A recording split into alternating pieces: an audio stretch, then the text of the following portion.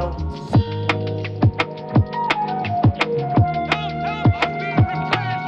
That's too much, man! Come on!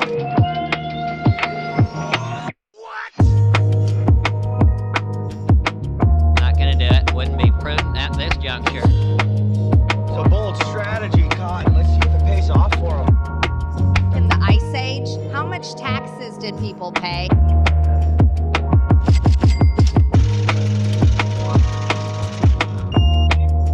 Follow the rich way, man.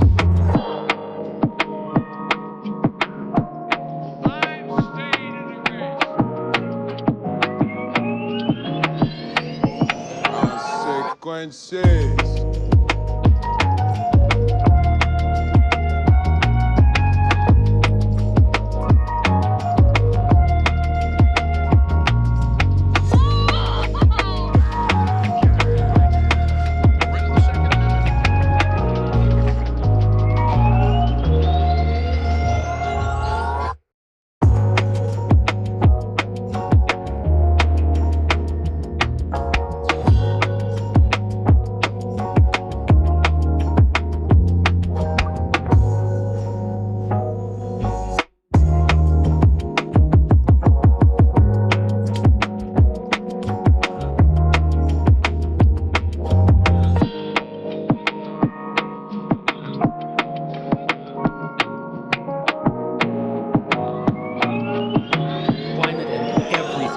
Same word. You should be ashamed of yourself for having that thought.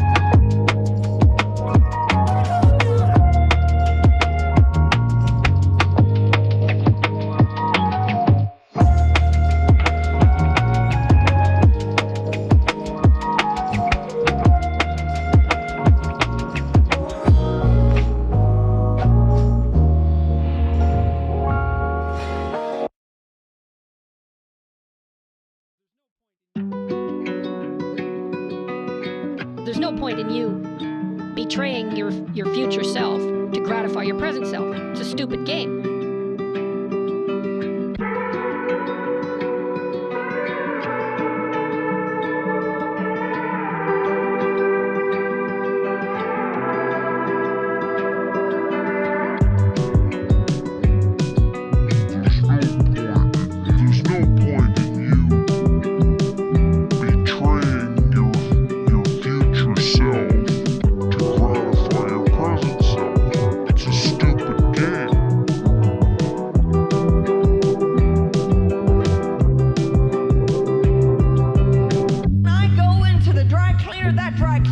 becomes holy. A what now? Jesus, I say that.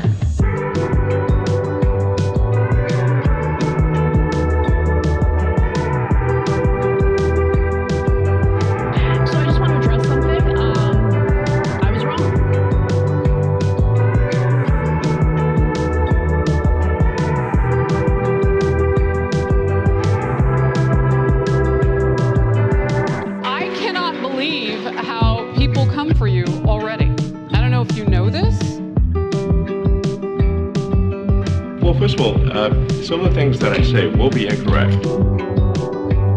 Phrasing. Oh, never could. Interest. It's just crazy enough to work, yeah.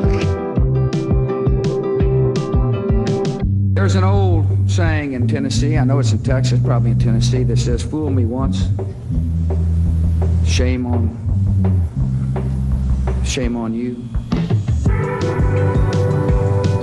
If fool me, can't get fooled again.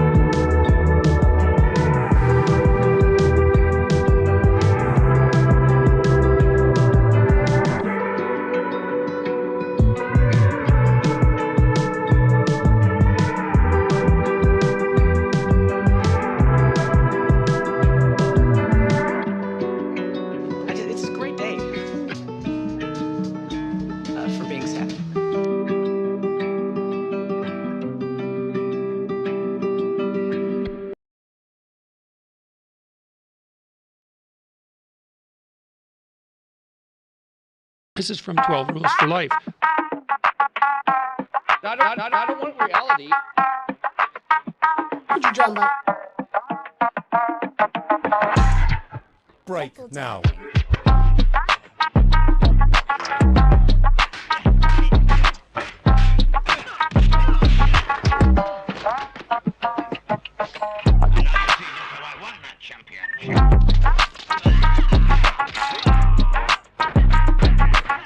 I see that you know your judo.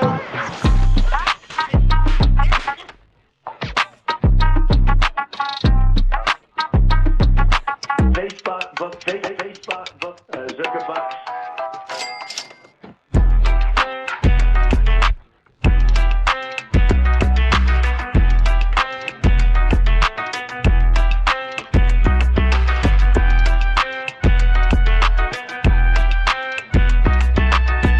Donald Trump spent a lot of quality time with my wife.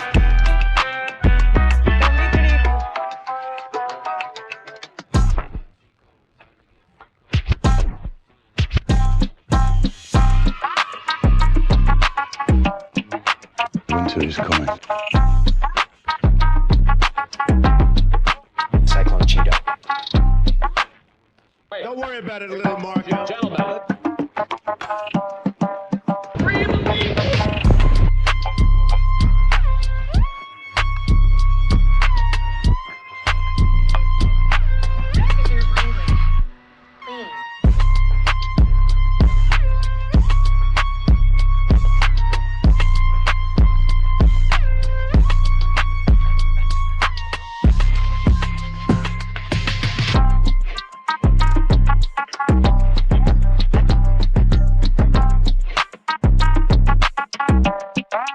Immediately, if not sooner.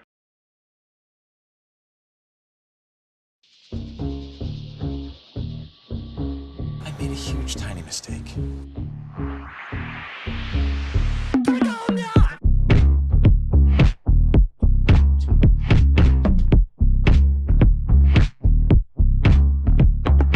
Welcome to the resistance.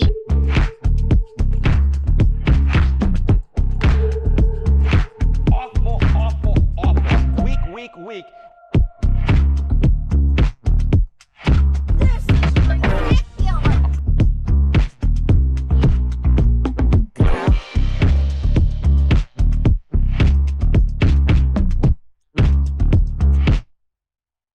Don't even play. You supercalifragilisticexpialidocious bitch.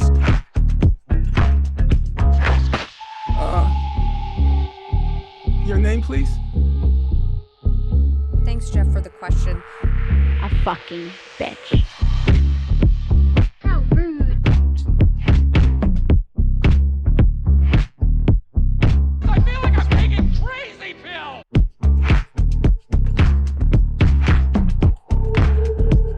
He looks good, and he looks good, and he looks hard.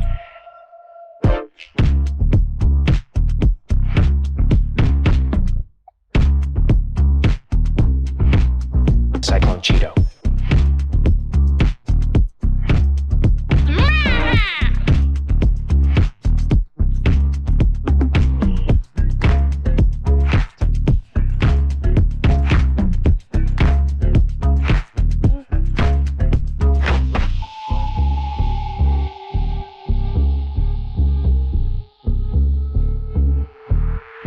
Oh, girl, baby girl.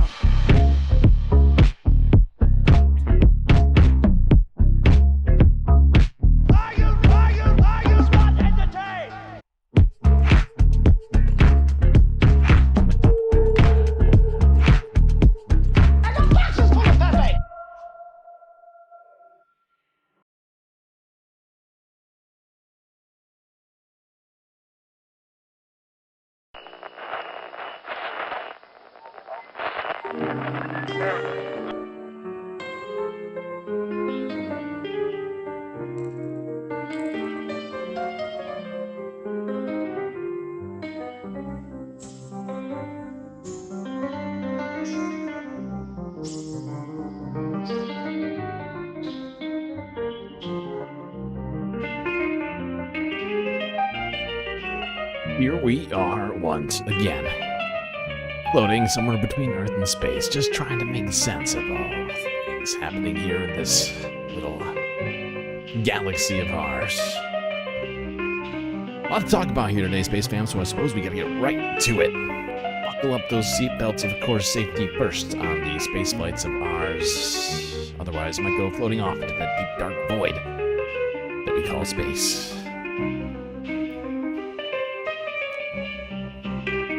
Great to see all of you beautiful people in the chat. Better do some shout-outs before we do anything else. Hermit Horologist, Bob Carmody, HBX123 in the YouTube chat. Icebreaker Gaming, a very close fourth.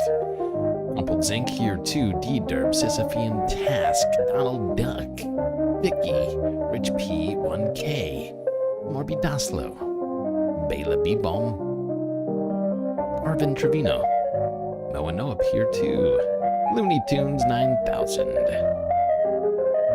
What you can do? What can we do? Sue Perry Does B series, and that might be Sarah Layla. I see you in there as well. Hopefully, I got everybody in there. It's difficult sometimes, all the names in the chats for me to remember them. I think I do an okay job. I think I do okay. I'm not perfect. Anyway, like I said, we got a hell of a lot to talk about here. Breaking new photos bringing to light Donald Trump and Epstein's friendship even further, as well as very recent interviews done both with people who knew Donald Trump and Jeffrey Epstein in relation to their friendship and things that the president has claimed in recent days. Got some other things for sure to talk about as well. And just a near disaster happened in the skies due to lack of aviation radar earlier this week. We'll talk about that. We'll talk about immigration and customs enforcement, otherwise known as ICE, as well as a bunch of other stuff. Let's start in the United States. America, fuck yeah, indeed.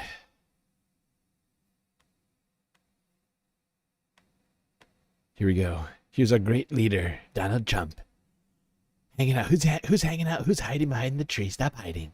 Come back out. Come out from the tree. Look, nobody can see you. Let's walk. If we just walk in this direction, they'll see you. She's like, no, I don't want to be seen. Look, we got a lot of stuff to do today. We can't just stand here all day. Look, the house, it's still standing.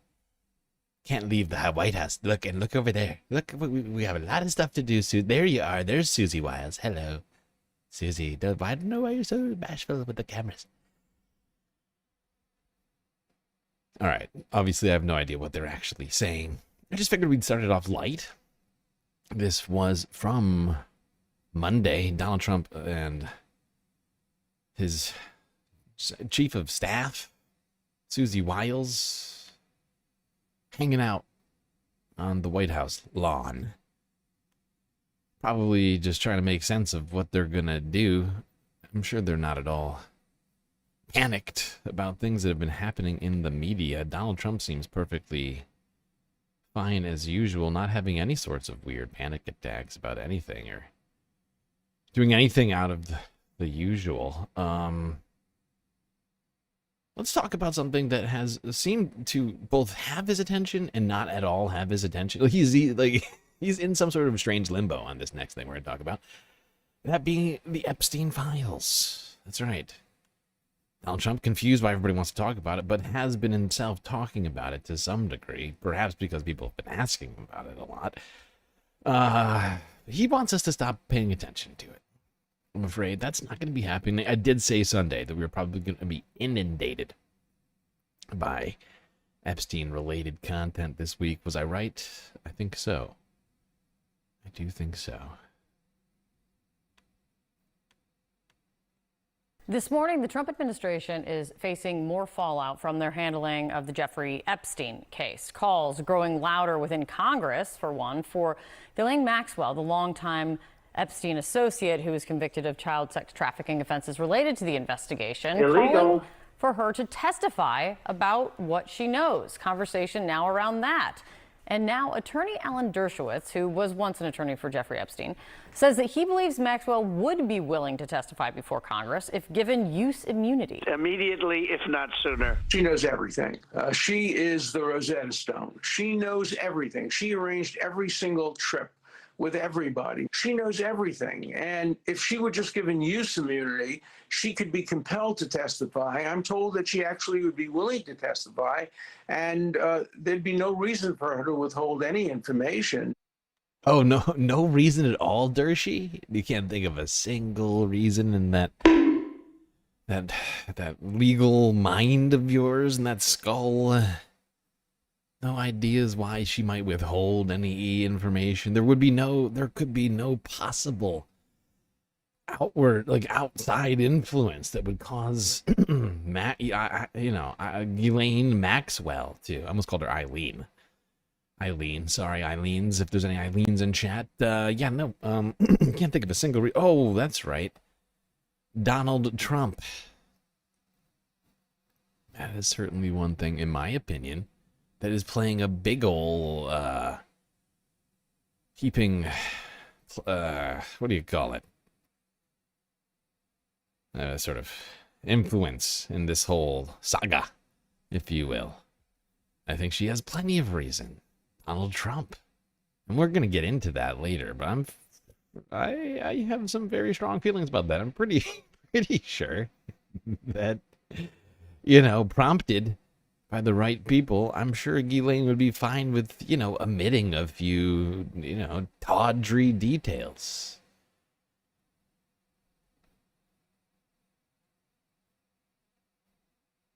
Come on, Eileen. All right, yeah, I get it. Listen, I'm trying. All right, let's go here. To the House of Representatives, little Mike Johnson moving his little legs around the Capitol. Asked some questions about the Epstein files here. This resolution that the House Rules Committee approved last week calling for the release of the Epstein files, this resolution, will you commit to giving it a vote before the August recess?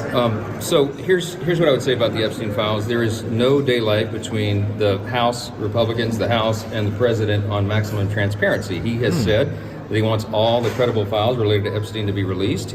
Interesting. That's very interesting. I want everybody to write that down for later, okay?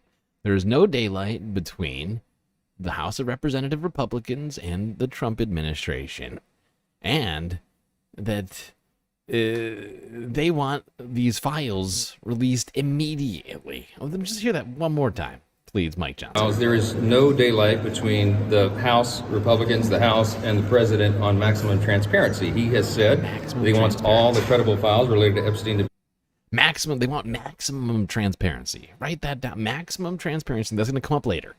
This was from this was from yesterday. So this is we're looking way back in the past right now. Way back in the past. Maximum transparency is what Mike Johnson says that we should expect. He and the president want maximum transparency. Real bad. That's their number one goal. Maximum transparency. I'm stoked. I'm stoked on that. Everybody's stoked on that. Everyone's glad to hear that.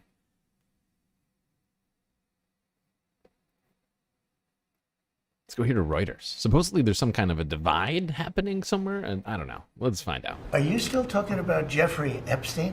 What? President Donald Trump has been under mounting pressure from his supporters to release additional information related to the government's sex trafficking probe into Jeffrey Epstein, the disgraced financier and sex offender who died by suicide in a Manhattan jail in 2019. Some analysts now predict the issue could become the first to expose cracks in Trump's MAGA base. I like how the media keeps claiming that he died by suicide, even though there's a lot of evidence to suggest that he may not have.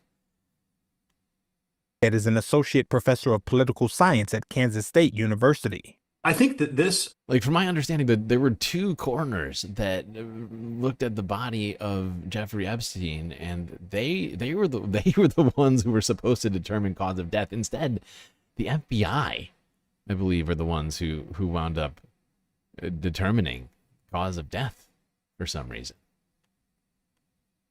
Frankly, might be the single biggest issue that drives a wedge between the president and many of his supporters. They've been loyal to him for a number of different things, but this is a little bit different. I think because the Epstein saga came about independent of Donald Trump. But then he encouraged it and indeed brought many of these Epstein conspiracy theorists into his administration. The Epstein affair has increasingly disquieted the White House after the Justice Department earlier this month concluded there was no evidence to support long-held conspiracy theories about his clients and death.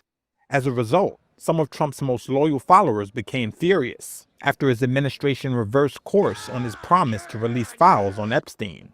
With the pressure building, Trump last week said he directed Attorney General Pam Bondi to ask a court to release grand jury testimony about Epstein. Brian Uzi is a sociologist and professor at Northwestern University. I think he has some underlying reason for not releasing the information. So what's his best play? His best play is to say to his constituency, I'm going to release it. But he won't. We're going to release his it, don't worry. His best play as a leader to keep the group together is to... Maximum transparency, just like Mike Johnson says. All the credible stuff, we're going to be very transparent about that. And we'll release it, but what gets released won't be what you want. Republican strategist Matt Terrell said the White House needs to be clear with Trump's supporters. If you can't get things out there on this Epstein situation, explain why that's the case. Because really, it's not just about government transparency and equal justice, but it's also clarity that the mega base wants right now. They just want clarity on where things are. As long as the administration provides that, they'll maintain the support of the mega base. Aww. Yeah, as long as they get what they want. They're going to get it. They're going to release the files. Immediately, if not sooner. Maximum transparency, people. It's coming.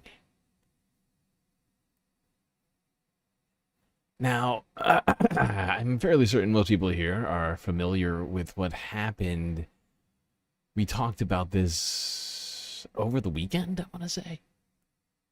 That being the Wall Street Journal, the bombshell Wall Street Journal report, which detailed a supposed letter from Donald Trump to Jeffrey Epstein, where he said something about wonderful secrets and did some drawings, supposedly. Trump came out immediately and said, I do not write drawings. I do not write pictures, okay? I don't draw them. I don't draw them.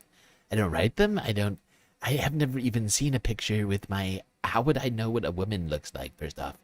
How would I draw a picture of a woman without knowing what a woman looks like? That's ridiculous. And then, shortly thereafter, decided to sue the Wall Street Journal and Rupert Murdoch and the parent company of the Wall Street Journal for, I think, $20 billion. A lot of money. That's too much, man! Let's talk about whether or not he has any chance of winning that lawsuit, or just how problematic actually pursuing it would be for him. Hi, everybody. I'm Brittany Lewis, a breaking news reporter here at Forbes. Joining me now is First Amendment attorney Jeff Lewis. Jeff, thanks so much for joining me once again. Yeah, thanks for having me. There is a big case, a big defamation case that I would love to get your insight on. Last week, the Wall Street Journal ran a story on what they described as a bawdy letter President Trump allegedly wrote to Jeffrey Epstein on his 50th birthday. And according to the Journal, it included a drawing of a naked woman and Trump writing, quote, "Happy birthday, and may every day be another wonderful secret." Aww. President Trump has vehemently denied he wrote this letter and he drew that drawing, saying he doesn't draw pictures of women and saying those weren't his words. He filed a defamation lawsuit against the Journal, the reporters, and Rupert Murdoch, the founder of News Corp, which essentially owns the Journal because it owns the Journal's parent company. So to start off the conversation, what are your thoughts on this lawsuit? My thoughts are President Trump has a big hill to climb to win this lawsuit. There are 3 big obstacles in Florida he has to overcome to win this case. He's got to prove actual malice, that at the time the Wall Street Journal penned this piece, that the Wall Street Journal's journalists didn't believe subjectively in the truth of this piece. It's called actual malice. It's very hard to prove that. Second big hurdle, Florida's got an anti-SLAPP law, which means immediately Trump's got to prove his case up or face dismissal.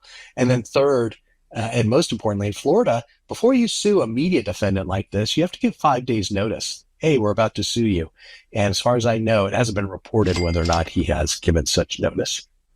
And I want to read some words from the lawsuit. The lawsuit says that the story has, quote, glaring failures in journalistic ethics and standards of accurate reporting. And then it went on to say this, quote, the reason for those failures is because no authentic letter or drawing exists. Defendants. They just made it up. They came up with a fictional story. Who comes up with stories even? People don't like stories. Concocted this story to malign President Trump's character and integrity and deceptively portray him. You have maligned my integrity.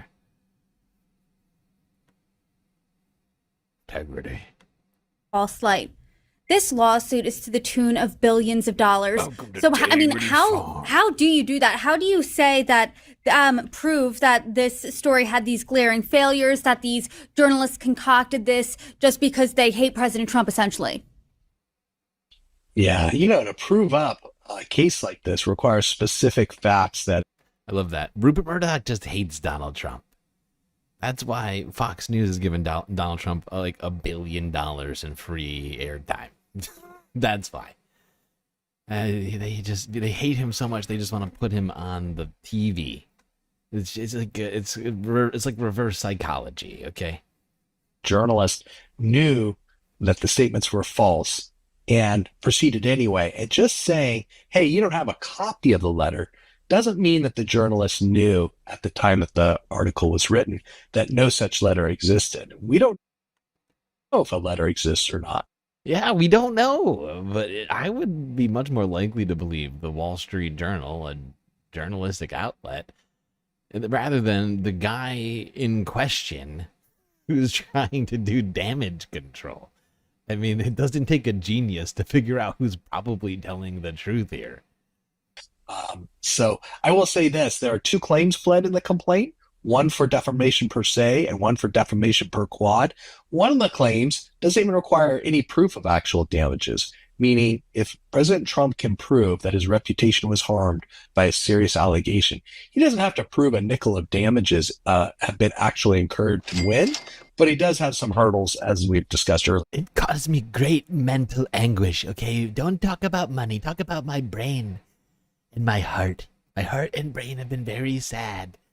After the Wall Street Journal published this very nasty letter, it's made up, fake letter, very nasty, that Rupert Murdoch, he really hates me. The interview. And the lawsuit seeking $10 billion in damages for each count of defamation. There's 2 counts of defamation, meaning that if my math's correct, it's adding up to at least $20 billion.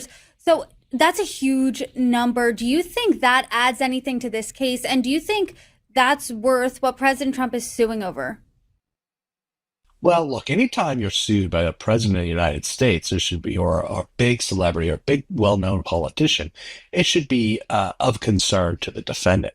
On the other hand, what should give the Wall Street Journal pause, the thing that should cause concern for the Wall Street Journal, is whether things outside the courtroom could be brought to bear to silence the Wall Street Journal. We've seen executive orders from this president targeting law firm.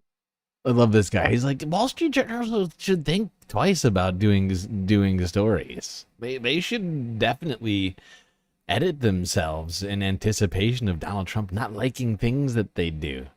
Love that. Love that take. Targeting mergers and that kind of thing. It's those kinds of pressures that should cause the Wall Street Journal concern. But there's nothing in this lawsuit, based on the facts that are alleged, that should cause the Wall Street Journal's lawyers to lose any sleep. Okay, that's really interesting. So President Trump saying the Wall Street Journal got this wrong. You're saying, President Trump, you don't have that strong of a case. Here's why I say he doesn't have that strong case. First of all, he didn't allege that he complied with the 5-day rule in Florida. He doesn't allege any real specific facts that the reporters knew, for example, that their witness who gave him this letter was unreliable, or a fact that such claims have been debunked in the past. There's very few specific examples of facts that would put the Wall Street Journal on notice that their story was false. That's why I say this kind of case is very hard to win for President Trump. So then, because you're saying that President Trump... And not only that, right? The thing that's most likely for this thing to just go away eventually is the fact that while Donald Trump is saying he can't wait to get Rupert Murdoch to give testimony, the same would apply for Donald Trump. They would be able to ask him any questions that they want relating to basically the Epstein and his relationship with Epstein and all sorts of other things. Like it would just open Donald Trump up. Like he would, for this lawsuit to go forward in the way that Donald Trump is talking about, to get any sort of ruling on this, they're going to depose him, and there's no way that he's going to do that. There is no fucking way that Donald Trump goes in front of a camera and gets grilled by a lawyer over the Epstein files. He's not gonna do it. He wants us all to stop talking about it. That's certainly not gonna get us to all stop talking about it. I know that much.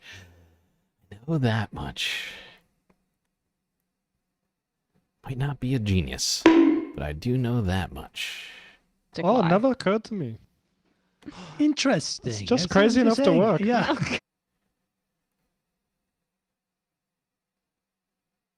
Now, lawmakers, actually, we should do this. Wait a minute. I meant to do this in a different order. Let me go here. Let's go to Lawrence. We don't go to Mr. Lawrence O'Donnell too often, but he's been going deep on all this lately. Hard. He looks good, and he looks hard. Well, consistency is not exactly Donald Trump's thing. And so Donald Trump has more than one way of expressing how, say, terrified he is. He might fly into obsessive, relentless social media postings about the thing he's terrified about. Sometimes he'll do it about the thing he's terrified about, and sometimes not. Sometimes about, like, anything else, which is kind of what he's been doing. And the other way Donald Trump communicates his fear is... I don't think Lawrence was going for comedy there, but that shit is hilarious. That's absolutely what Donald Trump has been doing. Oh my God. He's done everything now. We're going to get into all that. I mean, I cannot believe how much shit has happened in the last 2 days for this, but he has tried to do absolutely everything he can think of just to get people to stop talking about this. Ask him literally anything else. Please, just ask me any other question. Look, I'll give you a lollipop. Look, you want a get out of jail free card? I got that too. Look, I just don't want to answer these questions anymore. silence, which is also what he's been doing. That's how Donald Trump treats the things he's most afraid of, in my observation. And so, judging by his silence, Donald Trump is living in abject terror tonight of the Epstein files. Donald Trump spent the day in silence today about the Epstein files. The man who loves to have the cameras aimed at him while he plays with questions from reporters without ever actually answering them, didn't dare allow reporters to get anywhere near him today at the White House. Donald Trump said nothing Not going to do it. Wouldn't be on president at social this media juncture. today about the Epstein files. Nothing about the person who for 15 years Donald Trump called a terrific guy, while the person Donald Aren't I a Trump good thought guy? was a terrific guy was raping children. Illegal. The last time Donald Trump said anything about his now dead friend Jeffrey Epstein was on Saturday at 9:13 a.m. when he said nothing will be good enough. Donald Trump said, "I have asked the Justice Department to release all grand jury testimony with respect to Jeffrey Epstein, subject only to court approval. With that being said, and even if the court gave its full and unwavering approval, nothing will be good enough." Be good enough. I love that. I love how he's trying to get ahead of it. He's like, look, Look, all right, I gotta get ahead of this. All right, how do I do this? How do I get people to stop asking about this? I know. What I do is I tell them that they want too many things. They look. Some people, they want $300. You can only get $3. Okay, you only get 3 of the Epstein. You get 3 parts of the Epstein files, and that's it. The 3 parts that don't mention my name. I tell them, look, you're just a radical left lunatic that just you just want to help the Obama and nasty Comey. You just want Hunter Biden to get away scot-free.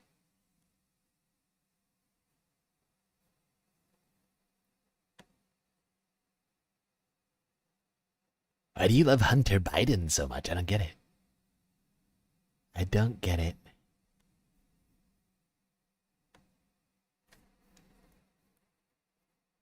Next, he's going to say that the Hunter Biden laptop wasn't a big bombshell. What's up with this Burisma stuff? Why Benghazi this, Benghazi that? I don't get it. What is up with you guys? What's up with you? In national headlines, could Jeffrey theorists? Why can't we talk about how great I'm doing with the tariffs?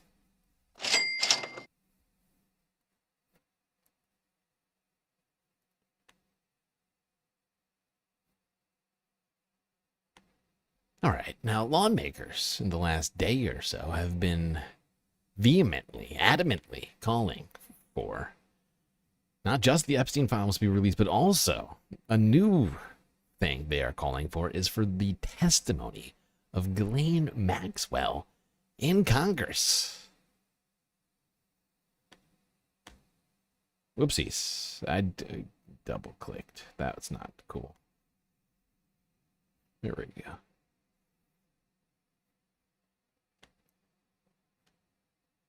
In national headlines, could Jeffrey Epstein's co-conspirator and former girlfriend testify to Congress?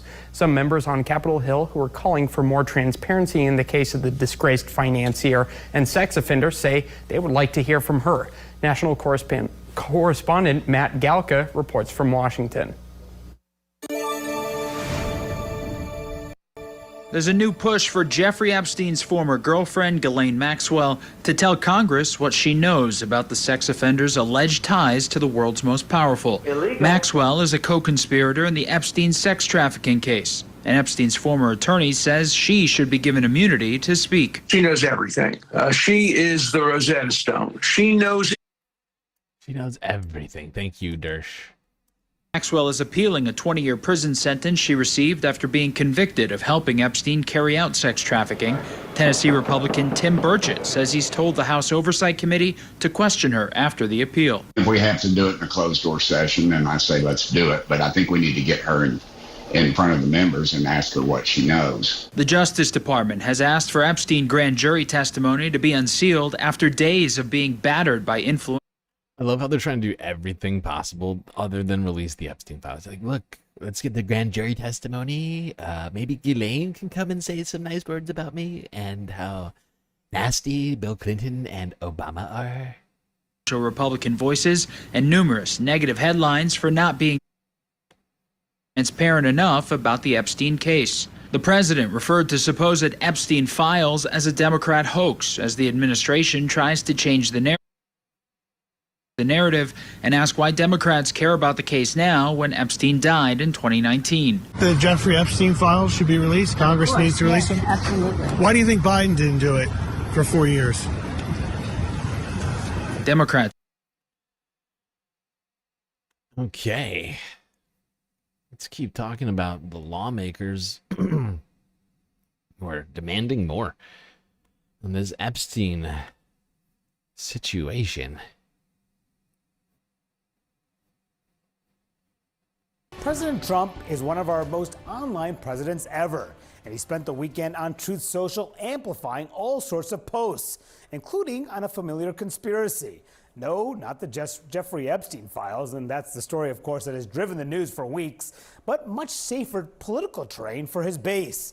There was the Russia investigation, former President Barack Obama, and alleging corruption in that White House. Is it a strategy or just the president's weekend musings? Well, we have CNN's Kristen Holmes here to break that down for us. So Kristen, what were you hearing from inside the White House this weekend? Yeah, Manu, I think it's somewhere in the middle there, somewhere between an actual strategy and the president's musings. We know that President Trump wants to talk about literally anything else other than Jeffrey Epstein. You kind of saw that today and throughout the weekend as he posted on almost every topic imaginable. Cashless bail, Adam Schiff, at one point touting Mark Levin's book. He posted memes of Democrats in jumpsuits. Oh my God. he's the guy who's trying to post so much stuff that you forget about his previous posts. He's like, all right, I've got the solution. I'll post so many things, people won't even be able to scroll down to my post about Jeffrey Epstein. It's a perfect plan. It's a perfect plan. Don't question it. It's good. It's good plan. A rant about a Wall Street Journal article not related to Jeffrey Epstein, but instead one that indicated that Treasury Secretary Scott Bessent had told him not to fire Jerome Powell. That seemed to very much get under his skin, saying By the way, he's the one who tells his this strategy has never worked for anybody, I don't think. team what to do, not the other way around. And then, of course, as you mentioned, this entire rant, multiple posts about the Washington Commanders threatening not to make a deal on their new stadium unless they went back to the Washington Redskins. This is a little bit of a different turn of what we have seen from the end of the week. We had seen really several weeks of the White House and President Trump completely on the defensive. President Trump is not good on the defensive. But when this Wall Street Journal story came out at the end of the week that alleged this birthday letter with him coming out against that story, with him filing a lawsuit, the White House felt like they were on the offensive. And of course, as we know, he ordered the Attorney General. We're on the offensive. Actually, we're the ones who are on the offensive, even though we're definitely on the defense, on the back foot. Just trying to stem the flooding. It's the same thing. Offense, defense. Actually, those are the same. Those are the same words. Offense and defense mean the same thing. Everybody write that down. Everybody write that down. Okay, we're almost an hour into the stream, and so I don't forget later. I'm gonna start a goal right now. 3 hours. That's all the content.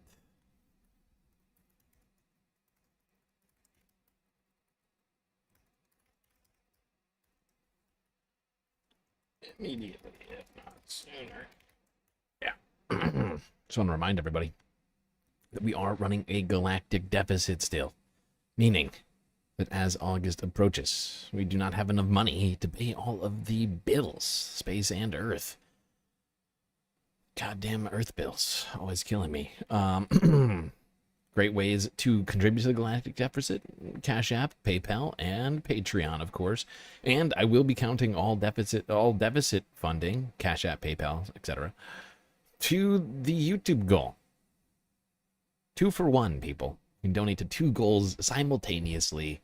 It's that easy. All right. Let's continue to talk about Donald Trump's frantic attempts to distract everybody from the Epstein files. Donald Trump unable to shake this Jeffrey Epstein stuff. Now, apparently he has ordered Pam Bondi to release the grand jury stuff. The guys who actually worked on the grand jury said, we keep those reports very, very brief for purposely so that we can, roll things out to a grand jury. There's not much there. There's a lot more stuff that the FBI could release. We'll see if that satisfies Donald Trump's minions. Honestly, I think all of the people who are really obsessed with the Epstein files, who have been for years, know that the grand jury testimony is not what the files are. The files are years worth of investigative efforts, just piles of evidence, just like piles, boxes and boxes, one would assume, of evidence, not the things said in a courtroom. The stuff that actually described in great detail with actual hard evidence what was going on. There's no way. There's no way. The one thing that Donald Trump always does, and we were wondering why he hadn't done it, was how can he go about demonizing people of color in this country in some fashion? Black people, Native Americans, that's his go-to. To distract when he doesn't like a news cycle. Colin Kaepernick, not available, apparently. So I think Donald Trump knows of one other black guy, and he set Tulsi Gabbard out. You remember, Donald Trump is very mad at Tulsi Gabbard for telling Americans that Iran is not anywhere close to developing a nuclear weapon. Very incompetent. And so how does she get herself back into good graces? Well, she basically fabricates a scandal. It's fascinating. And I understand that there is more, perhaps, that you are going to come out with next week. And I was told that that's why they raided Mar-a-Lago, that they wanted to find the Trump-Russia documents that indicated there was absolutely no collusion and that there was no evidence to even start such an investigation. But Trump didn't have it there in Mar-a-Lago, but that's why they raided his house in 2022. Is that correct? I don't have the details on the specifics of the Mar-a-Lago raid itself. Those are within the possession of the FBI. Positive. So I just want to make it clear what that response means. I didn't get the memo. I was supposed to lie about that. Are you looking at this week's script or next week's script? Because yeah, oh right, yes, the FBI, right? They were actually looking for Russia have evidence, and it wasn't because Donald Trump had his garage and entire bathroom, or was it the garage, or was it I think it was one of the guest bathrooms, right? That was just full, like the entire bathroom, like from ceiling to floor, was just boxes full of classified material. That's not the memo I got about that. Now, let's be clear. She released information last week that said there was no evidence that Russia had the ability to change the outcome of the election via our voting machines. And in 2016, it was quite clear. In 2017, that was reported multiple times that there was an attempt to breach in one or two places around the country, but there was no wholesale or broad threat to the integrity of the actual voting tabulations in terms of Russians.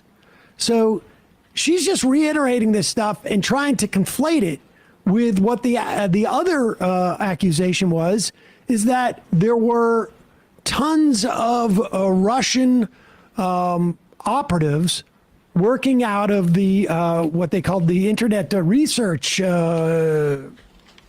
Administration, the IRA. I can't remember exactly what it is. And she doesn't even touch that. No, she's just doing this, I mean, incredibly bizarre Internet Research Agency. Yeah, and this is notable that this is on Fox Business, given the fact that I think around 24 hours prior to this appearance, Trump had filed some frivolous lawsuit against Rupert Murdoch because the Wall Street Journal published the contents of the letter he wrote to Jeffrey Epstein. So the reason that the FBI had to raid Trump's Mar-a-Lago, compound back in 2022 was because they requested all these classified documents that he had hoarded in his bathroom, or they were moved into the bathroom, and he had refused to return them, or only partially returned some of them. So they had to execute the search warrant. I like to read in the bathroom. Secret document where Obama. Guilty. Who doesn't like- Guilty. I like to read in the bathroom. sorry. Put the Is secret that- document where Obama. Is that new? People reading in the bathroom. Sorry, I'm so sorry that I'm reading boxes of classified information while I poop. It calms me, okay? It relaxes me. It allows me to flow better. Don't you understand? Oh shit, someone just became a patron on Patreon. New galactic patron. That's gonna count to the galactic deficit. Let me update the galactic deficit.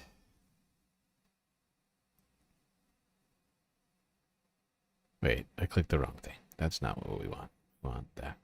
Yes, thank you.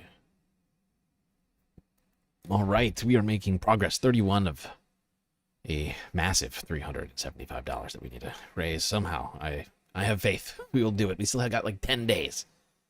It's got 10 days. It's like $30 a day.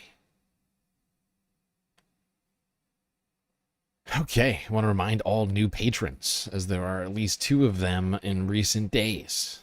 I send out a galactic questionnaire to all patrons, and you gotta answer the questions on the questionnaire, okay? 2 simple questions.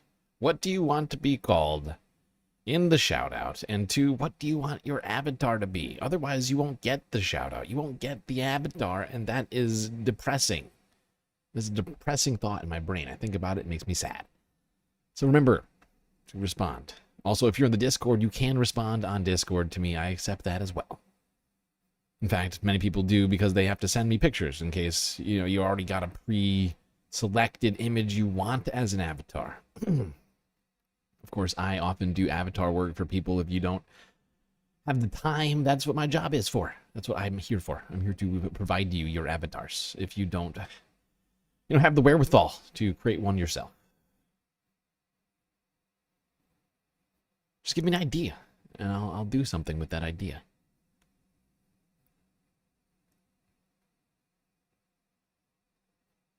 Okay, let's see here. Let's get to some of the things that Donald Trump has been trying to distract everyone with. First, he demanded. Like this shows you he's like hitting all the old stuff. He's like, all right, I know let's play. All right, it's like an aging band or something. They're like, all right, they hate the new stuff. Let's do the old hit. Let's do the hits. Let's do the hits. And Donald Trump, I think this is on Monday or Sunday night. Donald Trump demanded that the Washington Commanders change their name back to the very offensive Washington Redskins. This was something that Republicans were up in arms over in the past when Washington had been trying to make their name less offensive to Native American people. Donald Trump decided to trudge this one back out. Let's see how Washington locals felt about that. They already changed their name one time. Now this is the second time, so now you're confusing everybody. I just rolled my eyes. Him focusing on things that aren't consequential and just trying to distract from the actual issues that are going on. No, I don't like the Redskins name. I'm part Cherokee Indian, so most of the Cherokees don't like. They think it's a racist name. So I would be fine with him changing the name back. I'd be fine with him keeping the name the Commander. I'm shocked this white guy here would be fine if they changed it back to the racist thing. That would be fine with him. He's cool. He's fine with that. No big deal. Meanwhile, a man who is part Cherokee said, actually, no, that's offensive. Actually, please don't do that. I'd prefer if we didn't do that. Now let's see what. Hold on. I think I got Donald Trump's truth over here. Yes, a Trump truth. A Trump truth. Here is it. Oh, hey, there we go. President Trump. Wait. President should. Where is it? Where is his post? He posted it.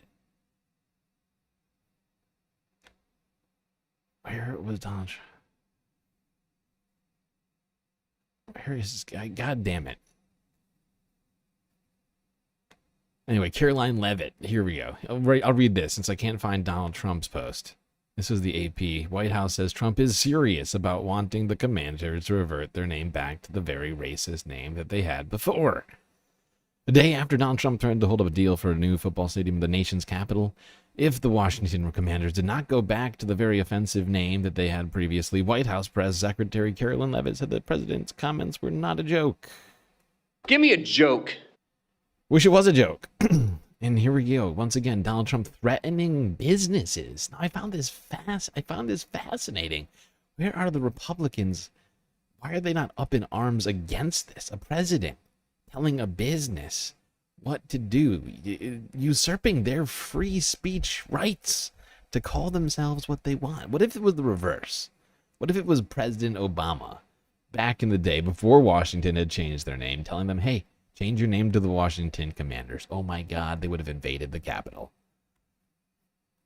We would have had a Jan 6 before there ever was a Jan 6.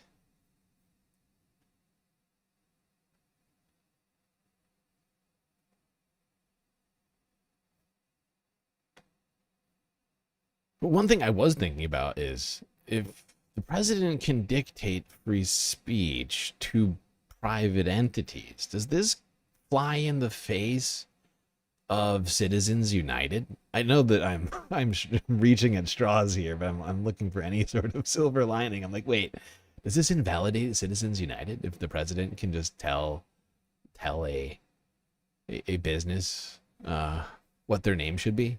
And like, basically, do all that stuff. I don't know. I'm just thinking out loud here. You know what else Donald Trump did this week to try and distract us all? He decided to release, finally, after suggesting months ago that he would, he released the entirety of the Martin Luther King Jr. assassination files.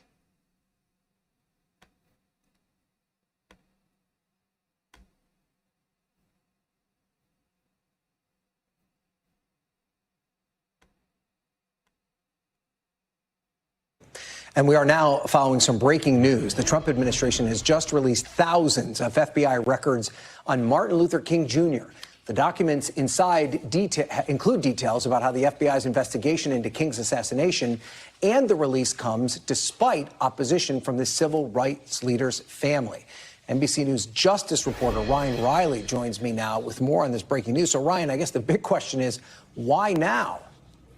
Well, this was something that Donald Trump had ordered, but, there was that famous video of that Fox News interview that Donald Trump did where he was talking about what he would order declassified, and talking about the JFK files, the MLK files, and then the Epstein files. And the Epstein files was the one he sort of held back on there. And that's, of course, what is really dominating the news, or at least was as of a couple days ago. And this, the timing of this, I think certainly raises, a few eyebrows. Obviously, this is something that had been in the... No kidding, the timing raises a few eyebrows. Also, I just want to point out that the King family was pretty adamant about not having these files released in entirety, as there was a litany of sensitive personal information in those files, including literally like social security numbers and all sorts of other stuff. But more important that people have something else to talk about aside from the Epstein files.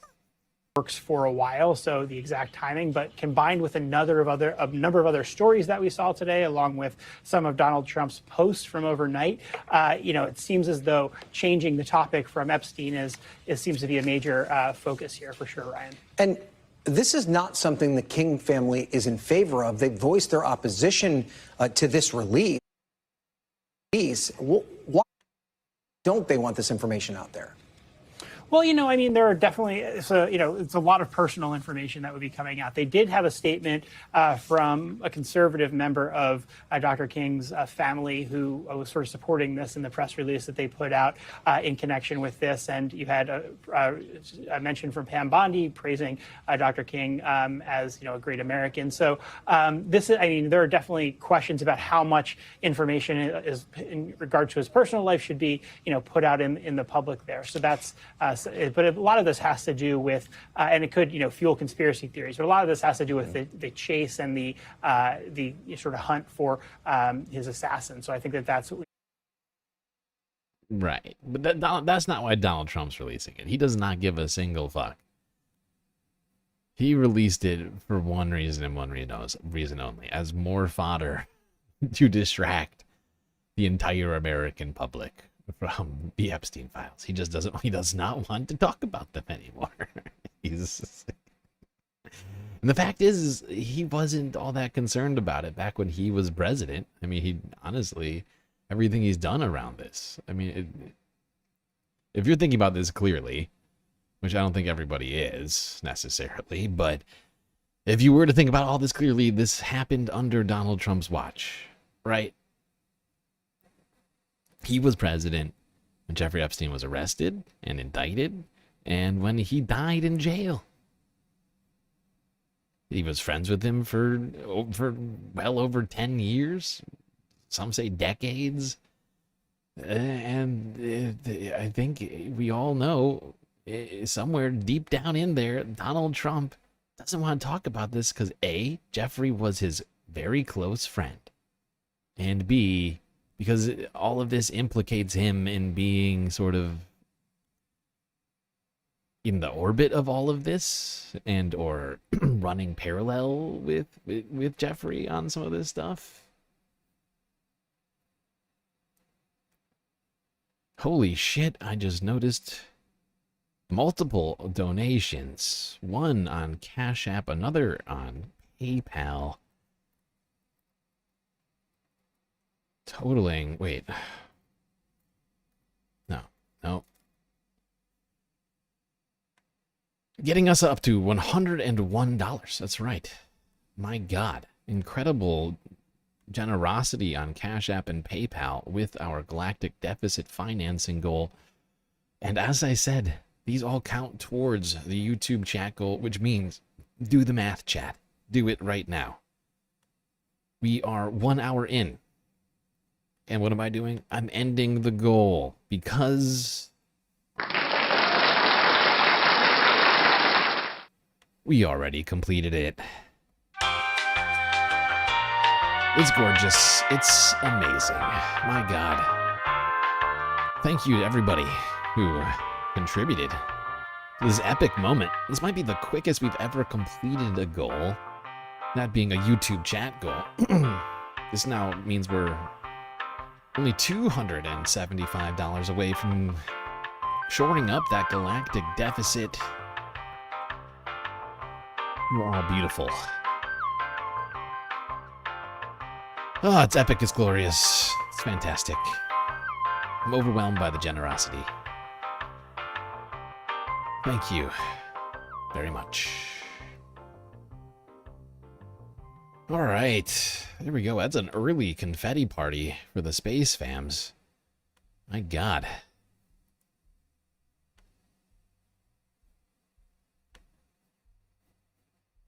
Really early confetti party. That's 1 hour in. 1 hour and 1 minute in.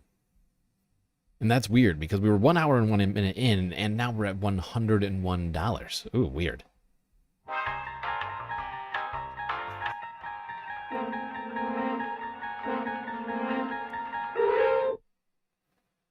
Very weird. Will in Detroit still super chatting over here, regardless. Galactic tariff. Much appreciated. Much appreciated. Keeping us alive. All you space fams. Honestly, if people just contributed a couple of dollars, you know, with over 1,000 subs on YouTube, those galactic financial problems would cease to exist.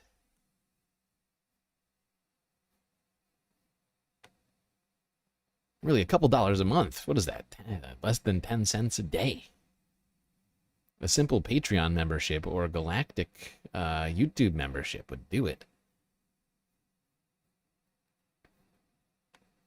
All right. Let's watch one more. I just want to watch this one more here. France 24 English discussing Donald Trump's decision to release the Martin Luther King files. So, like, I mean, at this point, by next week, Donald Trump will be introducing us to the aliens, okay? They've always been here, and he's going to introduce us to them. He's going to bring them out. He's like, look, all of you Area 51 people were right. Actually, we have alien technology.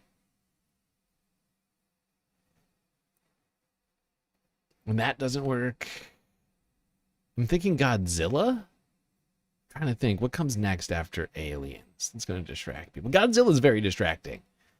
mostly because of all his destructive power. Anything more distracting than aliens? Trying to think. I think what would be even more distracting than aliens would just be giving out money. So by September, if this doesn't go away, we can all expect our Epstein checks in the mail. Probably, what do you think? $5,000 per person? What's that? Like $1.5 trillion?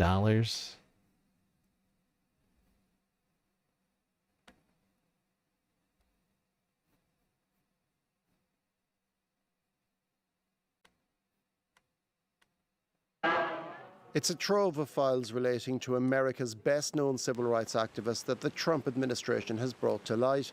The files include 240,000 documents related to the surveillance and the 1968 assassination of Martin Luther King Jr. Many have been sealed since a court in 1977 ordered that they not be released to the public. It follows previous disclosures by the White House of classified files related to the assassinations of President John F. Kennedy and his brother, Robert F. Kennedy. President Trump said that the release of the documents early in his term would be important for transparency and truth on the part of the entire nation. Yes. Though in contrast, and despite concerns from the King family, who said that the King's surveillance and assassination were deeply personal matters for their family and the civil rights movement at large. The late preacher's family have urged the public to take note of the context in which the files were compiled, a long and invasive disinformation campaign orchestrated by former FBI Director J. Edgar Hoover, and they ask people not to use the material for political gain. While we support transparency and historical accountability, I gotta say, it might be a little too late for that. I mean, it would seem that Donald Trump explicitly released these for political gain. Although I know what they're saying, but they were already used by the president himself for political gain. So people would stop talking about the thing he doesn't want to talk about. And we are going to move on from this because the King family doesn't really want us to focus in on this right now, it would seem. And to not make this a political game, so I'm just gonna move on from it. I think we all know what happened. The feds killed him. In conjunction with the local police, or something like that. Something like that, supposedly.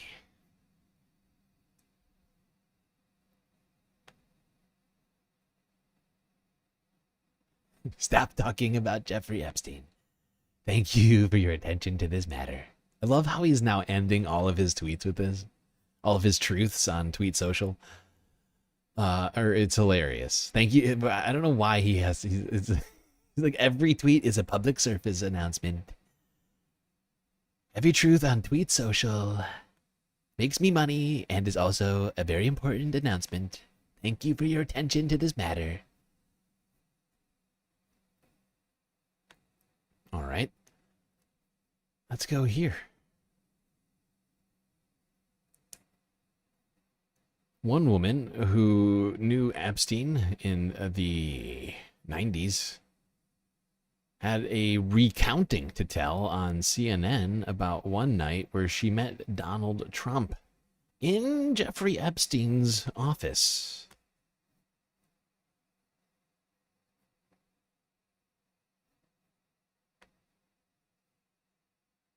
My next guest, as promised, is Maria Farmer, who says Epstein and Ghislaine Maxwell sexually assaulted her. So she says she saw Trump at Epstein's office late at night in 1995. At the time, she was 25 years old. Epstein had just hired Farmer, who was an artist, to help him acquire art. Now, Farmer urged the FBI to look at Trump's connections to Epstein twice, in 1996 and again in 2006, which, of course, means... Wow, twice in one decade. Before Donald Trump was ever president, this woman thought that Donald Trump needed to be looked into by the FBI. Illegal. Shocking. Twice, in 1996 and again in 2006, which, of course, means Trump's name could very well be in those government files that the administration is refusing to release. Maria Farmer is now suing the government to try to get the unredacted files about the allegations she brought forward about Epstein. President Trump has not been the target of any investigation related to Epstein, nor has he been accused of any criminal wrongdoing in this case. Illegal. Maria Farmer is out front now for her first television interview, sharing her story since filing her lawsuit, and she is joined by her attorney, Jennifer Freeman. So thanks very much to both of you. And Maria, I want to give everyone a chance to understand exactly what happened here. I mean, you said that Jeffrey Epstein calls you to come to his office, and you go, and then you're sitting there waiting, and Donald Trump walks in. What happened? Yes. Well, first of all, I'd like to thank you for having me on, Aaron. I really appreciate it, because I need to say up front that I've waited 3 decades to be able to even be heard about this, because the government has not held any of the people I reported accountable. And so basically the night before I went in, before I began working for Epstein, he called me at very late in the evening and asked me to come up to the Helmsley Palace offices. And I didn't even have money for a subway token. It's kind of embarrassing. So I had to go running up there. And so I told Epstein, I'll be up there. It'll probably take me until like 9. He's like, okay. So I get there and I'm waiting. It's dark. Like there's no light on in the offices. And I thought that was really weird. So I'm seated against the wall in the main part of the offices and just waiting for Epstein. And he says, I'll be out in a minute, you know, and he's got the door closed. And then a few minutes later, this man walks in a business suit, kind of tall, imposing. And I immediately was like, that's Donald Trump. What's he doing here? I'm supposed to be working for Epstein and interviewing with him. Why is Donald Trump here? And he walked up about, you know, a few feet from me and just stood over me in a very imposing way and looked at me like he was in on some secret or something. It was really weird, like smirking, kind of. And I felt threatened, so I made an ugly face. And when I made that ugly face, Epstein walked out from the offices on this side. Trump's standing here, I'm here. And he walks out of his office and he goes, oh, no, no, no. He was laughing at me. And he goes, she's not here for you. Follow me, right? And he escorts him in. That is a creepy ass sentence right there. She's not here for you. It's like, oh, God, it's like sort of, just so objectifying and gross. And he goes, she's not here for you. Follow me, right? And he escorts him in to this other room. And I always wondered, who was she in there? Was someone in there, right? Yeah, and I it have would no way seem of there knowing. was someone Nothing. in there. But it would very much seem that there was someone in there. I mean, I cannot imagine another scenario where Donald Trump would have been confused in such a way to think that she was there for him, where there wouldn't be somebody else there waiting for him, and then to have it be followed up with, the one that you're looking for is in this locked room over here from Jeffrey Epstein. I mean, wow. Wow. When I heard this earlier, I was utterly just beside myself. This, like, really? This happened? Sounds like we do need to have an investigation into Donald Trump. Illegal. was someone in there, right? And I have no way of knowing, nothing. But I felt very intimidated because I had on running shorts and I was vulnerable, sweaty, just a nobody in an office with these two men. That it felt very predatory and uncomfortable. I have to say that when I made that ugly face, he backed off. It wasn't like he was aggressive after that, but he made a really vulgar comment following.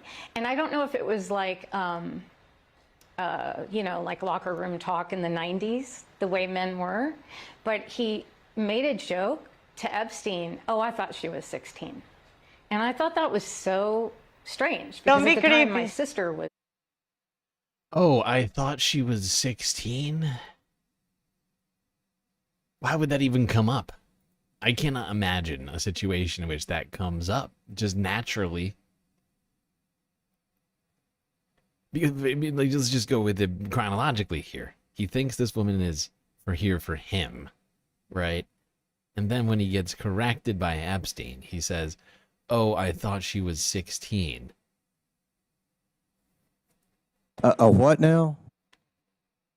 She was 15, actually. And I didn't think it was funny.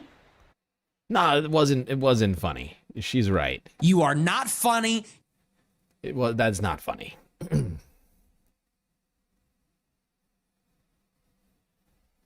Jesus Christ. So yeah, that broke earlier today, this morning. There's been multiple things that have come out today. I cannot believe how much has happened in the last 24 hours on this situation. It is kind of mind-boggling. That's not even the breaking news that I'm referring to here. There's no photos from that. Look at the title. Breaking news. Epstein photos. I mean, it's been quite a news cycle already here. That is news on the twos. Okay. Now, some people in the government and Congress have continued efforting the release of the Epstein files. People like Thomas Massie, Republican, who's got some stuff to say here. This was from earlier this morning. It's a tool of the American people when the speaker stands in the way of justice and transparency. This is how we get justice. Uh-oh. Mike Johnson is standing in the way of justice, according to Thomas Massie. Let me hear that one more time, Tom. No, it's a tool of the American people when the speaker stands in the way of justice and transparency. Speaker Mike Johnson. This is how we get justice. We get 218 people to sign a resolution that says we're going to bring this bill to the floor. This is phase 2. This is phase 2. This is phase 2 of the Epstein files. Yes, I see. And he's got a little binder too. I love that. I love that. This is I'm not a huge fan of Thomas Massie, but the messaging here is kind of amazing. Comes out with a goddamn binder that looks exactly like the one that the Trump administration gave out. The completely blacked out version of the Epstein files, which wasn't even the full Epstein files. It was just it's just and he's just like, yeah, look, it's version 2. Well played, Tom. On this separate bill, what do you say to him? Well, lucky for him, there are only 6 legislative days between when I introduced this bill, and I need 7 legislative days for the bill to ripen and then get the discharge petition signatures. So what will happen is, over the August recess, I think momentum will build for transparency. I don't think this is going to. Oh yeah, no, I also agree with Thomas Massie here. Again, it's shocking. I too agree that interest is going to build up over the August break, especially because of the way that Congress left things. We'll get to that in a second. Like I said, it's been a busy news cycle today. Let's go here. Now, a House panel approved a motion to subpoena Ghislaine Maxwell earlier today. This is not relating to the Thomas Massie thing. This is a completely different situation. A lot of balls in the court right now. Okay.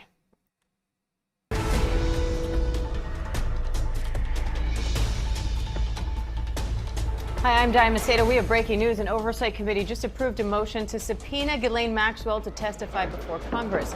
It comes as Deputy Attorney General Todd Blanche says he expects to meet with Maxwell in the coming days. Maxwell was convicted of conspiring with and aiding Jeffrey Epstein in the sexual abuse of underage girls and is currently in prison. ABC News Justice Department reporter Alex Mallon has more. So we also have Jay O'Brien on Capitol Hill following this for us. So, Jay, I want to start with you since this just happened. What's the latest there, and what are lawmakers really calling for here? Yeah, this motion to subpoena Ghislaine Maxwell was approved in a subcommittee of the House Oversight Committee. It was brought forward by Tim Burchett, and it got the Republicans on that panel's support. And so now it advances to Chairman James Comer, who's the chair of the overall House Oversight Committee.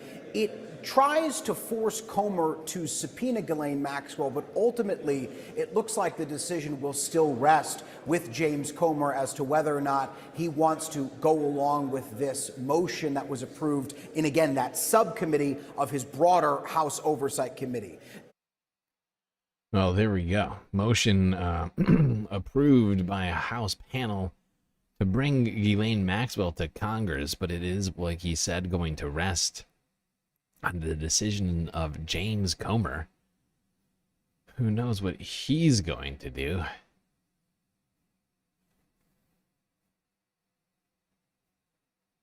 But much of this effort is being led by Democrats, even though Republicans have been the one clamoring for the Epstein files for quite a long time. There's only a handful of Republicans who are getting involved in this. People like Lauren Boebert, MTG, who else? I'm trying to think who else is involved in this. It's a select few group of Republicans who seem to be involved in actually trying to get answers on this whole situation.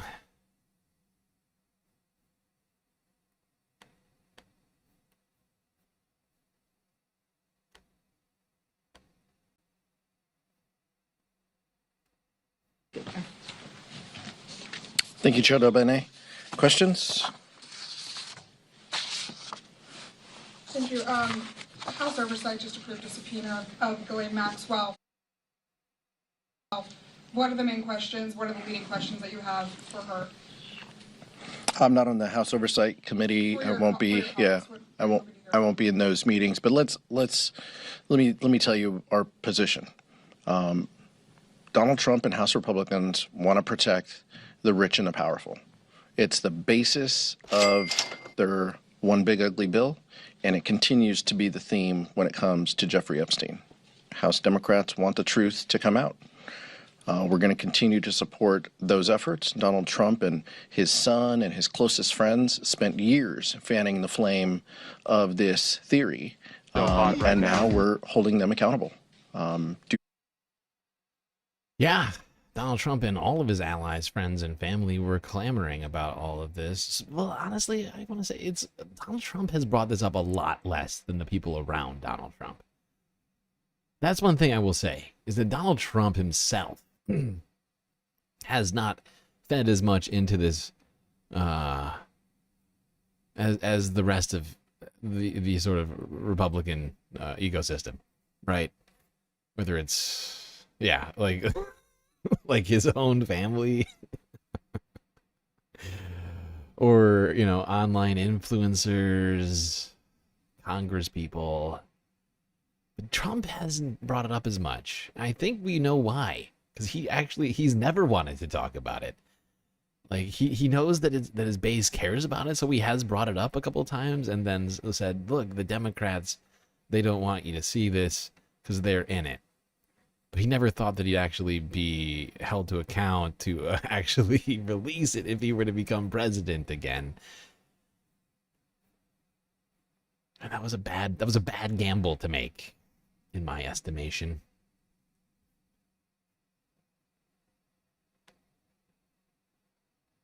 Now, what I found very fascinating, what I found incredibly fascinating, and perhaps a little condemning, was that the Trump administration, the Justice Department, after all of this clamoring and the House panel passing the motion to depose Ghislaine Maxwell in Congress, the Justice Department reached out to Ghislaine Maxwell. Just to talk, just to chat. I'm sure they weren't like, hey, Ghislaine, look, pardon. Look, do you want a pardon? Do you want a commutation? Because if you do, you better not, if you go to Congress, you better not say anything. I'm just speculating, but why else is the DOJ reaching out to Ghislaine Maxwell right now. She's in jail. She's not standing trial for anything else. And the only thing that's happened is that she was that a House panel just motioned to bring her before Congress. It's the only new thing that's happened with relation to Ghislaine. So, convenient much? Yeah, I think so. The Justice Department now putting out a new statement and saying it could meet with Ghislaine Maxwell in the coming days. She is the longtime associate to the late and notorious sex offender. Maxwell is currently serving a 20-year prison sentence after she was convicted of conspiring with Epstein to sexually abuse minors. Illegal. The Justice Department now saying, and it's a lengthy statement, but in the part of the statement saying this morning, if Ghislaine Maxwell has information about anyone who has committed crimes against victims, the FBI and the DOJ will hear what she has to say. What I love about this is that this is Donald Trump's personal lawyer. I mean, yeah, Todd Blanche is now the Deputy Attorney General, but until March of this year, he was still Donald Trump's personal lawyer. And so Todd Blanche, Donald Trump's personal lawyer, is going to be the guy to go and he's going to go in and talk to Ghislaine Maxwell before she testifies in Congress. Why would we do that? I'm sure it's not to remind Ghislaine that there's a chance she might get her sentence commuted. Illegal. Trump, to this point and up and before this, has made very clear that he is ready to move on from what he called just the last few days the Jeffrey Epstein hoax. Though it's very clearly not going away. So the president has shifted to say he supports transparency and in a rare move seems to be handing off power. So I love how it wasn't a hoax until people started putting more and more pieces together about Trump and Epstein's fucking relationship. Like, and now that people actually want to see all the documents that contain Donald Trump's name in it, and he's the one that basically has the power to release it, all of a sudden it's a hoax. It's all a hoax. Wasn't a hoax like 6 months ago. Saying it's up to the Attorney General to release any credible information and evidence, along with those grand jury transcripts. Now, 11 House Republicans have signaled support for the bipartisan move making its way through Congress to force the Epstein files to be released. But it's hit a bit of a brick wall right now. House Speaker Mike Johnson on Monday shut down any chance of a vote happening anytime before September. Let's get to the White House for the very latest on this. Okay, who was it? Thomas Massey. Is Thomas Massey on the Ozempic? This picture of him looks way different than what he looks like right now. Tom Barrett? I have no idea who that is. Lauren Boubert. Tim Burchett. Eric Burleson. No idea who that weirdo look at him. Eli Crane, of course. MTG, Nancy Mace is in there. Wow, this is a few more. This was 11 people? Wow, there is a mutiny happening in the House right now.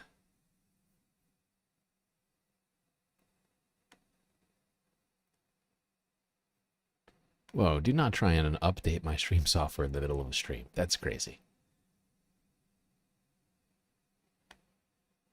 What's fascinating is that I find all those people to be just atrocious. Yet they are, in fact, they finally found a spine for something. It was going to happen at some point. Broken clock is right twice a day.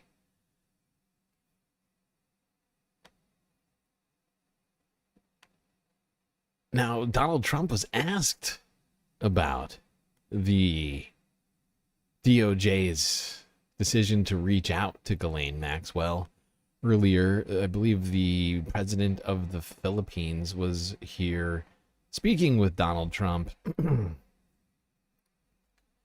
in the Oval Office, and Donald Trump was asked this.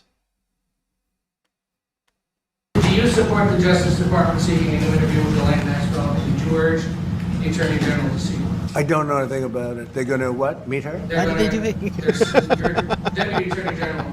He keeps doing this every time. He's like, what? Who? What? Jeffrey Epstein? What? What? Who? Say what? Who? What? Where? When? Why? I don't know what you're saying. I don't know anything about it. They're going to what? Meet her? Your Deputy Attorney General is... He played stupid so badly. I mean, what? They're going to meet her? What? Why? For lunch or something? Reached out to Ghislaine Maxwell's attorney asking for a new interview. Yeah, I don't know about it, but I think it's something that sounds appropriate to do. It sounds appropriate. Do you have any concern? It sounds appropriate. Your Deputy Attorney General as your former attorney would be conducting the interview, given... No, I have no concern. He's a very talented person. He's very smart. I didn't know that they were... That is not what they were asking. Give me a joke. That is not at all. And Donald Trump has got to know that that's not what they were asking. He just answered a completely different question. They're like, are you concerned at all about the implications of your personal attorney being the one to go and speak with Ghislaine Maxwell in secret? Donald Trump's like, no. Todd's great. Very smart guy. Very good lawyer. Very good personal lawyer of mine. He'll get it done.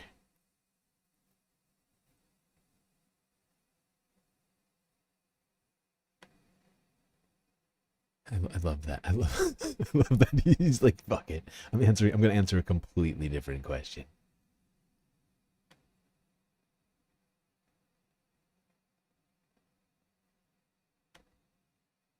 All right. What's the next one? All right, let's keep going. Let's keep going through this debacle. PBS News. Welcome to the News Hour. Divisions inside the Republican Party about the Justice Department's investigation into Jeffrey Epstein boiled over on Capitol Hill today. House Speaker Mike Johnson said the House won't take action before leaving town for the August recess at the end of the week. The controversy is fracturing the party and renewing calls for transparency. Our congressional correspondent Lisa Desjardins has more. At the Capitol, a sudden rush to exit this week. Speaker Johnson explained why the House is leaving early. There's no purpose for Congress to push an administration to do something that they're already doing. But pledges from President Trump and AG Pam Bondi to release more information about Jeffrey Epstein, his alleged sex trafficking organization, and his death have yet to be fulfilled, bringing new reminders of Mr. Trump's former friendship with Epstein. Trump has said he knew nothing of Epstein's alleged crimes. But this bill from Republican Thomas Massie to release all records while protecting victims' identities would force a tough vote that the White House does not want now. The issue ground the House Rules Committee to a halt last night after Democrats tried to force a vote on releasing Epstein information. Well, we could do it right now. And now the House will leave early for August recess. I don't think this issue is going away over August. Massie, known as a sharp thorn in leadership's side, is blunt. I mean, people have wanted these files for years. And then, the president's staff, administration, his own children, his vice president have promised that these files would come out. And now we're being told it's a hoax. It doesn't wash. But some, like fellow Republican This is ridiculous. It is incredible. And I don't know how long Donald Trump thinks he can pull this off, but I think the longer this goes on, the worse it gets for him, honestly.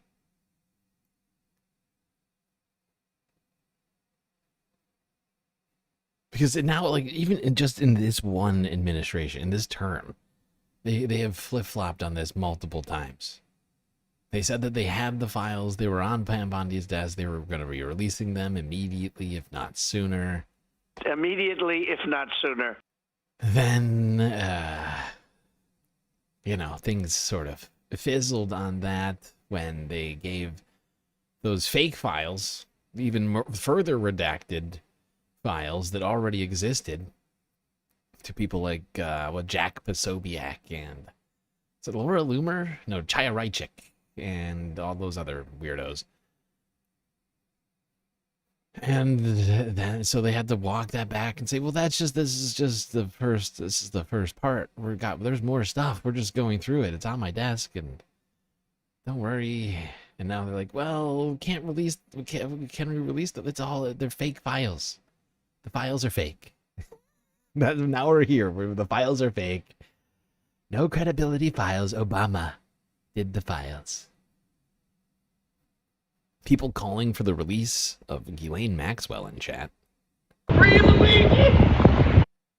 Free Maxwell, I guess, is the next chant. Next sound shot we need. Free Ghislaine. Free her. She's in jail for a hoax. Illegal. Now Donald Trump has been done. He has really been, like we've been saying all day now, on social media, trying to distract people from the Epstein files, but also at some points posting about the Epstein files in between all of it, including this video, which was posted to Trump's Truth Social tweet. It was Truth on Tweet Social. Sorry, earlier. I think this was on Monday. Could have been Sunday night, actually. I don't know for sure. Partially because I don't follow Trump on Truth Social. But this was posted.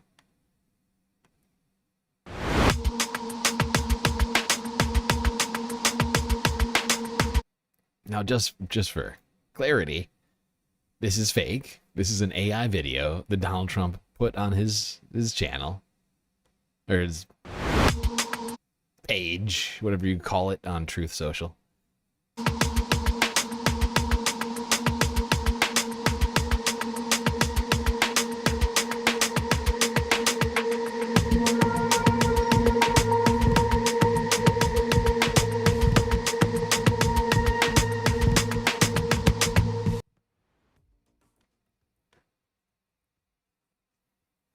I mean, this is ridiculous. This is fucking ridiculous, dude. There we go. So yeah, there's Obama getting arrested in the Oval Office. Then you see him, it cuts to Obama in jail in a jumpsuit.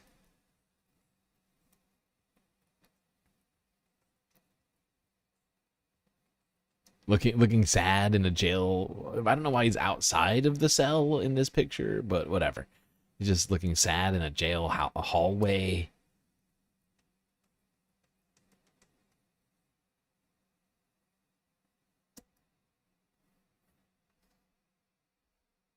It's just, I don't even know what to say to all of this. It's so ridiculous. This is Donald Trump's way of trying to distract everybody. Look, it's actually Obama. He is a criminal. We're gonna put him in jail.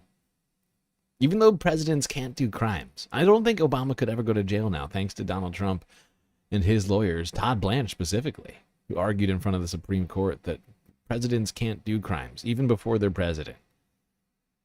And the Supreme Court lapped that up. They're like, oh, that's a great point. Pre-presidents can't do crimes. But Donald Trump suggesting that Obama should be locked up. This very fantastical, strange, sort of poorly done AI.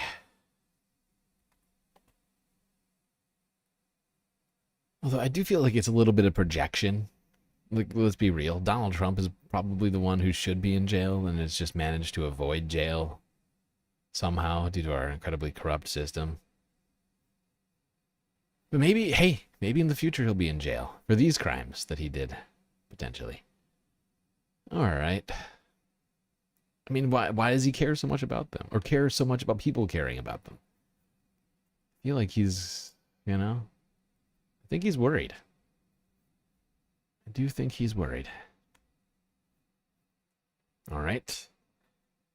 Let's go here.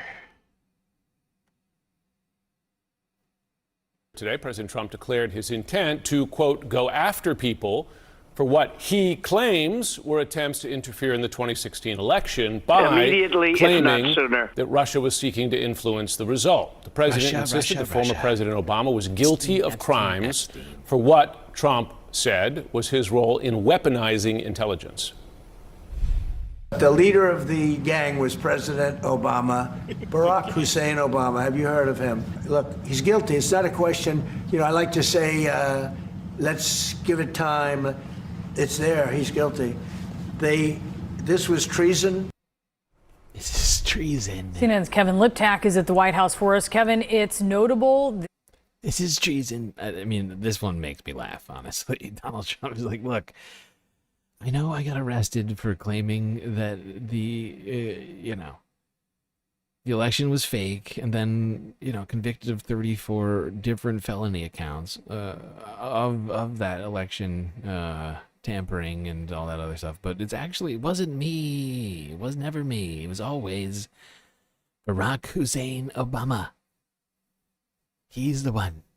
He is actually the criminal. People say, I have committed 34 felonies. It's actually Obama. He's committed 34,000 felonies by looking into Russia. Russia. This response came during a question about Ghislaine Maxwell, but can you fact check what the president is suggesting here? Yeah, and just to underscore, these are very striking comments from the president. He's accusing Barack Obama of sedition. He said he was seditious. He's accusing him of treason. And he says, quote, whether it's right or wrong, it's time to go after people. Clearly, the president intent on using some of this information that was released last week by the Director of National Intelligence, Tulsi Gabbard, to go after his political rivals, chiefly the former President Barack Obama. And just to I can't wait for Donald Trump to actually try this and for this to go like I would love to see President Obama get arrested and then have this go all the way to the Supreme Court and have the Supreme Court tell Donald Trump that Barack Obama, as president, was incapable of committing crimes. I cannot wait for that day. It'll be hilarious. Foiled by my own petard. I guess maybe we should go back. Actually, no, I don't want to go to jail. So, all right, Obama, sorry, no jail for you. Step back and describe what Gabbard released. She released information that she says undercut that 2017 intelligence assessment that found that Russia, through a hacking... Like, do none of these people realize that that's what we're talking about right now? Is that basically, I mean, the only reason Donald Trump isn't in prison right now is because the Supreme Court declared that presidents can't commit crimes.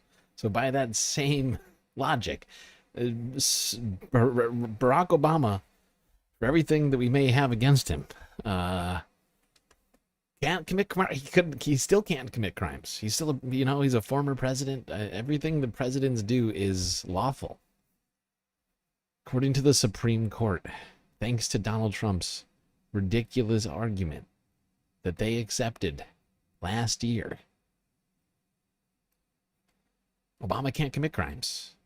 Certainly not as president. That was their main contention. But then also, like, well, what about before you were president? Yeah, that too. So I don't know even what, even if President Barack Obama went and shot somebody right now on Fifth Avenue, I'm not sure he could be convicted for it. The Supreme Court has already ruled that anything a president does is lawful.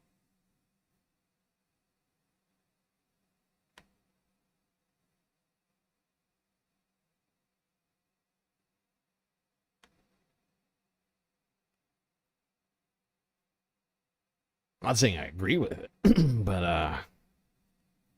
it does sort of throw all of that back into the mix. Can a president commit a crime? Can Donald Trump also be in jail perhaps in the future? I don't know. All right, let's go here. It was already mentioned briefly before, but Mike Johnson decided to call it on the legislative session. There was all these people clamoring for the release of the Epstein files, the House passing a motion and all this other stuff. And little Mike Johnson got a little bit worried. And so he's like, you know what? I just want let's put a pause on it. All right. I know people want the files, but maybe we should just go on vacation. Maybe it would be better if we all just stopped talking about the Epstein files and went down to Nantucket or whatever, wherever they go. Martha's Vineyard or something.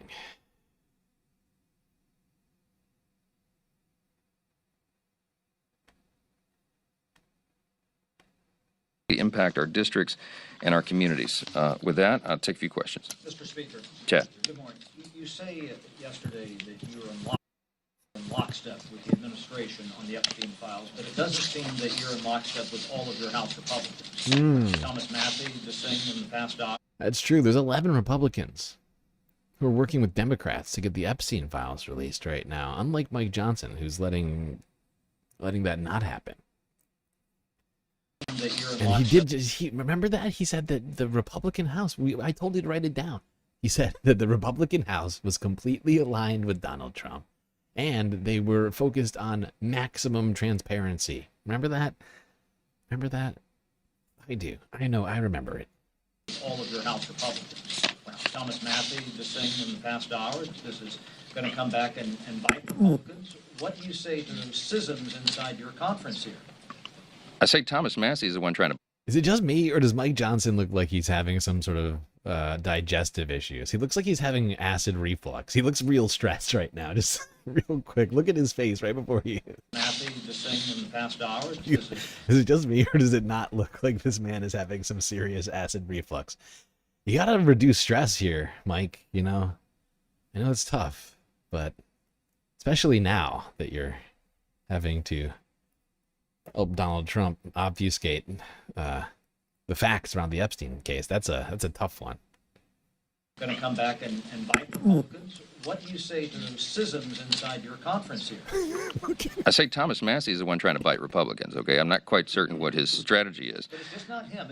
I mean, otherwise you guys wouldn't be calling off the week tomorrow. Mike Johnson is cracking. He looks like he is losing it right now. We've seen him at a lot of tough moments, but his face is doing some weird shit right now. He seems to be really struggling with all this right now. And he should be embarrassed. Let's be real. Awful, awful, Let's be real. awful. Okay. Weak. Okay. People are calling for this. So it's in fact pretty bipartisan, really. And Mike Johnson is running away. He's causing the legislative session to end early, so nothing can be done about the Epstein files for the next, month? How long are they on break for? These guys are about to go on summer recess. They're about to go, like I said, they're going to go to the Cape. We go down to, the Outer Banks or something like that. Ted Cruz is probably going to go to Cancun, Well, maybe not this year. But, the vacation over the Epstein files, actually. What his strategy is. But it's just not him. Otherwise you guys wouldn't be calling off the week tomorrow. You'd be able to put your rules on the floor. I understand the issue with the Democrats. He is like, his I lips, just explained. Dude, poor Mike Johnson's lips. He's like sucking them into his face. He is so stressed that he is considering like biting his own lips off so that he can't say words anymore. Week tomorrow, you'd be able to put your rules on the floor. I understand the issue with the Democrats. You could make a diamond in Mike Johnson's lips right now. That's how tight that freaking eye hole is. You'd be able to put your rules on the floor. I understand the issue with the Democrats. I just explained why. We're not going to play political games with this. We've all been very clear and transparent. This is transparency? The House Rules Resolution sets a... Okay, so this is transparency, according to Mike Johnson. This is transparency. This is the Republicans running away transparently from releasing the Epstein files. Awful. Weak. Okay. My God, we got more from Mike Johnson. Same press conference. He was asked more uncomfortable questions like whether or not Donald Trump had asked him personally to delay the resolution on releasing the Epstein files. That's a great question. It was on my mind. I was like, why is Mike Johnson doing this? I thought Republicans wanted maximum transparency. Why are they running away rather than releasing the Epstein files? Maybe Donald Trump himself asked Mike Johnson to shut it down. I was pointing at her. Go ahead. Sorry. So health insurance companies are requesting 15% premium increases for next year. They're citing the Sorry, I forgot. There's a question before the question. Is it here? Where's the next question? Back row, yes. Two questions. First is, did the president or anyone in the administration ask you to delay the resolution until after recess? No. No. As you all know, I speak to the president multiple times a day on a typical day, often, always. And what I know about the president's heart on this is that he agrees with everything I've said here today. He wants maximum transparency, but he's also very insistent that we do not subject people who have already been victims of unspeakable crimes. Like Trump, like Donald Trump, is he a victim of an unspeakable crime? Like being best friends with Epstein? I guess that's sort of a circuitous way to get there, but yeah, okay. So no. Emphatic. Speaker Mike Johnson saying, no way, I talk to Donald Trump all the time. He would never tell me to not release the Epstein files. He just told me not to release the Epstein files, the stuff that would be bad. That's what Mike is saying. Donald Trump didn't tell me to just not do it. He said, look, you can't just release them all, because there's some stuff in there that I personally would rather not see and would rather the public not see. So you're going to have to go through it line by line, okay? You're going to have to do you're going to have to get the black pen out. You're going to have to redact my name like 10,000 times, and then you'll be ready to go.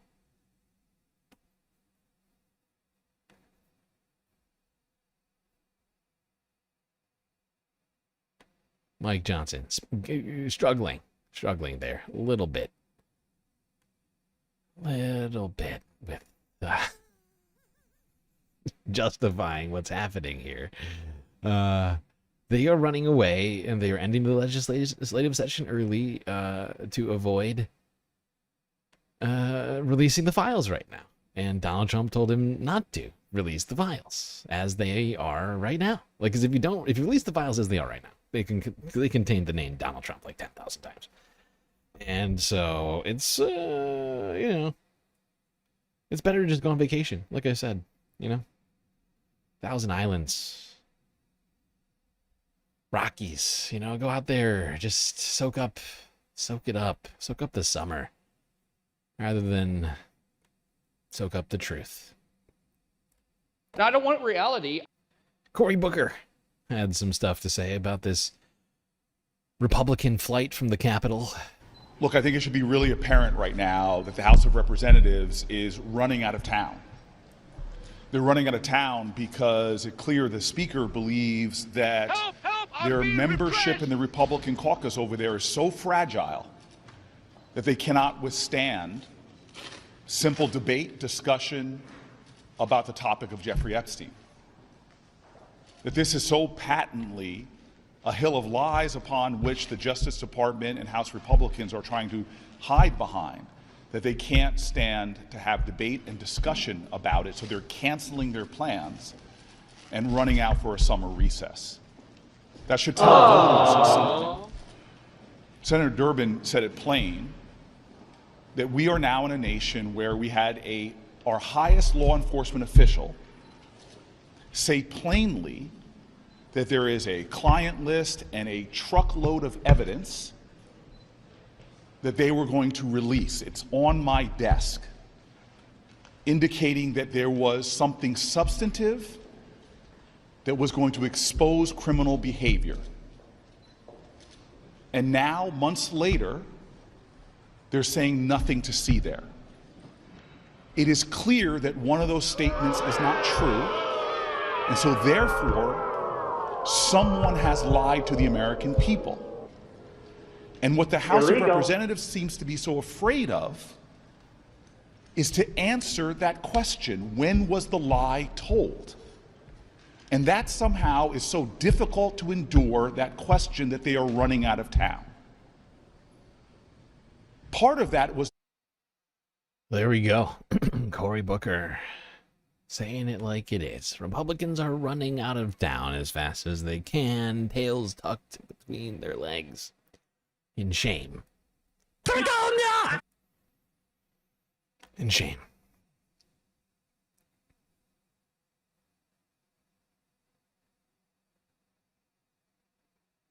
Now, I know Cory Booker is not our favorite person around here.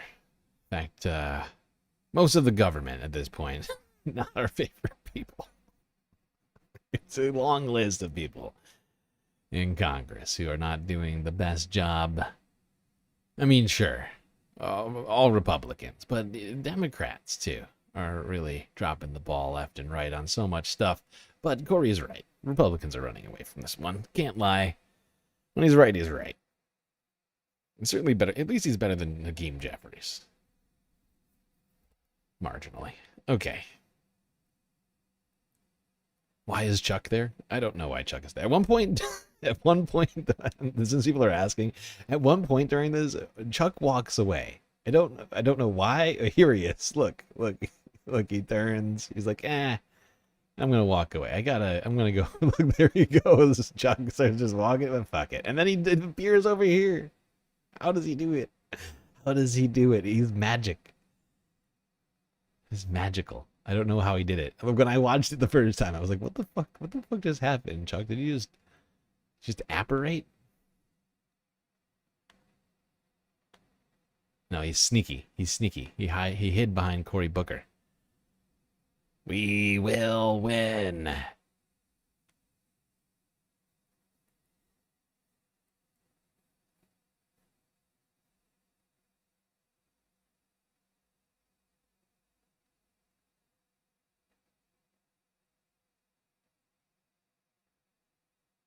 The Baileys left me a very important phone message. I had to answer it immediately. You don't understand. The Baileys are very... They're very important to me.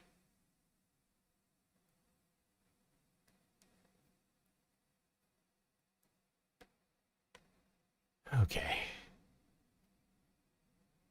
All right. Okay. We're now. Oh boy, we're almost at the break, and I just noticed another person donated since we last updated the goal on PayPal. A great way to contribute to the galactic deficit. We are now at 116, people. We are getting there. It is beautiful. It's gorgeous. Just want to say thank you to everybody for your donations. Not just today, but generally speaking.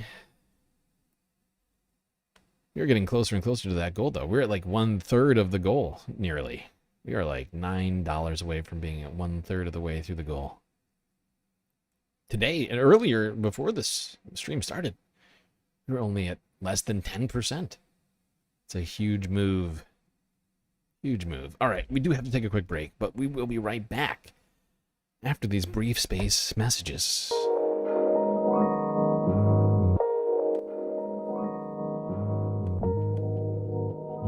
Okay, hope everybody's been enjoying the show so far. If you haven't already, hit the like button and don't forget to subscribe. Hit that bell icon too, so that you don't miss a single episode of this Spacecast. While you're at it, do also consider contributing to the Galactic News Network, as we are completely funded by individuals such as yourself. That's right. Without contributing space fams, this Spacecast would cease to exist and I would go floating off that deep dark void of the galaxy. Now, we've got a lot of great ways, of course, for you to show your support. YouTube, Super Chats, Super Stickers, and memberships. Cash App and PayPal. But, of course, the best way to get the most space benefits for your earned dollars is to become a Galactic Patron on Patreon. Just $3 a month. Get you a whole bunch of sweet, sweet space benefits unseen by the rest of the goddamn Milky Way galaxy. Benefits like an avatar on the stream. That's right, you tell me what you want your avatar to be, or send me a picture of yourself, or maybe your cat, and I will get it here onto one of these screens. You could be at the pool, hanging out at the bar, the lake, or the street. It's like a galactic community art project, is what I like to think of it, that I am just facilitating for the Space Fams, which changes by the season. Speaking of which, boy oh boy, now that I'm thinking about it, I'm like, oh god, all the holidays are coming. I'm gonna have to do all those holiday decorations that I did last year. Don't worry, I got the files sitting around Anyway, you don't just get an avatar, you also get a shout out at the end of every stream, secret Discord channel in the Discord server, and much, much more. Anyway, chat, that's enough for me. Enjoy the break, grab yourselves a drink, maybe a snack, and I will be right back.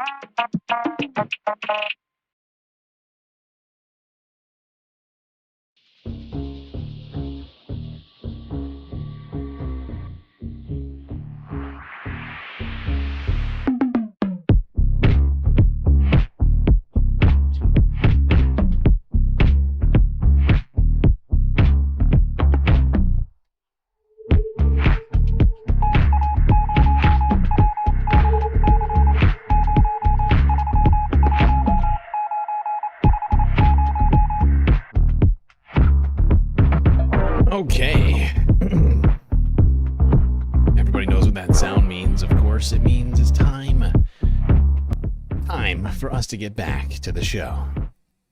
The second half. It's getting started. That's right. You better get back to your seat. Otherwise, you're going to miss the beginning. Immediately, if not sooner.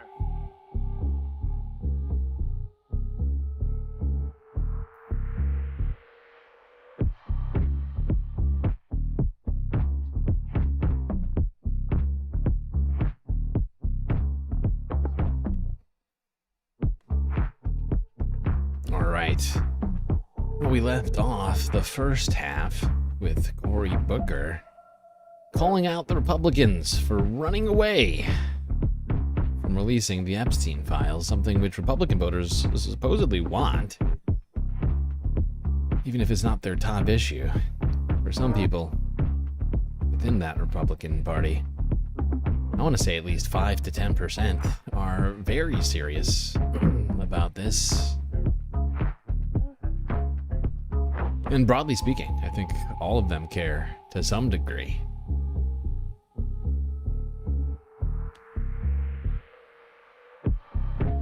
All right. Now, what if the Epstein situation becomes Trump's Benghazi?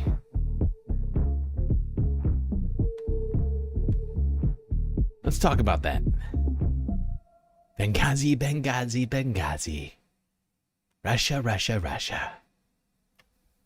This is fun. You know, look, powerful people have gotten away with horrible things, not just in terms of Epstein, but certainly within the context of the Epstein thing. I have no doubt about that. But the real import, to my mind, about the Epstein MAGA saga, as it is that it has the ability to ever so slightly have a material impact on the ability of the Trump administration to do horrible things, aided by a Republican Congress to do horrible things. This gets a little bit weedy, but for them to have special votes on things like rescission or whatnot, they need to set up rules to pass laws. That's the way it works in their parliamentary procedures. So the Rules Committee is sort of the first hurdle. The first hurdle, if you will, that legislation needs to cross. And it's not going to be good legislation. It's going to be bad legislation. And they've gotten bogged down because Massey and Ro Khanna have this bill that they want to pass. And the Rules Committee is trying to kill all the bills that have to do with release the Epstein material. Right. And so it seems it has basically locked up the apparatus of Congress for the next month and a half. Right. Really, a month. And that's wonderful. And here's poor Mike Johnson, this is a guy who gives his son the ability to shut down his phone if Mike Johnson ever decides he wants to go see pornography. That is true. Now, one thing, my estimation is that if they go on break for a month and a half, it's just going to give a month and a half people to find out that the Republicans decided not to release the Epstein files before going on vacation. This is another thing we cannot let Republicans live down whatsoever. They have been crying foul on this for so long, and they have the opportunity to release them, and they don't do it, and instead they go on vacation. I think we need to get as much footage of these people on vacation so that we can make clips of them on vacation and then clips of them not releasing the Epstein files. And then back to them on vacation. You get what I'm saying here? This needs to be done. And having to deal with this lurid Epstein stuff. His son's going to need to be quick on the trigger with all the stress this is causing his daddy. Oh, 100%. There's going to be a lot of visits. Your heart rate's up, Father. It's just stress from... Dad, what's going on with VictoriaSecret.com, all these visits? Go ahead. Mr. Speaker. Chat. Good morning. You say yesterday that you were in lockstep with the administration on the Epstein files, but it doesn't seem that you're in lockstep with all of your House Republicans. They did the same clip as me. I just going to come back. I just realized that me and the majority report used the same clip today. Actually, that makes me feel good. I feel like we're on the same page. I missed the show. I missed the freaking show today. I slept through it. Like, I literally fell asleep while watching the show today because I hadn't slept. What do you say to schisms inside your conference here? Oh, pause it for a I second. say Thomas Massey is the one trying to bite Republicans. Pause it for a second. First of all, it's schisms, not schisms. The schism. The great schism. But also... The great schism of Catholicism. Schisms. The Catholicism. But also... wow. But also... You've sunk really low. Sam's correcting you on yours. Thomas Massey said in an interview that the Republican Party is protecting pedophiles. Now, I'm not usually a guy looking for bipartisanship. But listen, when there is a bipartisan consensus that the Republican Party is protecting pedophiles, I'm old enough to remember the 2006 congressional elections because the Republican leadership was covering up for a guy named Mark Foley who was attempting to groom Republican pages on the floor of the House. And then I'm also, because I'm that old enough to remember that the Speaker of the House at that time was a guy named Denny Hastert, who shortly thereafter, I think he retired or resigned and then faced criminal charges and served time in jail because as a wrestling coach, he molested children. You know who's I'm also old enough to remember that there was a guy who was going to get deposed today in a Ohio State University lawsuit involving the wrestling team where the doctor was molesting some of the is that Jim Jordan? Wrestlers. I feel like I'm on Jeopardy right now. Who is Jim Jordan? Help me out, Emma, because I'm so old I can't remember his name. You are so old. You could have been born yesterday and figured this one out. Jim Jordan. Thank you, Emma. Posed today in Thank questions you. about a Yes. sexual abuse scandal. I was wondering why we haven't heard so much about Jim. What is up with Jim? He's been a lot quieter these days. You know who's also been quiet is Madison Cawthorn, who said something about really kind of salacious sex parties that Republicans were engaged in, and was quickly kind of never heard from again in Republican circles. Just disappeared. Remember a guy named Roy Moore? You remember him? I do, but he didn't win his election. But he got some support. Oh, he got a lot of support. I mean, this guy was actually preying on 14-year-old girls who were coming into court because of domestic violence. But He's banned from a mall. Here's Mike Johnson. I say Thomas Massey is the one trying to bite Republicans, okay? I'm not quite certain what his strategy is. But it's just not him. I mean, otherwise you guys wouldn't be calling off the week tomorrow. You'd be able to put your rules on the floor. I understand the issue with... There goes Mike Johnson's lips again. Now, I love this. I mean, Thomas Massey. I mean, I think Mike Johnson basically just called Thomas Massey a self-hating Republican. How rude. Those lips. Whenever Mike Johnson gets like you can tell when he's trying to cook up an answer, or he's like he really doesn't want to answer that question. Those lips they just completely disappear into his face. Yeah, no, I just explained why. We're not going to play political games with this. We've all been very clear and transparent. The House Rules Resolution sets a good standard and requires all credible evidence to be released, and that's exactly where the White House is. There's no, as I've said many times over the last, as I've said many times, there's no daylight between the White House and the House. You have to allow the legislation to ripen, and you also have to allow the administration space to do what it is doing. The president has said clearly, and he is. It's not ripe yet. It's still green on the vine. You have to give it time to warm in the sun. ordered his DOJ to do what it is we've all needed DOJ to do for years now, and that is to get everything released. So they're in the process of that. There's no purpose for Congress to push an administration to do something that they're already doing. And so this is for political games. Now, hold on. Mikey, listen, here's what we're going to do. Pull up a tear sheet. I want everybody to know that we just need a little bit of time to do this correctly. Like, send my former defense attorney, who also happens to now be the deputy DOJ, over to Ghislaine Maxwell and tell her, I know you've got an appeal, but we're going to do a deal with you that it's going to be a simple deal. You say, I never met Donald Trump. He never was around. Despite all the photographic evidence. Yes. And yeah. AI photos, actually, not me. Former even though many of these photos came to light before AI ever existed, it's AI. Okay. Yes. And yeah.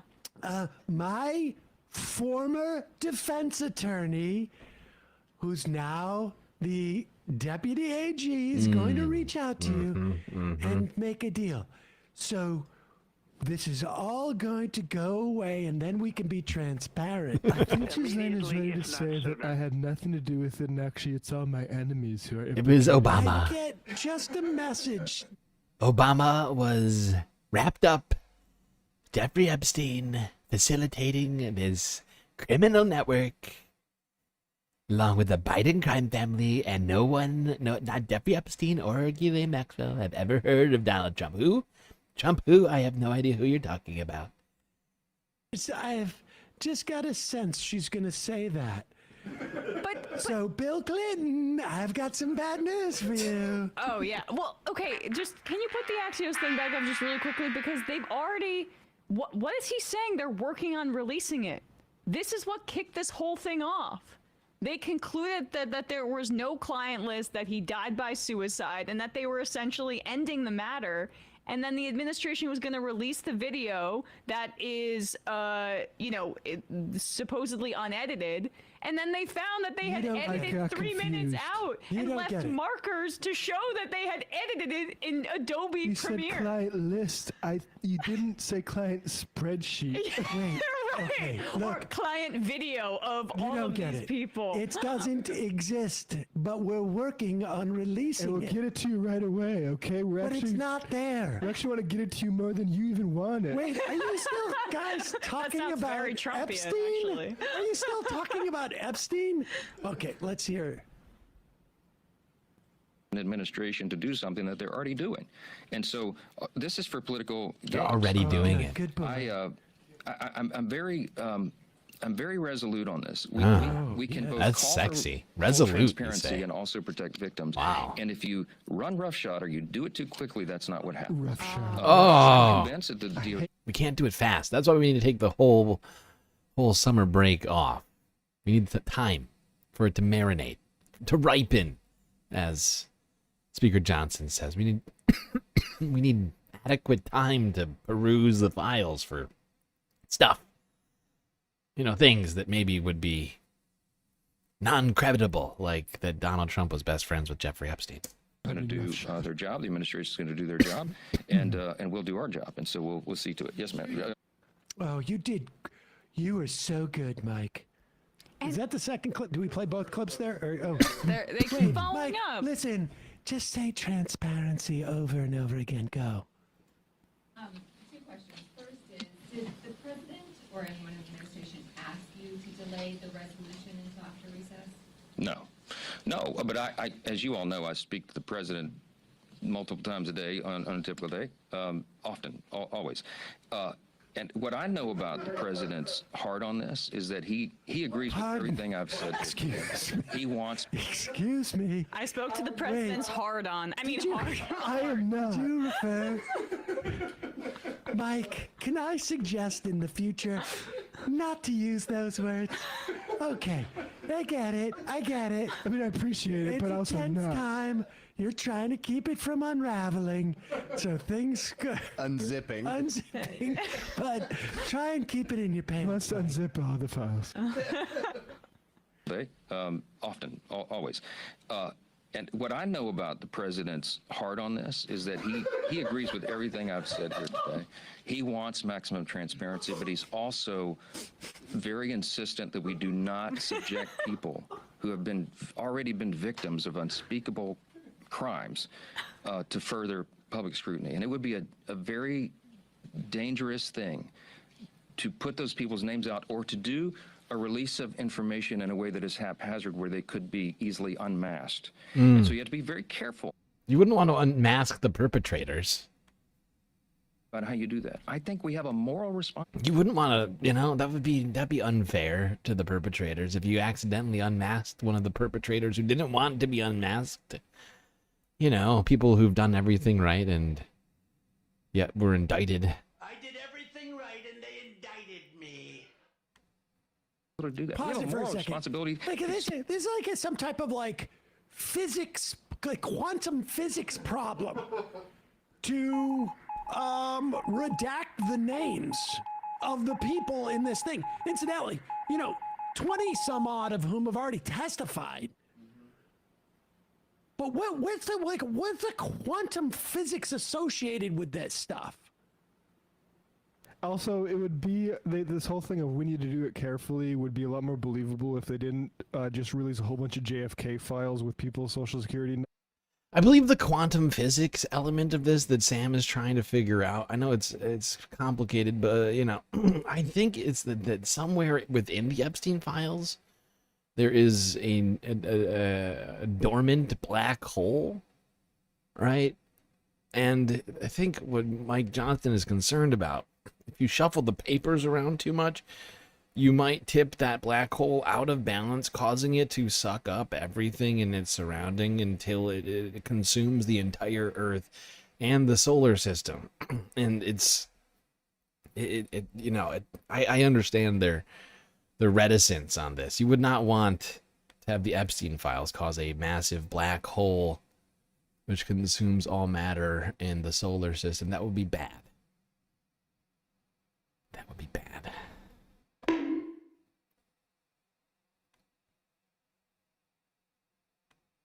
All right, we are running out of Epstein stuff to talk about. Don't worry, we got a hell of a lot more stuff to talk about, but we are now down to the most recent bits of evidence that come out, not from the Epstein files, but from external sources. Start here, CNN, 3 hours ago. Newly discovered photos and video shed fresh light on Donald Trump's close relationship with Jeffrey Epstein. Out front tonight, the breaking news, a CNN exclusive tonight out front. K-File has unearthed photos of Jeffrey Epstein that we've never seen, and they shed new light on his relationship with President Trump. The revelations come as Trump is under fire from his own base for his Justice Department's handling of the so-called Epstein files. Trump has tried, of course, to distance himself from Epstein every which way.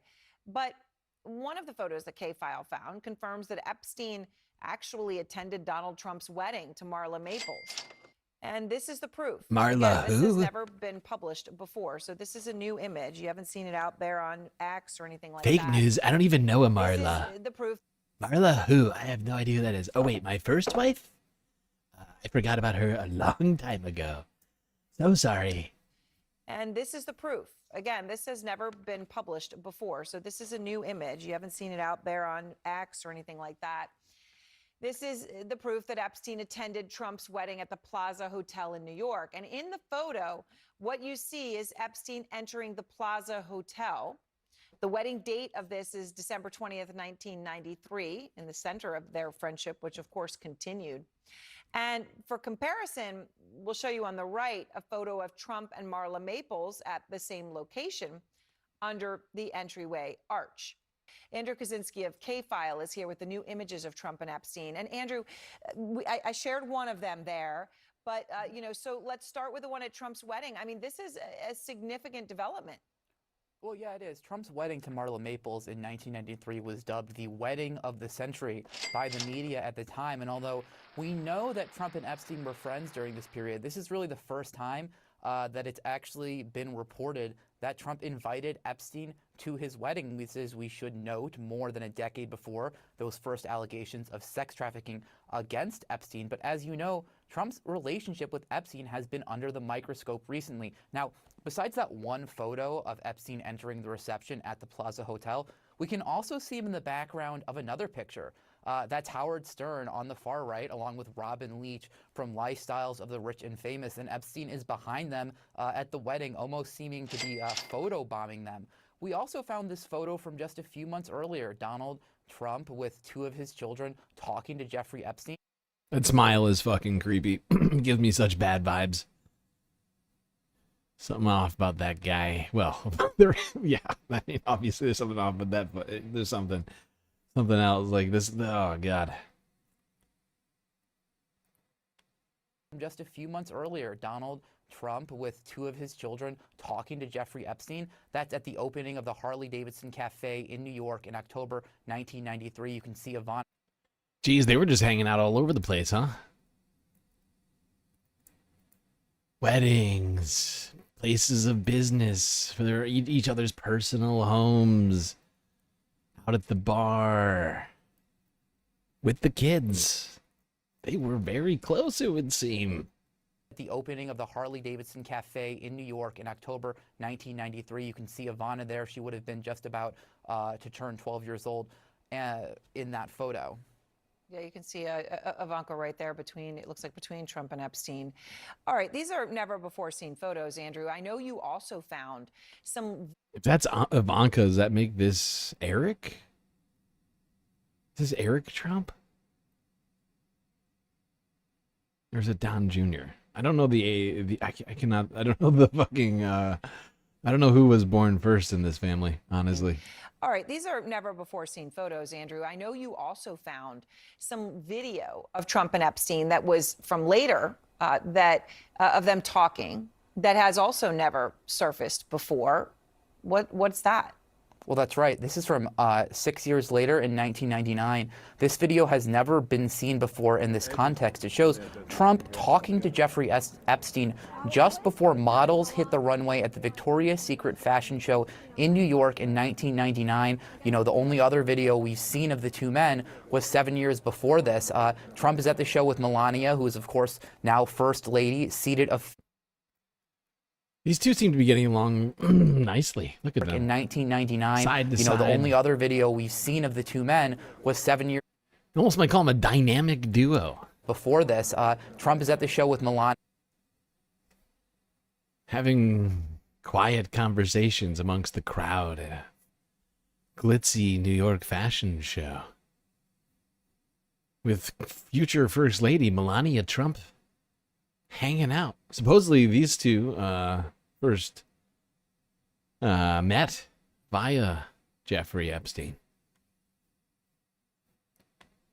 Who is, of course, now First Lady, seated a few feet away from Epstein. You can see them chatting during the show as well. Allegations that Epstein sexually abused underage girls didn't surface until 2005, years after this video was shot.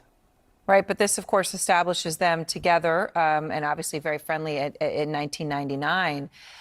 So, Andrew, when you get all this, and all of this, as I just want to emphasize, right, has not been seen before. So you actually called President Trump. You called him directly to ask him about this. Yeah, we were not on the phone very long. I think our call was about 30 seconds or so. But when I asked him about the wedding photo, he said, he sort of paused for a second and then said, "You've got to be kidding me," before calling CNN fake news and then hanging up on me. Now, in a statement to CNN, White House Communications Director Steve. Wow. I think Donald Trump's a little emotional over this. Probably not a smart thing to do. To just, you know. You would think that he would have, I don't know, said like, "Hey, don't do that. It's not nice." or something to that effect. Instead, he's like, "You are fake news. Can't believe you would even ask me this nasty, nasty question."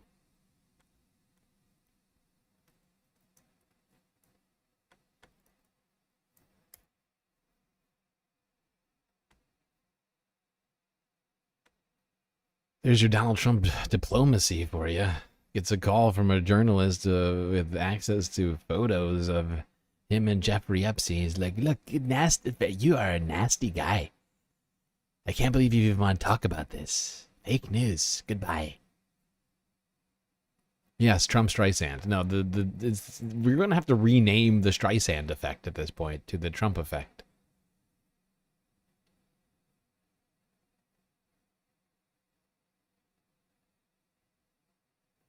I think somebody told him about the Streisand effect in between all of this, which is why he started trying to talk about literally everything, anything and everything else. There's the Washington Commanders or the MLK files or just the massive Twitter tirade that he's gone on. Just oh my God, dude is floundering right now.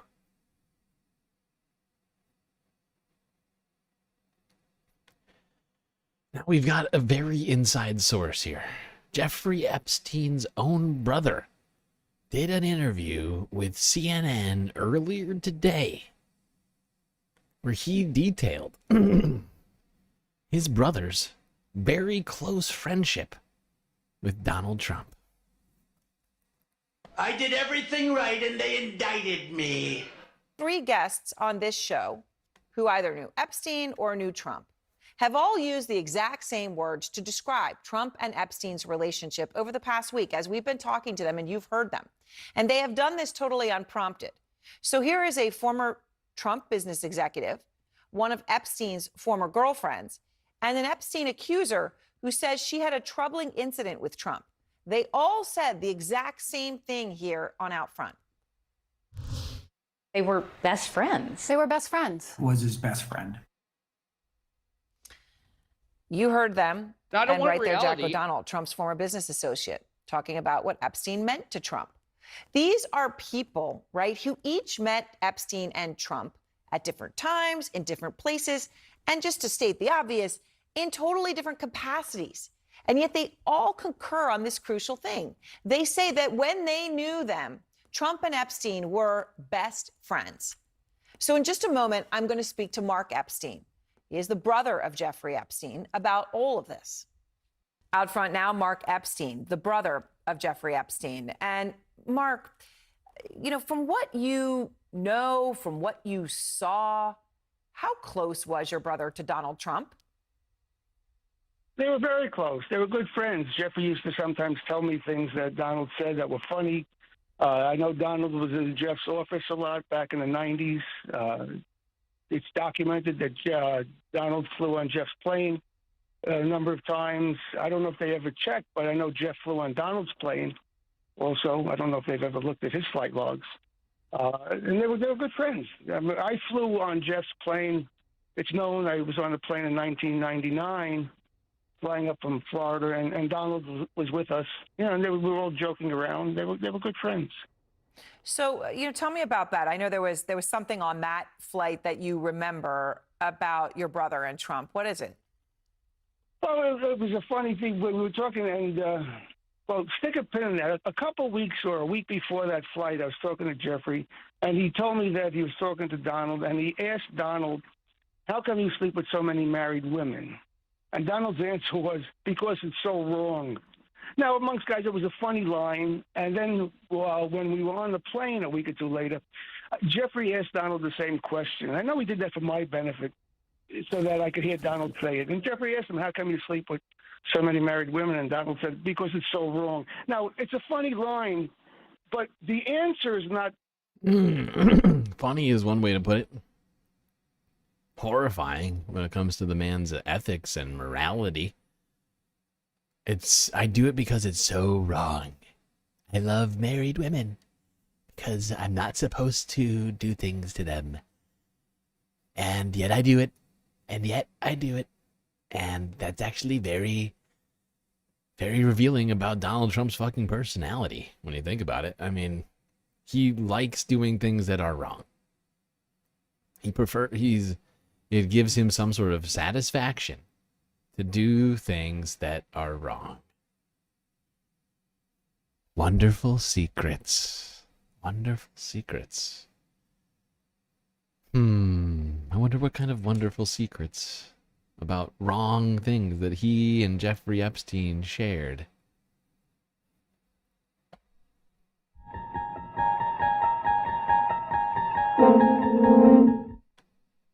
Because it's so wrong. Now, it's a funny line, but the answer is not the poignant part of the story here. The question is the poignant part, because for Jeffrey to ask him that question, number one, he would have to know that Donald slept with a lot of married women, so and he probably got that information from Donald. And it also, implies a confidence. That's not the kind of question you ask a casual acquaintance. You know, how come you slept with so many married women? That's a question you ask a good friend that you can get away with asking those kind of questions. So that gives you an idea of how friendly they were. Yes. Honestly, though, that response, I mean, if it is true, it really does speak to Donald Trump's personal morality. You know, not that, you know, because I feel like his supporters have waved off a lot of his, you know, very negative traits. But this speaks directly to the character of the president. Now, he doesn't make, those weren't mistakes, right? Like, he didn't make a mistake. He doesn't, you know, clearly has some sort of character trait that causes him to want to do things that are inherently wrong, that most people in society would agree are inherently wrong. Like grabbing women by the pussy, sleeping with married women, and whatever it is that he was doing with Epstein. And all the stuff, the fucking horrifying stuff he's done as president, and not. It's not accidents. It's not mistakes. He enjoys it. It gives him some sense of worth or whatever. I don't even know. I can't speak necessarily to the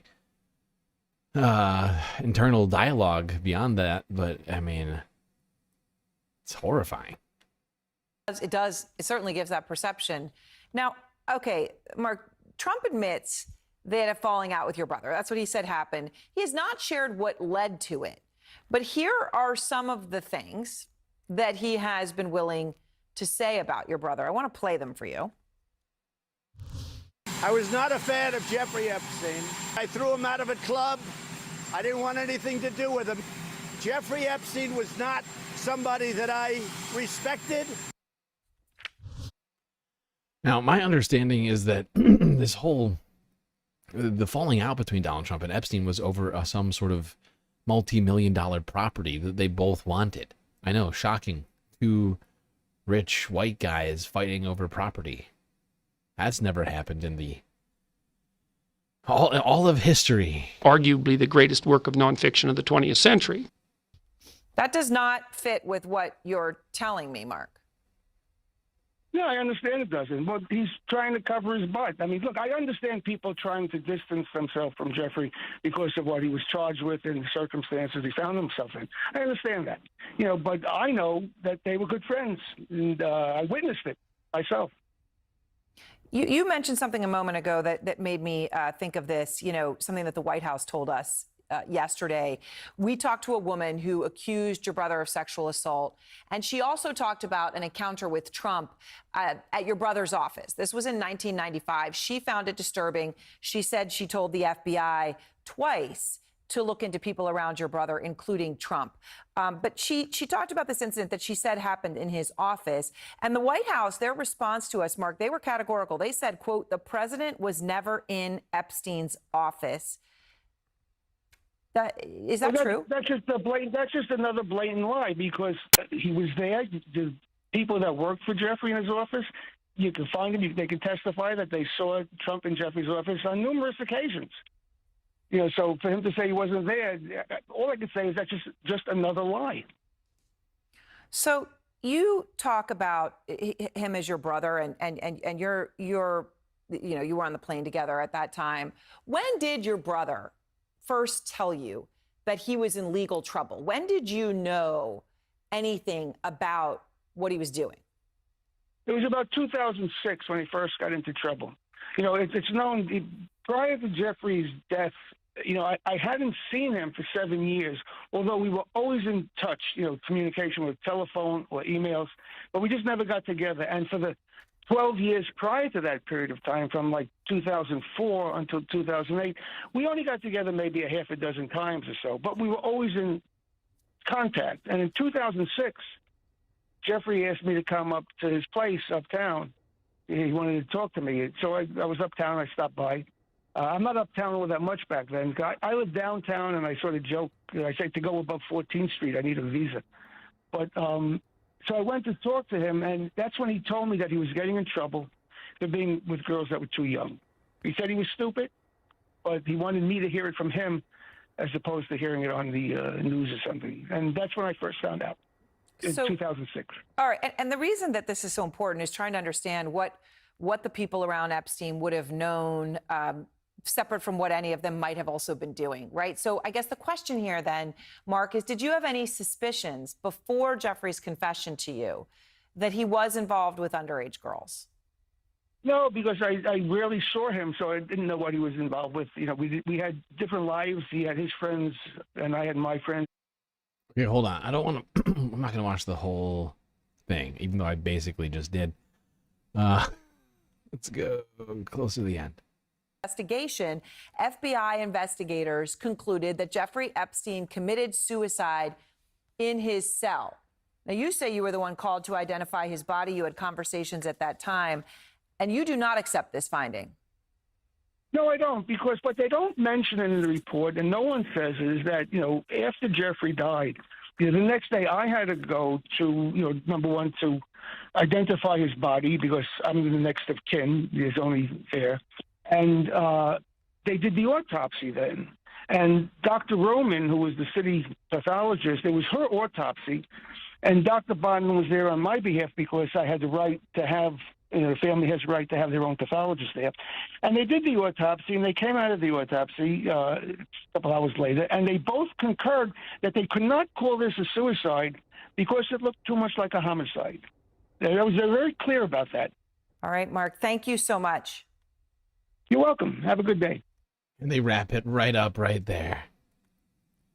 But that was Mark Epstein, Jeffrey Epstein's brother. He had a whole bunch of stuff to say there. Is this the shirt I paid $30 for? Settle down. There we go. That was Mark Epstein, Jeffrey Epstein's brother. Had a lot to say. So much to say. But an apparent airplane trip that Jeffrey, and Donald Trump took, Donald Trump claimed that he enjoyed doing things that were wrong, like sleeping with married women.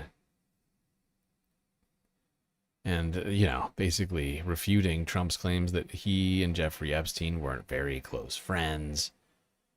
But at the very end there, Mark says, hey, look, people have forgotten this detail, but multiple pathologists in the wake of Jeffrey Epstein's supposed suicide suggested that that his death, his injuries were not consistent with such a thing.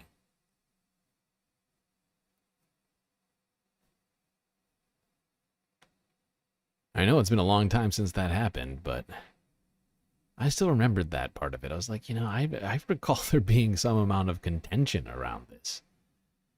And Mark reminding us that, in fact, there was a contention.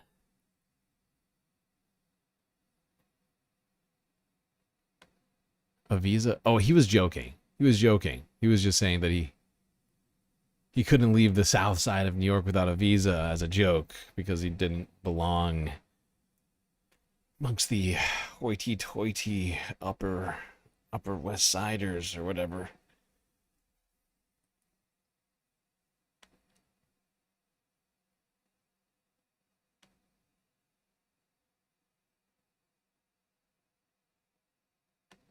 All right. that's going to be it for today on the Epstein files. By it, I mean that took us 3 hours to get through everything that's happened in the last 48 hours with all of this. A very unfortunate situation happened. Usually we don't cover a lot of stuff like this.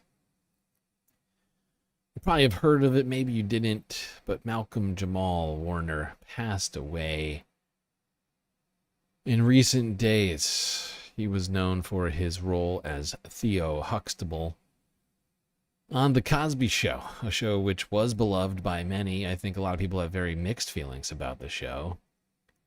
But a lot of people grew up with this show, including myself, and are sad to see Malcolm Jamal Warner go. He did not die by natural causes. He apparently drowned in Costa Rica with his family. Is this the shirt I paid $30 for? Is this the shirt they're supposed to think is important, Bartrell? You don't like it? Ask me the question again. Actor God damn it. Actor Malcolm Jamal Warner has died at 54. He was known for playing Theo Huxtable on The Cosby Show. Costa Rican authorities report he drowned Sunday afternoon at Playa Cocles on the Caribbean coast. A strong current pulled him into deeper waters while swimming. Bystanders rescued him, but first responders found him without vital signs. He was later taken to the morgue. Costa Rica's Judicial Investigation Department confirmed the details on Monday. You know, this is a hard thing to talk about for me, honestly. Like, I grew up with this show. I think a lot of people found this show very informative and was really like the first example on TV. Well, not one of the first examples on TV of, you know, a black family that broke stereotypes and all this other stuff. And I think a lot of people saw this as a groundbreaking show. Unfortunately, it is, I think, hard to watch this show. I mean, I honestly haven't even tried to rewatch it ever since all the Cosby stuff happened. But I still have fond memories of this show and of, of Theo and his. I mean, he's one boy among what was it, three girls, and just I think a lot of people looked up to him and saw their own journeys through it, and it's such a loss. He continued throughout his life to continue to do things. I don't know. It sucks is all I'm saying. It sucks. It really Warner does. created many TV moments etched in the memories of Generation X children and their parents. Theo was the only son among 4 daughters in the household of Cliff Huxtable, played by Bill Cosby, and Felicia Rashad's Claire Huxtable on the NBC sitcom. And he would be one of the prime representations of American teenage boyhood on a show that was the most right. It was 4 sisters. I always forgot. I'm always forgetting. 4, not 3. popular in America for much of its run. He played the role for 8 seasons in all 197 episodes. Yeah, he'll be missed. He will be missed. And supposedly everybody who knew Malcolm in his real life outside of acting, they thought he was a great guy. That's my understanding of it. I don't think he had any, outside of the Cosby Show, I don't think he had any big roles, unfortunately, in acting. But he did switch to music and supposedly was enjoying that life. I think, honestly, a lot of people struggle to see him as anybody else but other than Theo Huxtable, to be honest.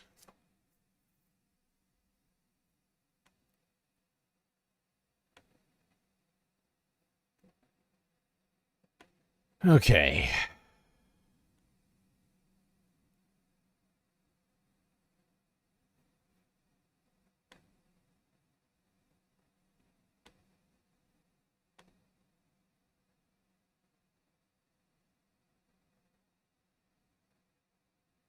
Now, let's go to one very horrifying story. Video has been released. This video actually I think was released earlier, but now there is an investigation going on as it relates to this video that we're about to witness. In Jacksonville, Florida, this video was surfaced earlier this year of a man being taken from his car and beaten by sheriff's deputies for it wasn't an out. What was it? His headlights were off in the rain. Illegal. Or it wasn't even the rain. It was like, it was just, it was, I mean, it is insane.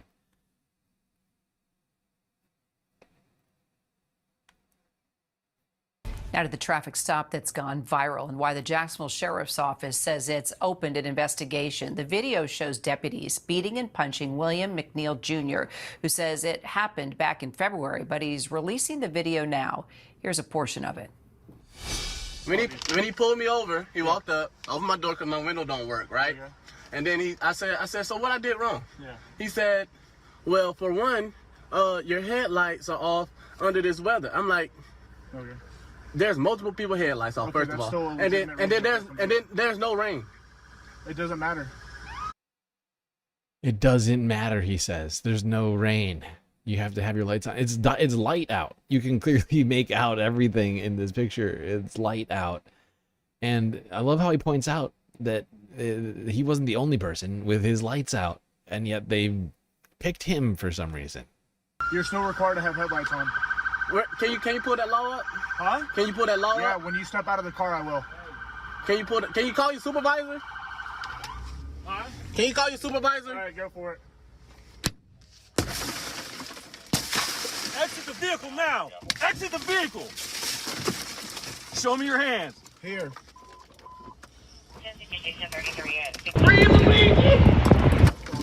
I'm here. What is your reason, sir? Step out. What is your reason? Step out now. All right. Don't. Well, we don't know what happened before. Yeah, I think we do know what happened before it. It's already been made clear. He had his lights off. It wasn't raining. There were multiple vehicles there with their lights off, but they pulled him over. They didn't tell him he was under arrest. He had no obligation to get out of the fucking car. Multiple constitutional rights were violated here, aside from just the flagrant fucking beating in broad daylight. CBS, ABC, struggling to understand what happened here. Thankfully, the sheriff's office is investigating themselves, so I'm sure we'll get to the bottom of this. Immediately, if not sooner. Self-investigating always comes up with the best evidence.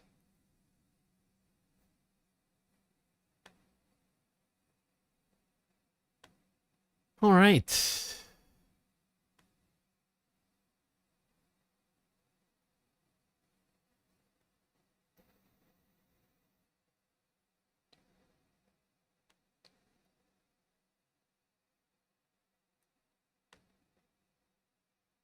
I just felt like we should, be aware of this situation. I found it to be utterly horrifying. There was no reason for these cops to escalate in that way. They just felt like, running roughshod over the Constitution and beating a black man on the side of the street that day.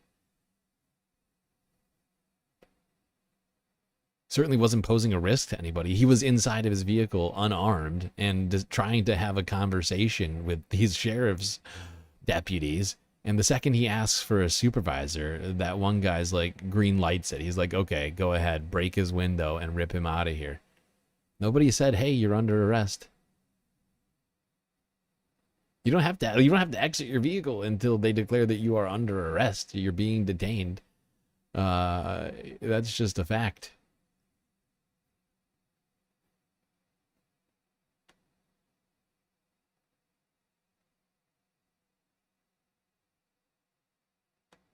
All right, let's talk about something that's certainly been in the news recently.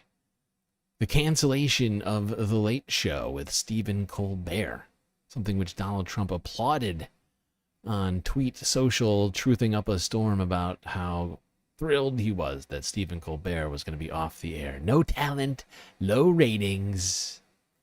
Very nasty, Stephen. But there's been a lot of contention over what it was that led to Stephen Colbert's firing.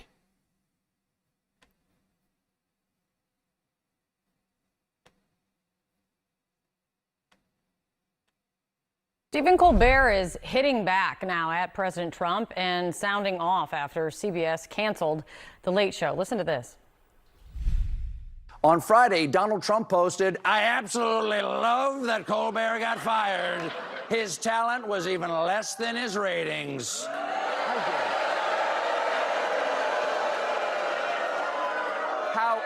How dare you, sir? Would an untalented man be able to compose the following satirical witticism? Go f yourself. How rude. Oh, there we go. CNN. Thank you for that clip. That's all we needed.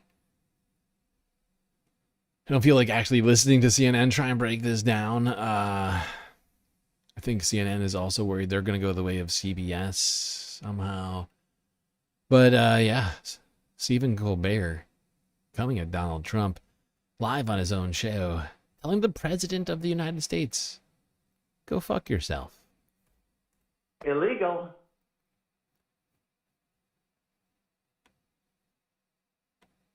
Now, for breaking down of why Stephen Colbert was canceled and who might be next on the cancellation list, let's go to Kyle Klinsky over at Secular Talk.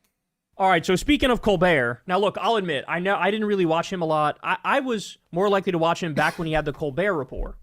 That was, of course, his show on Comedy Central, where he would play the role of this, like, douchey, idiotic, conservative TV host. He was playing, like, a parody of a Fox News person. I watched that show, and I liked that show. I never really watched his late night show, just because I'm not a late night show guy. I'm not like the age group that really likes the late night shows. I feel like it's a little bit of an older demographic than me. But anyway, even given that, it's still obvious why he was fired, and I wish he was not fired, because it all comes down to a business deal that the parent company, Paramount, is trying to get approved, that it has to go through Trump. Trump has to either approve it or not. So CBS is just going to give Trump anything and everything he wants to try to get this merger approved, right? So there's that, but there's also the authoritarian angle where I'm sure Trump said to them, or Trump's representative said to them, fire this guy, he criticized me too much. And so they did, right? But that's bad enough as it is. But what if I told you that Paramount is the parent company of all these different channels, including Comedy Central, which means Jon Stewart might be on the chopping block next. In fact, here, let me show you this. CBS operates as a core division within the monopoly Paramount Global, which is Showtime, Comedy Central, MTV, VH1, BET, Nickelodeon, Paramount Network, CMT, TV Land, Smithsonian Channel, Pluto TV, Paramount Plus. So these are all the things underneath the umbrella of CBS. And that means Jon Stewart could be fired next because he's, of course, a strong critic of Trump. Here we go. Jon Stewart unsure about Daily Show future amid merger. They might sell the whole place. Before CBS announced the cancellation of Stephen Colbert's The Late Show, citing financial reasons, others under the Paramount Global banner were wary of the Skydance media merger. Even before CBS announced the unexpected cancellation of The Late Show, hosted by Stephen Colbert, allegedly for purely financial reasons, other hosts under the Paramount Global banner were looking over their shoulder. Jon Stewart, who hosts The Daily Show, isn't sure whether the long-running late-night series will survive as Paramount continues its attempt at merging with Skydance Media. The deal has been delayed for over a year while the company awaits FCC approval. Unfortunately, we haven't heard anything from them, Stewart said in response to a listener question on his The Weekly Show with Jon Stewart podcast released on Thursday about whether Skydance would scrap Daily Show once the merger is complete. They haven't called me and said, don't get too comfortable in that office, Stewart, but let me tell you something. I've been kicked out of shittier establishments than that.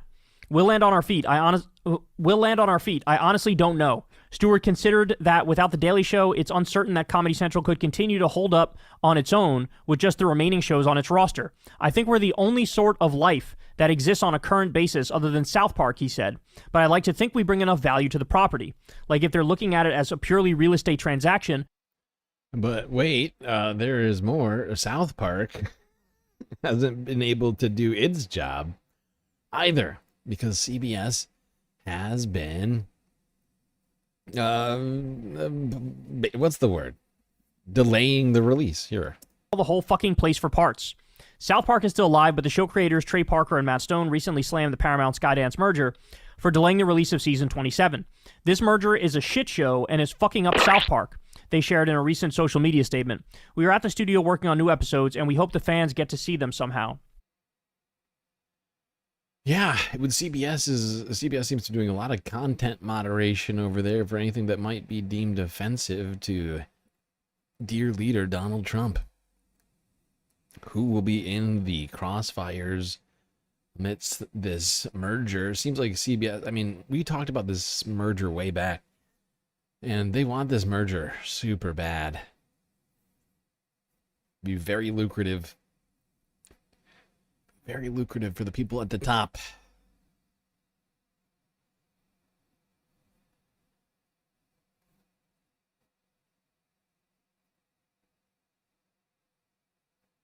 Okay, we got more stuff to talk about, but I gotta take a quick personal break.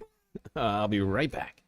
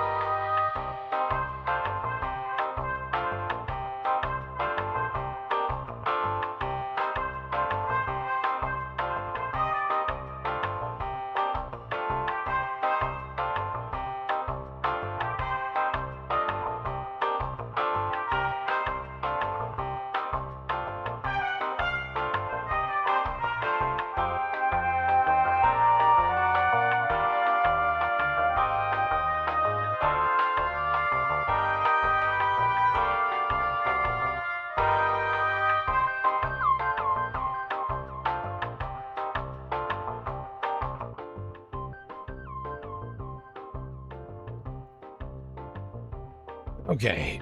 Okay. I am back. Sorry for the delay.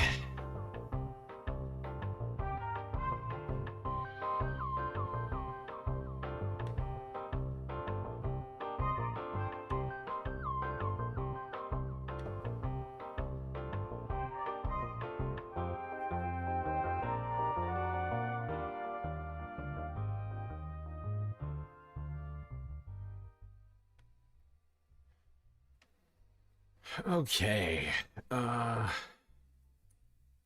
Let's see.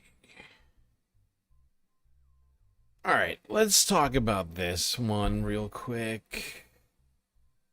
Alexandria Ocasio-Cortez, someone who I have had boundless positive things to say about over the years, I guess you might say. However, she is facing a lot of backlash right now over her decision to vote for an aid package for Israel's Iron Dome defense system. And that lashback is being experienced both online and the real world. Let's go here to Eyewitness News ABC 7 from yesterday to AOC's campaign office. A police search continues for the vandals who splattered red paint on the outside of Congresswoman Alexandria Ocasio-Cortez's office in the Bronx. There was also a sign accusing her of, quote, funding genocide in Gaza. Illegal. Eyewitness News reporter Joe Torres is live outside of AOC's office with more. Joe. Lauren, she has been a polarizing and controversial figure ever since voters back in 2018 elected her to the House of Representatives. But talk to people here in Westchester Square and ask them their feelings about Alexandria Ocasio-Cortez. They'll tell you no matter how you feel about her, this, they say, is no way to send a message. It happened again. Overnight, vandals defaced the Westchester Square campaign office of Congresswoman Alexandria Ocasio-Cortez. Late this morning, her campaign manager arrived at the office on Herschel Street and acknowledged it's not the first time staffers encountered a mess at the front door. We always have a lot of security concerns. We receive a lot of threats. And so vandalism is not good to deal with, but I'm happy that our team is safe. You can have your negatives about whatever it may be or you're feeling, but to vandalize someone's office, I mean, that's horrible. Police say the criminal activity happened at 12:40 this morning.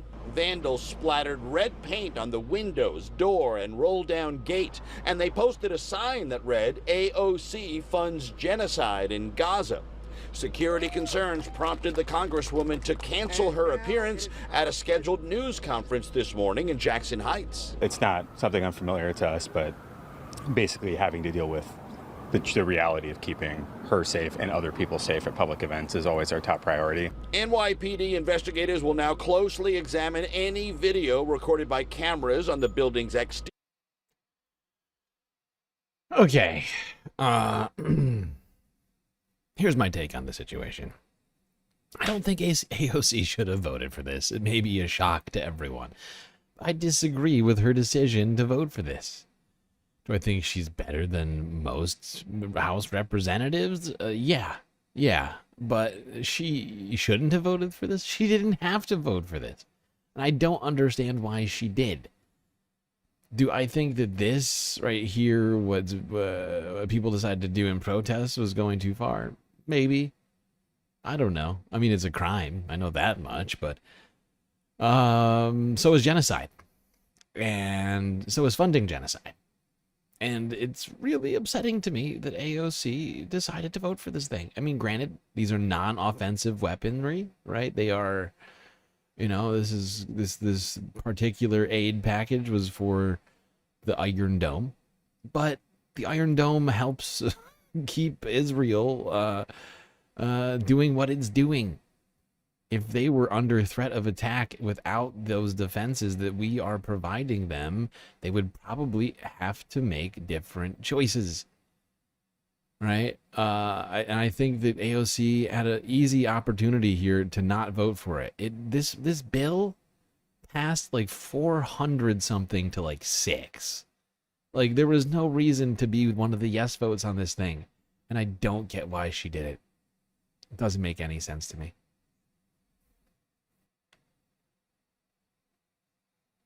Doesn't make a lick of sense.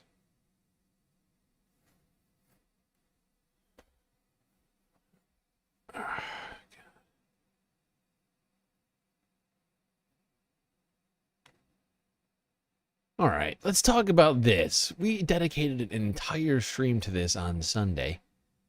That being the Mehdi Hasan Jubilee debate. And I do have an update on this situation for you, which is why we're going over this again within 2 days. But if you don't know what I'm talking about, let's go here to get you all caught up. Completely bat-crap crazy. It is quite clear to me, and we're going to have, I think, Mehdi on at the end of the week to talk about this, because I'm very curious about this. But based upon what his claims were, it's quite clear to me that he presumed he was going to be talking to people who would defend some of the most extreme things that Donald Trump has done. And I don't think that he was aware, and I find it very, very hard to believe that, well, I know he couldn't have been aware unless something was dramatically different in the way they put this together. He says at the end of the video, he's arguing with a guy, and he goes, I was told far-right conservatives, not fascists. Yeah. And I find it hard to believe that Jubilee didn't know what they were doing here. I want to reserve judgment till we get an opportunity to talk to him before I start using terms like sandbag. But the flip side of that is that Mehdi's a very difficult person to sandbag. Exactly. But here is one of the fascists that he sat down with, and I want to be clear, that's not hyperbole. Right. You're not insulting the Trump supporters so much so that they're never, ever going to appreciate left-wing ideas ever again by calling them a fascist, being so mean to them. This guy says it outright. Oh, yeah. And this guy says, no, I'm actually more fascist than Trump. He's not fascist enough for me. But understand, the context and the promotion that got us Trump, you don't like get to rein that in. That doesn't, when you start this ball rolling, you don't get to control like, oh, okay, well, we've been promoting fascistic roll-up immigrants, demonize them, demonize black people, demonize women, demonize any policies that make sure that if you're working at an agency that you're not discriminated against. And we're able to land this plane on a dime. No, a lot of times what happens is you miss the runway. And here's a guy who clearly is a product of that. That, Mehdi goes in there and goes like, oh, well, these are going to be conservatives who, have some type of... No, absolutely. Mehdi came into this thinking one thing, did not realize he was going to get a bunch of literal Nazis in here. But just to point it out in case you didn't see it, this is the assertion Mehdi has made. Donald Trump is defying the Constitution. What does this young man do? Comes in and says, yes, he is defying the Constitution, and I like that. Right? Rather than arguing on the merits, he actually says, look, I don't give a shit about the Constitution. So long as someone who I like is defying it, that's what I'm about. Well, these are going to be conservatives who, have some type of rigid notion of the founding fathers and the Constitution and patriotism and whatnot. And this guy says, I don't care if Trump follows the Constitution, and fully half the room clap. And he had that Stephen Miller joy in his face when they clapped, too. Totally. Yeah. Don't be creepy. Really care. What is up with all these repressed fucking weirdos? All these enthusiastic claps from the audience over making porn illegal, I guess, is basically what they're saying. No more porn. Illegal. Illegal. Children be victimized as a result of that. I think things like blasphemy shouldn't be allowed per the First Amendment. I think that, quite frankly, there are a lot of legal processes that are enabling criminals and bad. Wait a second. Blasphemy. That's so funny. And now we're going to find out that this guy is a hardcore Catholic. God wearing a bra. I just broke the law. Well, what is it? What did you say? I said God wearing a bra. Blasphemy. Blasphemy. I mean, Lock him up. Also, where do we, Earth is not the center of the universe. Cuff me. Right? People well, how far back are we going now? To me, this seems like Jesus a guy. Christ, calm down. Yeah. This is a Nick Fuentes viewer, right? Yes, Fuentes has been increasing his footprint to the right of Trump and basically saying that Republicans now are not committed enough to the white nationalist project, basically. So this is where this is the waters this guy seems to be swimming in. Pause it. Now, first of all, the people clapping around him, they want a Catholic autocracy. I will say that, it's very easy to be not in that moment and have a response But at that point, like, you know, and you know, you're in Mehdi's shoes, and of course you want to tease this out because it's important for people to understand what's going on in these like sort of, you know, dark corners of the internet, maybe not so, you know, cornery anymore. Yeah. But I think there's also value in going like, well, then get the fuck out of here. Like, what am I debating you for? This is not, I'll see you on the street. This is not, there's no debate here with somebody who wants an autocracy.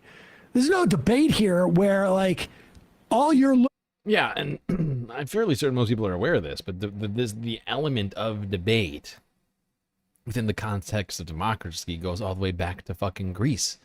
It's like part of the Socratic method and all this other crap. Like, and, you know, all of a sudden, you know, Republicans seem to have completely abandoned debate and have accepted that they don't like democracy anymore. But they're still out here on these Jubilee shows. And I think it's honestly, and there's been instances where I've been like, this debate show is no good. Like, we've talked about how Piers Morgan's fake debate show is a joke, right? Give me a joke. Like how he pretends to be a fucking moderator, even though he has a personal bias that he exhibits throughout every single one of these things that makes it a completely disingenuous fucking, what do you call it? Exercise, which is why we almost never go to Piers Morgan. There was a time early on in the stream where we would watch these debates, and over time I've just completely like been like, no, it's not a worthy place.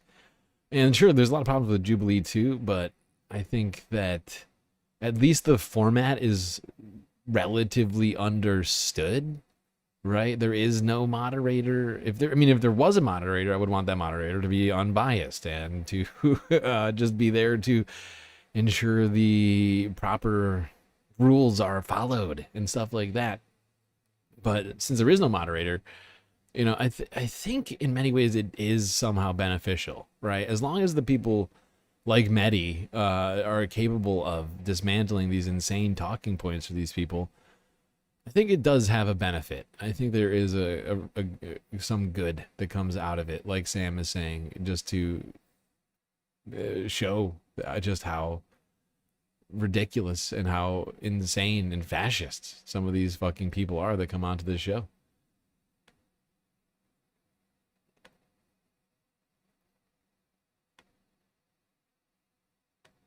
For is to control and dominate through no processes of law, but rather your religious figure, get out. Now, also, you're stupid. Well, aside from being, you know, a moron and all that stuff, it's also very difficult in that situation. If you're obviously Mehdi's like, what's going on here?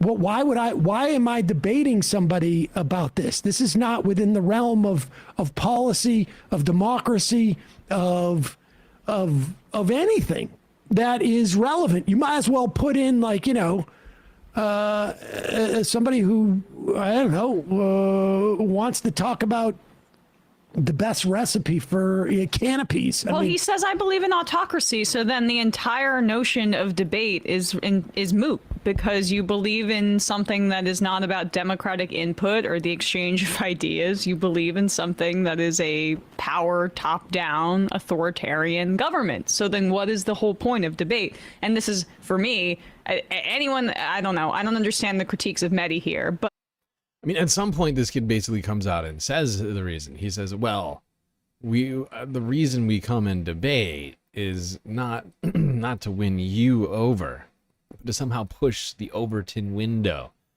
and somehow signal to our leaders what we want. Right? That's basically what he goes on to say.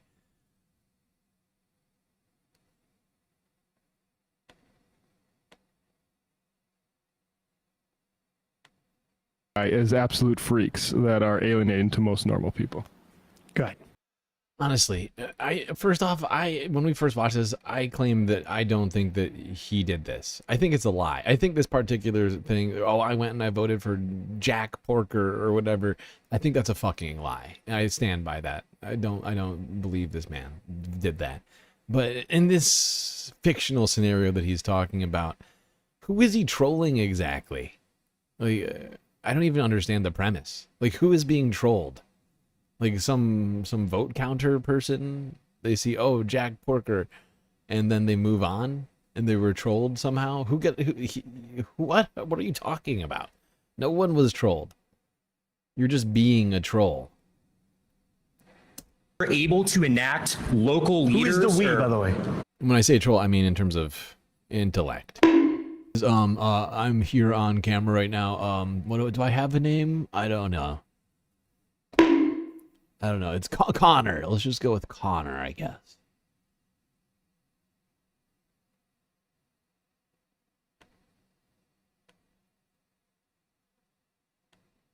Throw out there about the authoritarian leader that he's so benevolent, so kind.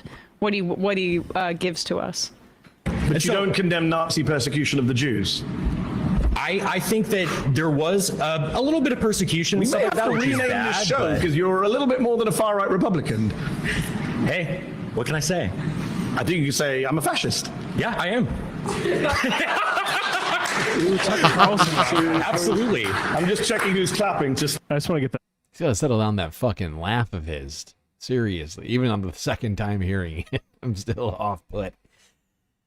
Buddy, you need therapy.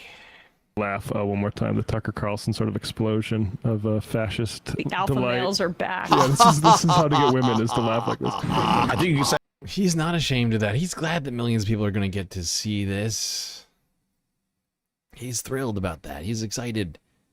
This kid, he's like, yo, what? What do you mean? There's not going to be any repercussions for me saying all these completely unhinged things on the interwebs. What's that? He was fired? That's right, Connor, whose apparently last name is Estelle. Connor Estelle. Man loses job after I am a fascist remark. Raises $20,000 in donations. Jesus Christ. It's been like 2 days. It's been 2 days this guy raises 20 grand. Meanwhile, over here, we're still running a fucking galactic deficit. But let's read the article here a little bit. Connor Estelle, who identified him as a fascist during a debate, claims he was fired for his traditional right-wing views. I don't know if they're super traditional, very authoritarian. Estelle, known as Pine Sap online, appeared on Jubilee's Surrounded, defending autocracy and dismissing concerns. Man, wait. What was this? Is this a freaking AI overview? What is this? You bastards. A man who openly described himself as a fascist during a political debate is now claiming he was fired from his job for expressing his views and is asking for donations online. Begging for donations online to support himself. Oh, you lost it. I thought he was... Remember, he was like, 2 seconds ago. Wait, can we go back to that? What was that? You say it again? I think you can say I'm a fascist. Yeah, I am.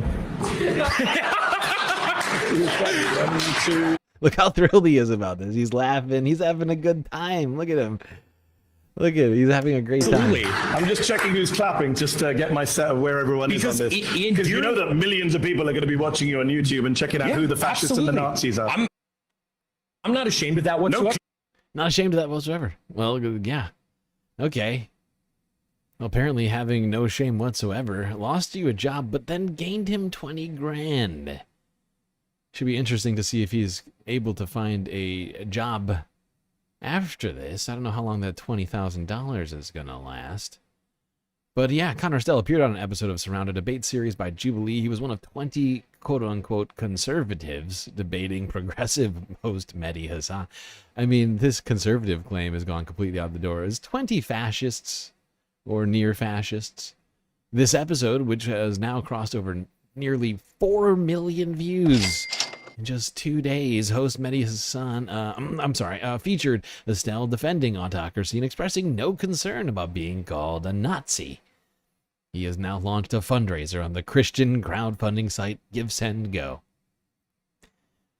I think we need Give, Send, Go needs to check themselves.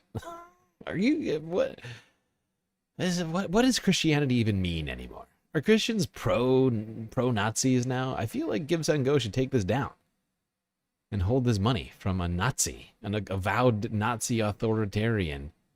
I feel like they should be against this. Anyways, he claimed his job was lost due to quote-unquote traditional right-wing views and is a victim of cancel culture. He hasn't revealed where he worked or what role he held.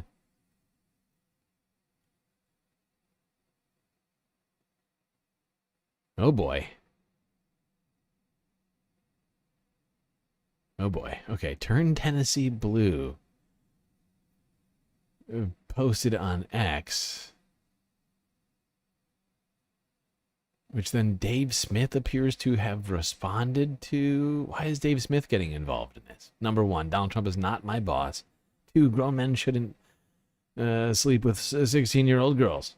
It's 2025. We'll get the files one way or another. The one thing Trump has killed is our faith in America. Trump likely staged that shooting, and right-wing trash go to the MAGA Hall of Shame. Dave Smith, listen up, R words. The boss asked everyone to cut the shit with Epstein, so cut the shit. Is it going to change any of your lives whatsoever if you find out some celebrity or politician? This has nothing to do with it. Okay, his name is Connor. Oh, okay, this must just be their feed. It's supposed to be an embed. I see. Okay, here it is. His name is Connor James Estelle. He's a Catholic commentator known as Pine Sap. He said this to Mehdi Hassan and got fired from his job. Boo-hoo. It's a semper fascistus. Fasciitis? Thus always to fascists.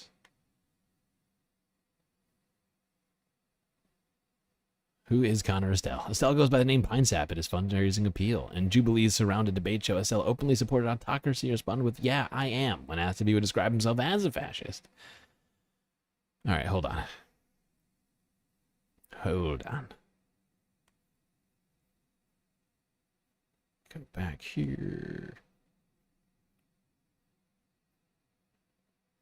It's truly horrifying to me that these psychos, these fucking psychos, and this is not the first instance that we've seen of somebody just do something horrifying that made its way onto the internet or was done on the internet from the beginning, and then fundraise in this way.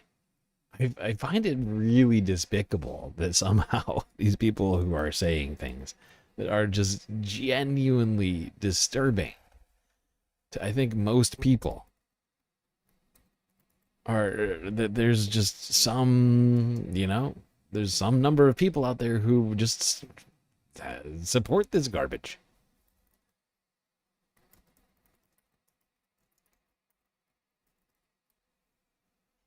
Willing to fund it.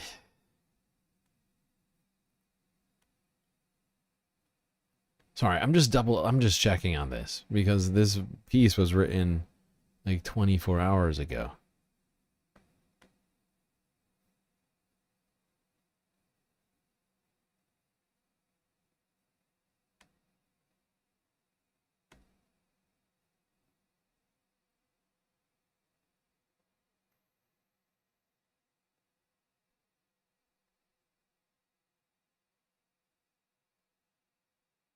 Shouldn't each person laughing and clapping also lose their jobs? Yeah, they probably should. Although a lot of these people are like online content creators. I don't think a lot of them have like regular jobs.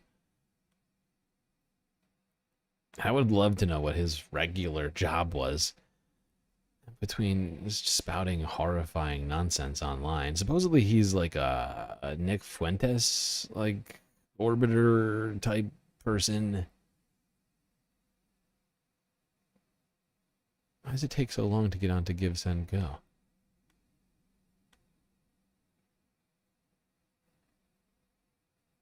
Weird.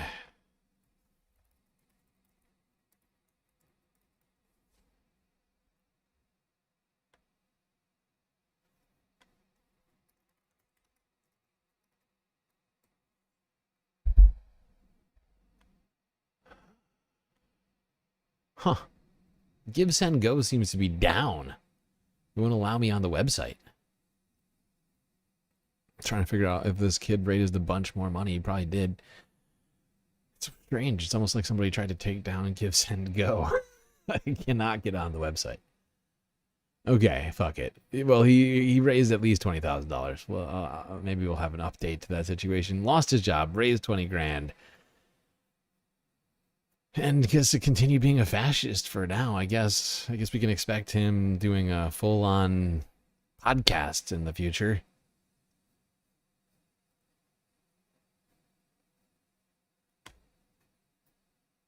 Probably replace Ben Shapiro with this guy in 6 months. Don't say orbiter, and then what? I'm sorry. I don't know what that's referencing. I know I said orbiter, but I have no idea what you're talking about.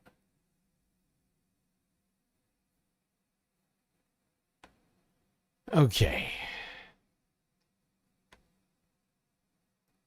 Speaking of orbiting, let's talk about the lowest orbit possible. Plane travel. Which was in the news big time this week.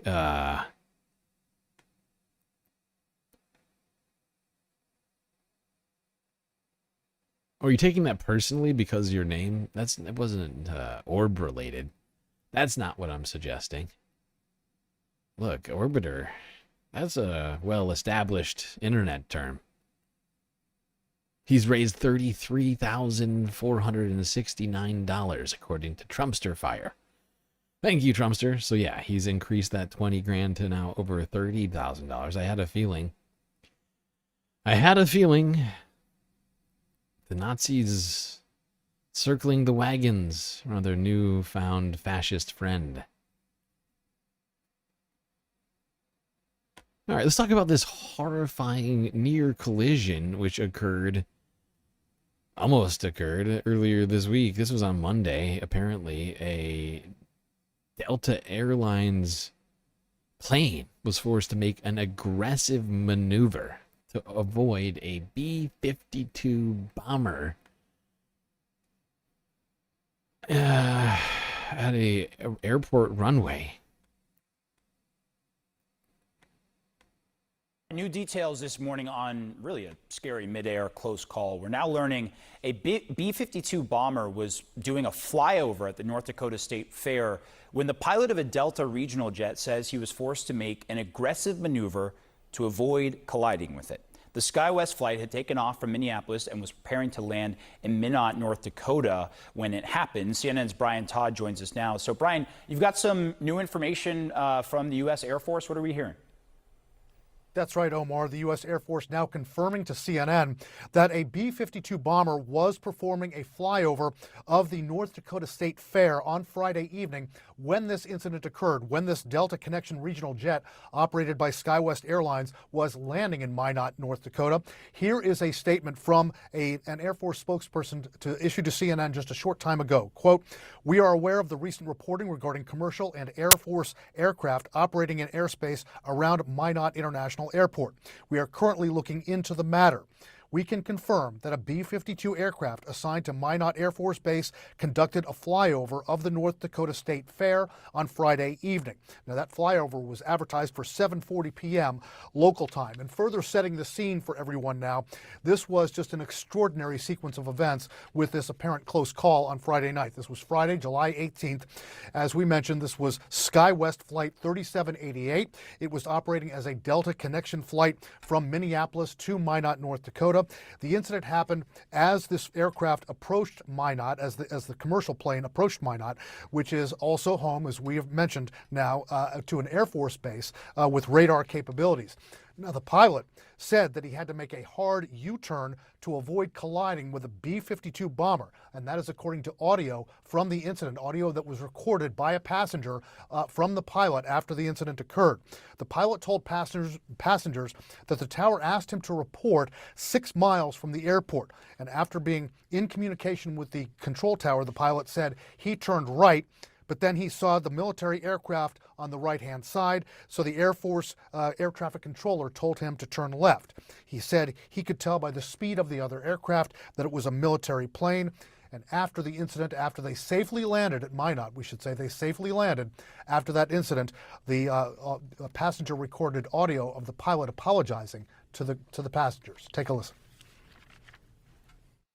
Sorry about the aggressive maneuver. It caught me by surprise. This is not normal at all. I don't know why they didn't give us a heads up, because the Air Force Base does have radar, and nobody said, hey, there's also a B-52 in the pad or anything.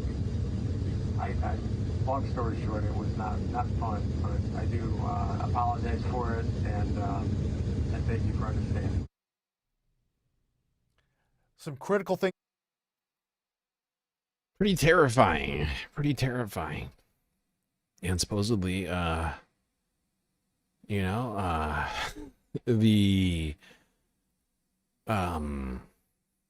military base did not alert the regular radar tower.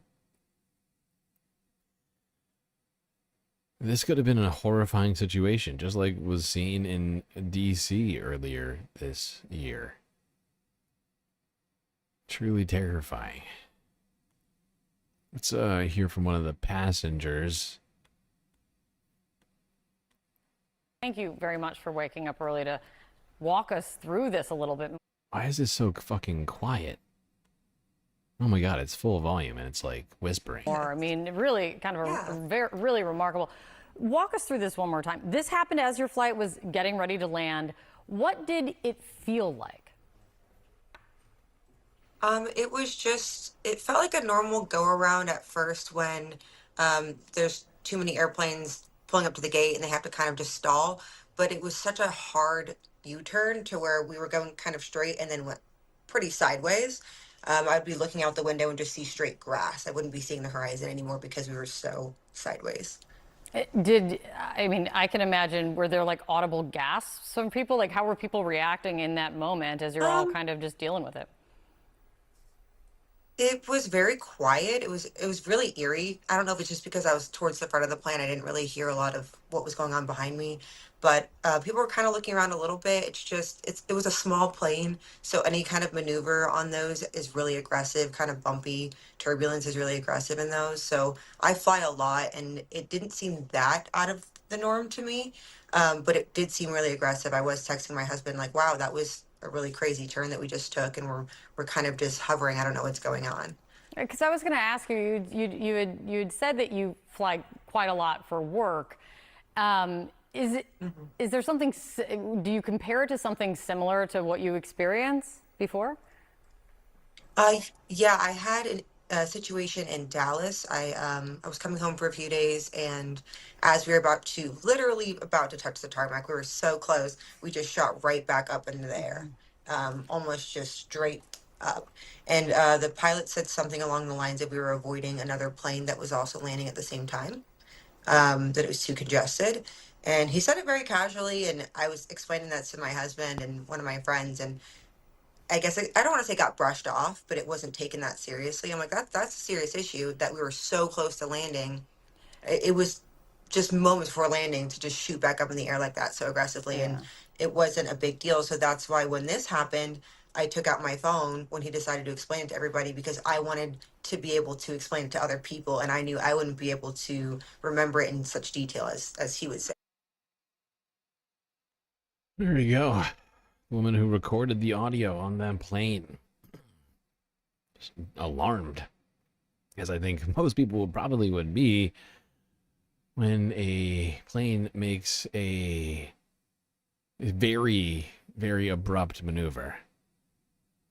And it was abrupt. The way it was explained, all of that, I mean, it sounded like they must have hit a few G's trying to avert the plane.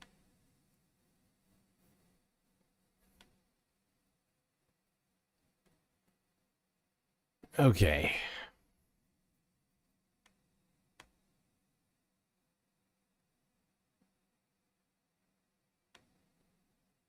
Let's go here. One more on this incident. It's just a terrifying mid-air close call, very close call, under investigation right now involving a B-52 bomber and a passenger jet. This in the skies over North Dakota. The pilot for SkyWest, which is a Delta regional carrier, says he was forced to make a hard turn to avoid colliding with a massive bomber after being cleared for approach by the control tower. And there's it was okay. Yeah, there's video of this captured, or at least part of the flight of the B-52 bomber captured by someone in the crowd at the state fair. It shows it doing a flyover at about the same time as SkyWest Flight 3788 was landing in the city of Minot. The Air Force confirms the flyover, says it is looking into the matter. A passenger on the SkyWest flight spoke with CNN today, describing the moment the plane turned sharply. It was such a hard U-turn to where we were going kind of straight and then went pretty sideways.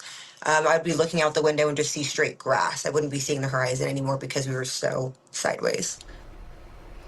That passenger, Monica Green, also recorded the pilot's announcement when they landed safely. Here it is. You already heard it. Circumstances, and it's interesting listening to that pilot's recording because he actually gives a lot of information, including that the tower gave him no warning about a giant B-52 going quite close, it seems, to a approach on a civilian airport. I mean, does that make any sense to you that you would have a flyover for an air show that close to a passenger airport? No, but in a nutshell, in a few seconds, that has summarized the problem that's faced at a lot of aviation locations around the country. You've got military operations and civilian operations, and there are two sets of actors. First of all, we'll go with the communications side. You've got the commercial jet, which was handed off from air traffic control for approach from Minneapolis. It contacted the tower and it got clearance to land. That says it owns that airspace. That's what it means in aviation parlance. But then you've got this military plane doing the flyover, and their military base is just north of the civilian aircraft, but they weren't talking to the civilian tower. Hopefully they were talking to their own military controllers, but the two of them never communicated. Then we go to the equipment side. Yes, one plane could see the other if they're similarly equipped and if they have the equipment to be able to see each other. And we've talked a lot about, since the DCA midair, of something called ADSB, the Automatic Dependent Surveillance Broadcast. But if both planes don't have it, for example, the military plane may not have had it, and may not have had it turned on. Even if it did, it has different equipment. So then the planes can't communicate either. And this is a problem that has been repeated many times over, not just at the DCA midair. There was one in South Carolina where a military airport is also a civilian airport. We had a midair 10 years ago here. Yeah, we've had two in 1 year, 6 months since Donald Trump took office. Maybe all those cuts aren't helping with this problem. Honestly, though, it seems pretty incredibly negligent that this flyover was done next to this airport without properly focusing on safety. Seems insanely negligent, if you ask me. Now, you know what I think is going to solve all of our air travel problems? Well, actually, I won't tell you. Let's let Caroline Levitt tell us what's going to solve all of our airport-related problems. People are catching up to the president on that. Brian, go ahead. Has the president shared any additional thoughts on privatizing the TSA? Privatizing the TSA. I haven't heard him talk about that, but perhaps it would be a good idea. I think we can all agree there's a little bit of bureaucracy when you move through an airport. Wow, Caroline trying to retcon a reason for doing this live. I love it. Caroline is like, I didn't get that note. I didn't get that memo today. Let me make something up. There's some bureaucracy at the airport which we should get rid of. I love that. And what we should do is, instead of having quasi-governmental employees, instead we'll have a private company, a private corporation going through all your bags and, you know, doing those weird X-ray scans and feeling up your private parts. That'll be good. That'll be fun. That'll be fun for everybody. A private TSA. I mean, the TSA is one of the most hated government organizations on the planet.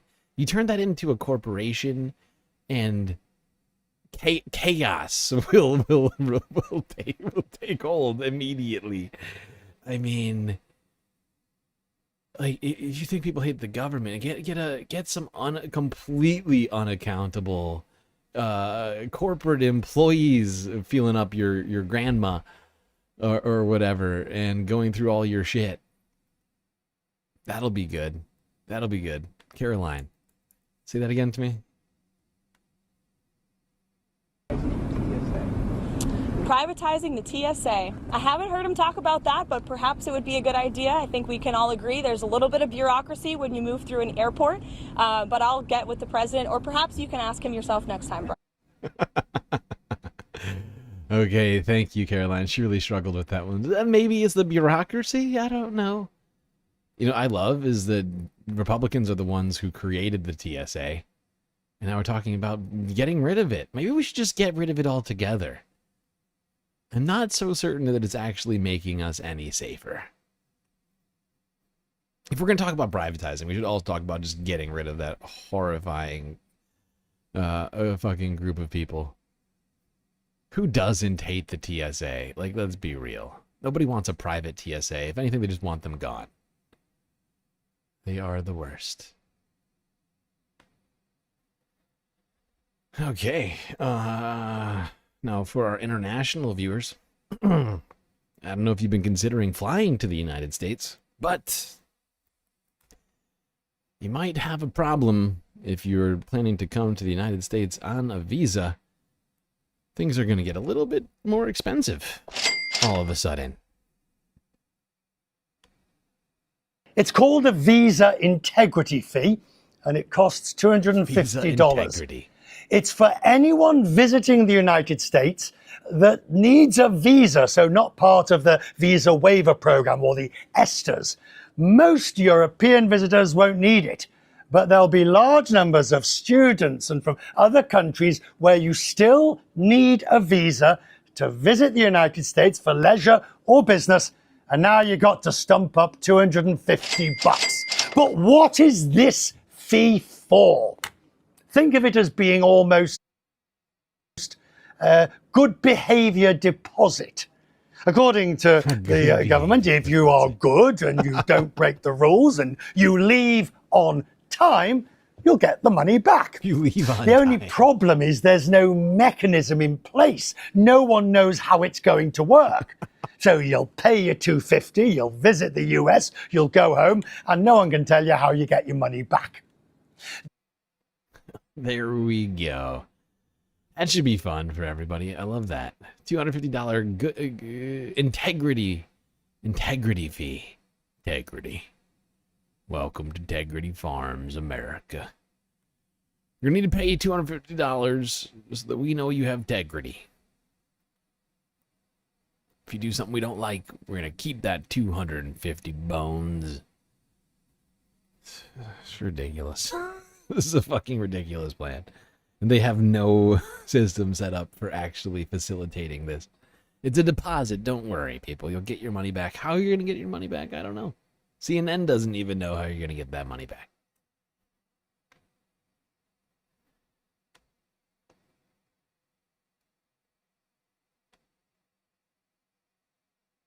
All right. Well, perhaps you're in the country as an immigrant already. Let's talk about how things are going with all of that. Or maybe you're here, actually, maybe you're here as a U.S. citizen. Maybe you were born here, but you might look like an immigrant, or maybe you were in proximity to other immigrants. Illegal. Get this. A man's on his way to work when he drives up to the scene, and there's chaos and there's protests and an ice raid on a California cannabis farm. That's when things went wrong for U.S. citizen and Army veteran George Redes Jr. George works as a security guard at the Glass House Farms in Camarillo. And you can see his white car right here being blocked by a wall of agents. He exited his car and tried to tell the officers he was going to work legally as a citizen. Agents then surrounded his car, banging on his windows. George, he tried to back away from the agents, but was pepper sprayed. His car engulfed. He says when he then was pinned down by 2 officers and then arrested, George was held for 3 days at the Metropolitan Detention Center in downtown Los Angeles. No. Dude is just trying to get to work. Instead, he's met by a battle line of an occupying fascist force. And unfortunately for him, he looks kind of brown. He happens to be in proximity to other to actual immigrants. He is, of course, a U.S. citizen. And, well, being brown and having, having been near immigrants, that's probable cause, according to ICE. Charges were filed. He had no access to an attorney, and he missed his 3-year-old daughter's birthday. Jesus. The Department of Homeland Security. Jesus Christ. So the guy misses work, misses his daughter's birthday. This is fucking ridiculous. This is ridiculous! This dude is a fucking U.S. Army veteran, a citizen of the United States. If he doesn't get millions of dollars for this detention, I don't know. I don't know what to tell you. He deserves it. He should be suing the United States of America. He said in a statement, George Reddas was arrested and he has been released. He has not been charged. The U.S. Attorney's Office. If he wasn't charged, then they had no reason for his detention. So that means there's 3 days of unlawful detention. There was no charges. There was no reason to hold him in custody. Is reviewing his case along with dozens of others for potential federal charges related to the execution of the federal search warrant in Camarillo. George Reddas Jr. joined. How soon until they start making people wear badges on their clothes to identify them? It's a great question. It is a great question. At this point, it feels like any day now, honestly. Might even come in handy for people like this guy who wound up in a detention facility even though he's a citizen. Horrifying. I can't believe I just said the words I just said. Everybody cut that. Cut that from the stream. Me now. George, thank you for being here. When I saw this story, I mean, it's hard to believe what you experienced, because when you pulled up and you saw the chaos, what did you think was going on? I kind of put 2 and 2 together that a protest was happening. I mean, the street was completely filled with people. It was a log jam. Cars lined up, people getting out their cars, and it was just a big crowd. So I kind of figured what was going on when I pulled up. You can tell this guy's having an actual conversation with this officer saying, hey, bro, I'm trying to get to work. You're kind of blocking the road. And the fascist Gestapo agent is like, I don't give a shit. You should leave. And it was just a big crowd. So I kind of figured what was going on when I pulled up and saw it. But as you're pulling up, I mean, you're a citizen. You're a veteran. Yes. You weren't a part of the protest. You were trying to go to work. Did you tell the ICE officers all this when you spoke to them? It was the first thing I said when... It was the first thing I said, but they didn't care. He's not their kind of American, brown, working at a marijuana farm. Illegal. Stick him in jail for 3 days. No rights. Apparently he wasn't even allowed to speak to a lawyer, which is absolutely a constitutional violation. And hopefully he sues. Hopefully he is in the process of suing these fucking assholes.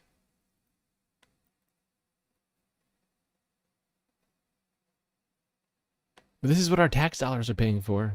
Violations of the Constitution the detention of U.S. citizens without charge.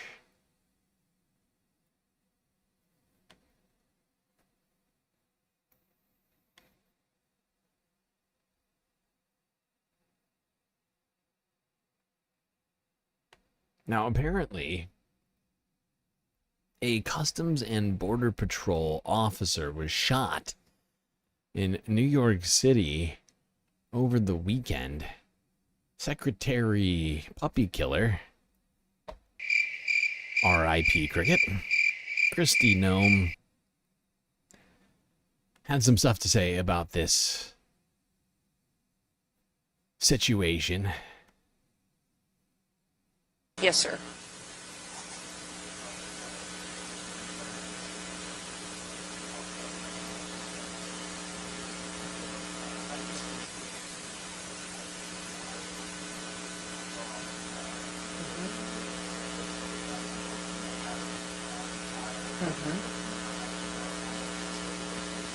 Yeah, we've already had some retired agents that have indicated they'd like to come back and help.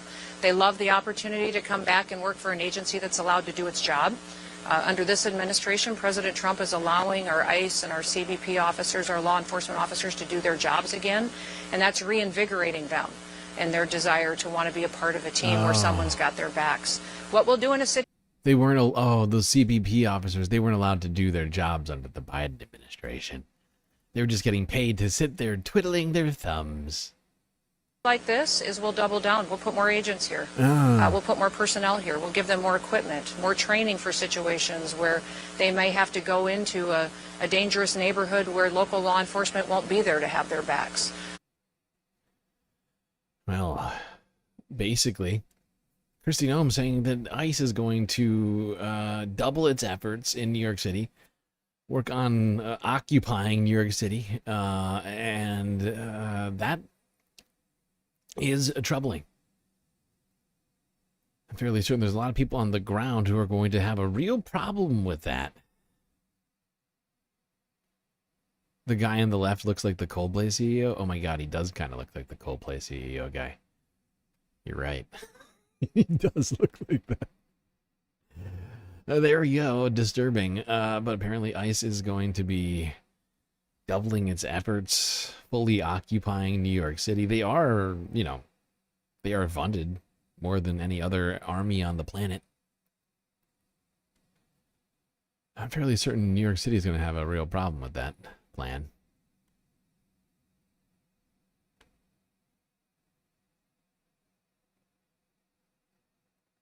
Okay. Now, back at the Ministry of Truth, Caroline Leavitt came out to reiterate some of the blatant lies of the Trump administration about immigration and how they're going about it. Let's hear from Caroline. With the president. Jordan. Is the White House taking a position on Maria Salazar's work visa bill? And ideally, what does the president want to see with a work program for aliens? Again, I know you asked me about that last week, and I regret to inform you my answer remains the same. I don't think that's the focus of the White House right now in terms of legislative priorities, but certainly I promise you we'll get a readout on the bill. But as I reiterated to you before, the president does not support amnesty for illegal alien criminals, and I think the tragic circumstance that took place in New York City this past weekend underscores the priority of this president to secure our homeland and to deport illegal alien criminals and public safety threats from our country and our community. That's this president. Ah, yes. I forgot. For a second, I forgot that their priority was to get rid of illegal alien criminals, as they've been calling them. Now, of course, only like 10% of the people that have been getting detained are actually criminals committed, actually been convicted of committing crimes. And some of those people that are being detained are U.S. citizens. Legal fucking U.S. citizens. But yeah, Trump administration not exactly shooting with serious accuracy in any way with that supposed plan Of course, they're also trying to stick to Stephen Miller's 3,000 a day quota. So that probably complicates trying to actually go after criminals. Because it's probably a lot less than that. Way less than that, actually. If they were to just go after criminals, they'd probably be done already. If they had actually just gone after criminals from the beginning. Rather than going after grandmas and kids with cancer and U.S. Army veterans and farm workers and taco truck vendors.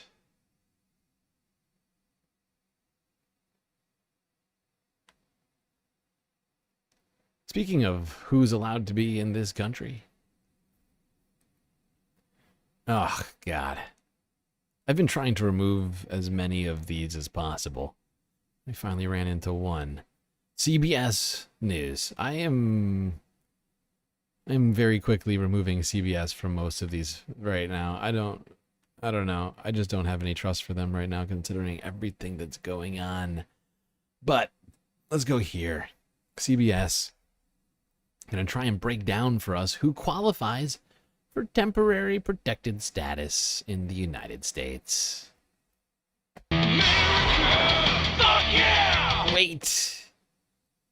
Wait. We can't do that. You know why we can't do that? Because we just crossed over 4 hours. That's right.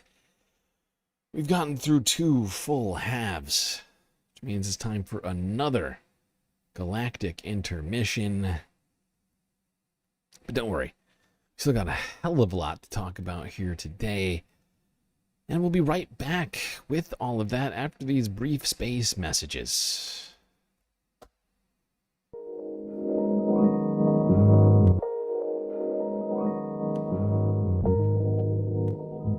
All right, I hope everybody's been enjoying the show so far. If you haven't already, hit the like button and don't forget to subscribe.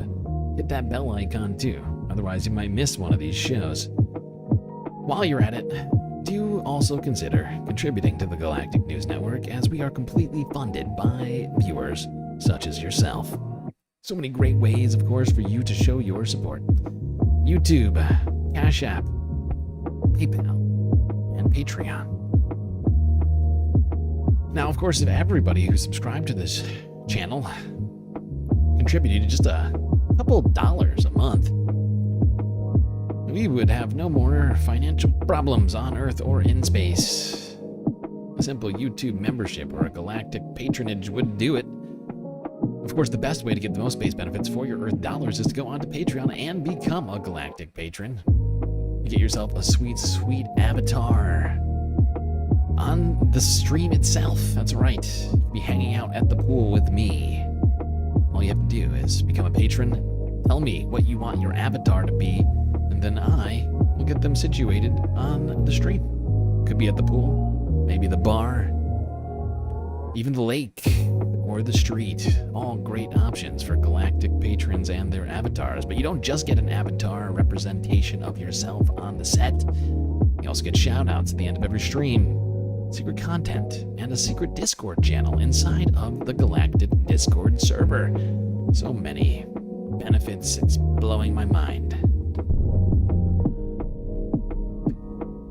Anyway, chat, that's enough for me. Enjoy the break. Grab yourselves a drink, maybe a snack, and I will be right back.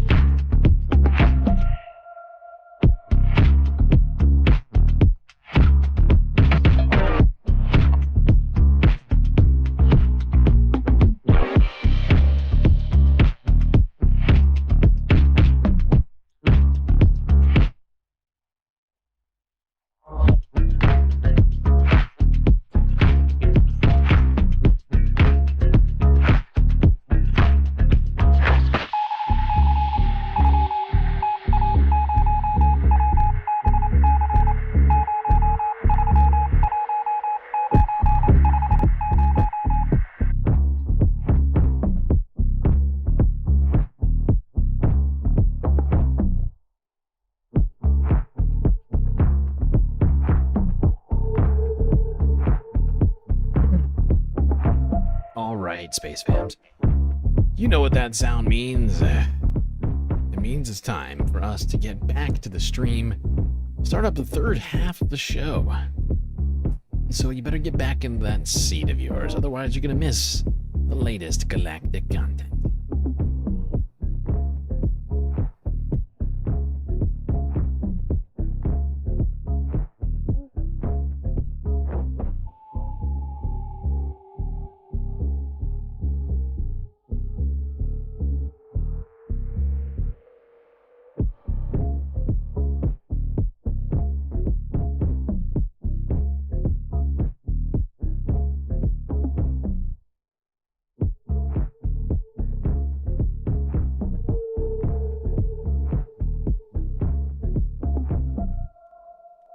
Okay, we left off at the end of the second half talking immigration. And we are going to stay on that subject for a little while longer. Starting with here, talking about who it is that qualifies for temporary protected status.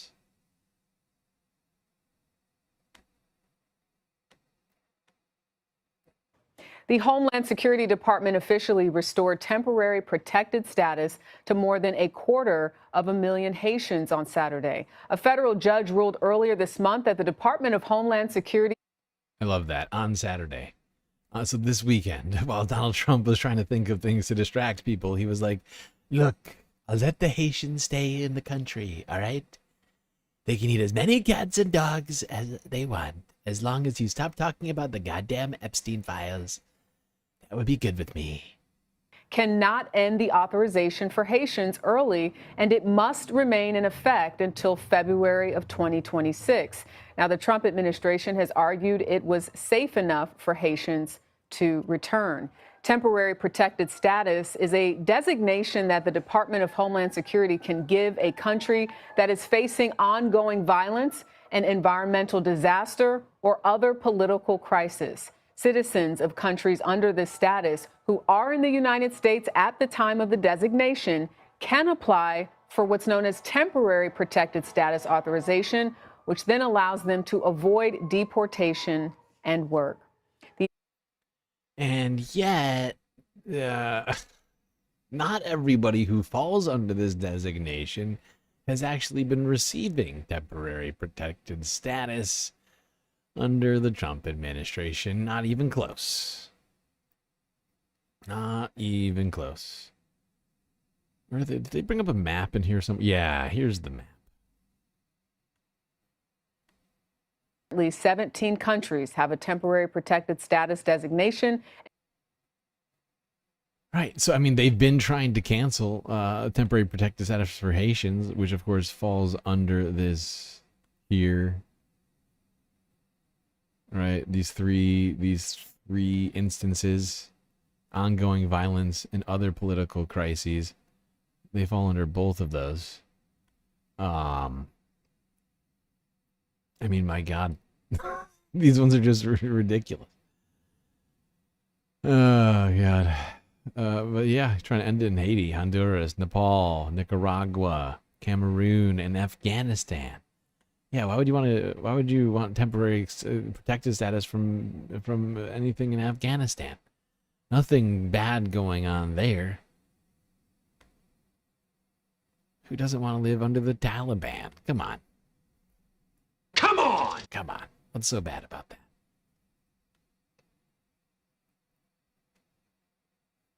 Yep, Trump administration just picking and choosing randomly, or maybe less randomly. But yeah, it does feel a little bit random, honestly, who they're removing status from and who they're giving it to. Unless you count the South Africans. So they've been getting refugee status for, living through the fake white genocide. Let's go here. Now, we've talked about this woman on a number of occasions. Alina Habba, what at least was the New Jersey district attorney until yesterday. Actually, may have been this morning. Well, Tuesday morning. Because no longer, and it's not that the Trump administration has ousted her, is that she did not pass the necessary requirements to continue on as New Jersey AG. Unfortunately for poor Alina. Aww. Yes, it's super sad. I can already tell everybody in here is very upset. Now, of course, Alina was behind the attempt at the indictment of the mayor of Newark after he attempted to observe what was happening at a facility in Newark, New Jersey. Ras Baraka. And finally, this woman is gone for now. For now. Although I feel like they're gearing up to give her a second job. We will see on that. Let's go here. Forbes breaking news to break it all down.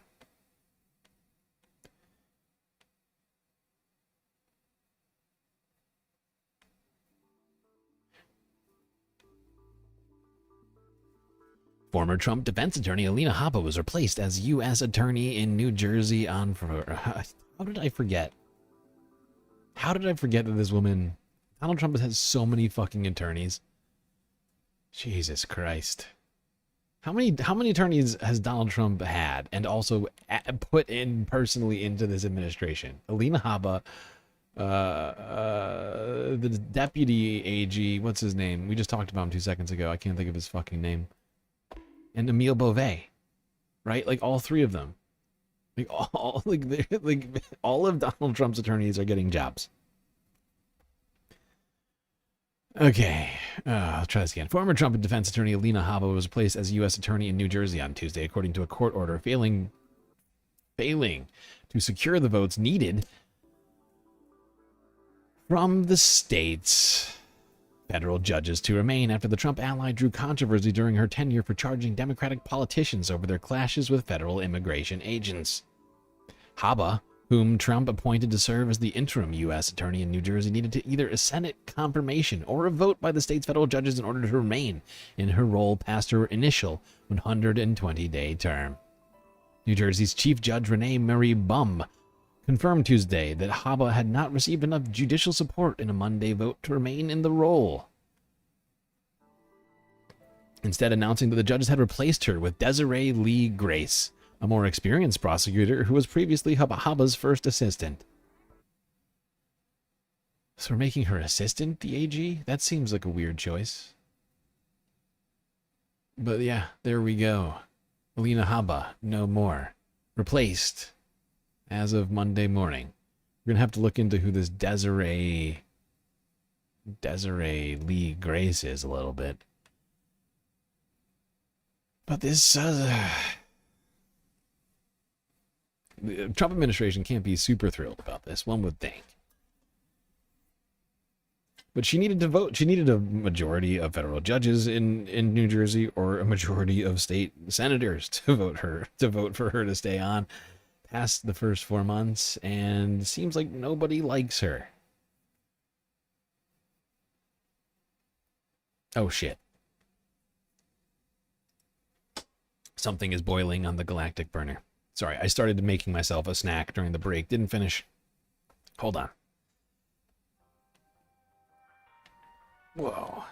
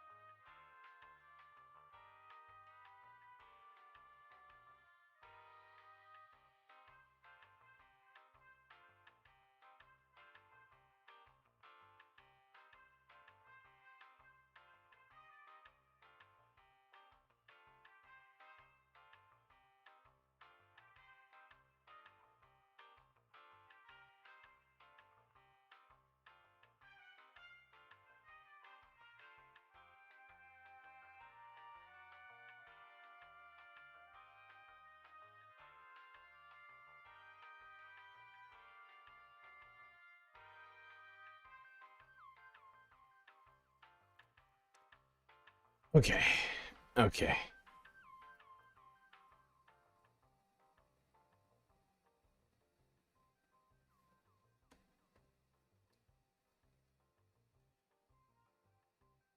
I am back. Sorry. Didn't want that to boil over and cause a massive problem on the space station. Okay, let's move along from talking about immigrants to talking about people living on the streets of the United States. While we're spending nearly $200 billion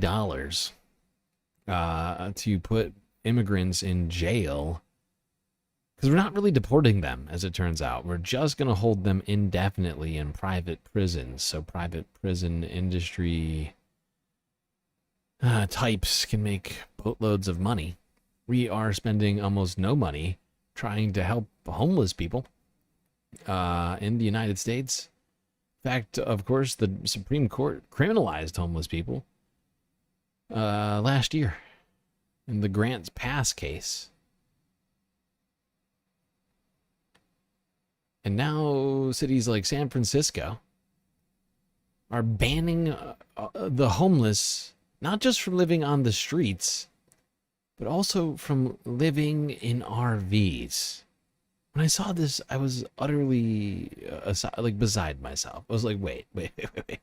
So we have a problem with people being on the streets in tents. All these complaints about tent camps. And these people obviously do not have the money for an apartment. Otherwise, they wouldn't be homeless. But for those who have managed to, gather together enough resources and or money to purchase an RV, who are habitating in what is essentially a home on wheels, that's going to be illegal now in San Francisco. Great job, San Francisco. What a liberal bastion you are.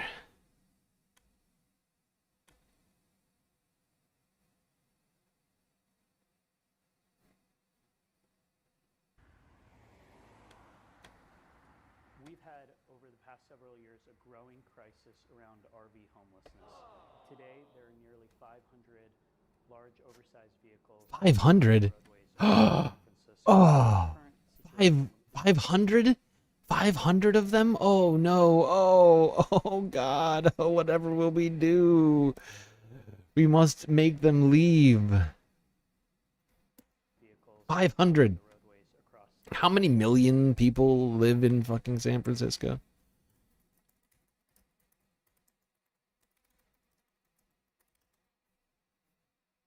A million people live in San Francisco. 500 people in RVs is somehow inconveniencing all 1 million people. Ah, shit, the sound is super low. Hold on. We only got 10 seconds into this. I'm just upset already. Volume is low. Whoever said that is right. Volume is very low.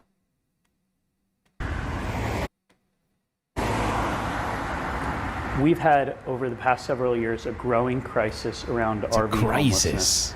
Today, there are nearly 500 large So it's a crisis. It's not a crisis. The crisis isn't that homeless people exist and that they are, in fact, homeless and are living almost as exiles from society.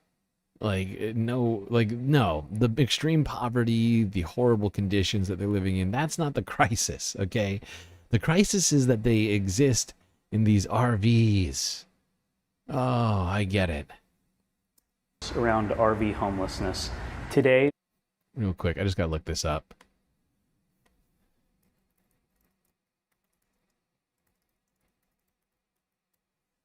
Median rent in San Francisco is $3,500 a month for a one bedroom. Yeah. Love that.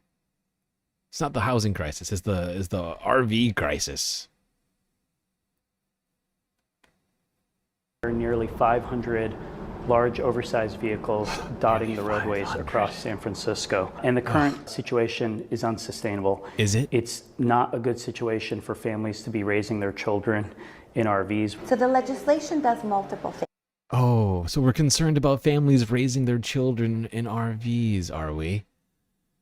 And so I guess the solution to that is make it illegal for them to live in those RVs. Fantastic. Illegal. Restriction for large vehicles. It is RVs where people live, but it's also other large vehicles. No more than 2 hours on a city street, while they are working with the Department of Homelessness to secure permanent housing with a subsidy. It also provides a program for buying those vehicles from the families. Instead, what they're saying is, we want people to move out of these RVs. Hey, we'll buy your RV from you so you can get the fuck out of here. Love that. Love that. What do you think they're gonna do? You give them $1,000 for an RV, all of a sudden they can afford a $3,500 a month apartment? Is that really the belief that's going on here? And look as this fucking Waymo drives right by it. I love that. I love the juxtaposition. While billionaires fill the streets with driverless, unaccountable vehicles, traffic hazards, we are complaining about RVs that are sitting sedentarily on the side of the road doing nothing. Love that sort of dichotomy right in front of our eyes. Into housing, but we still have thousands and thousands of people on the streets who also need housing, and there's not enough for everybody. Right. And I'm really worried about immigrants getting cast out of the sanctuary city. Right. There's already not enough housing in San Francisco. It's all either, owned outright by big, real estate companies, or it's too expensive. Oh, yeah, there's already a bunch of homeless people that don't even have the luxury of living in an RV. We're living in tents. So what is the solution? There is no solution. You just criminalize them.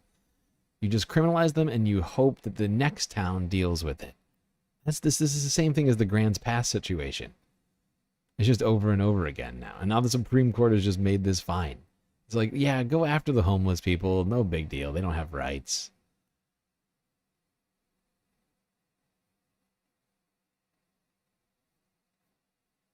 It's disgusting. It's fucking disgusting.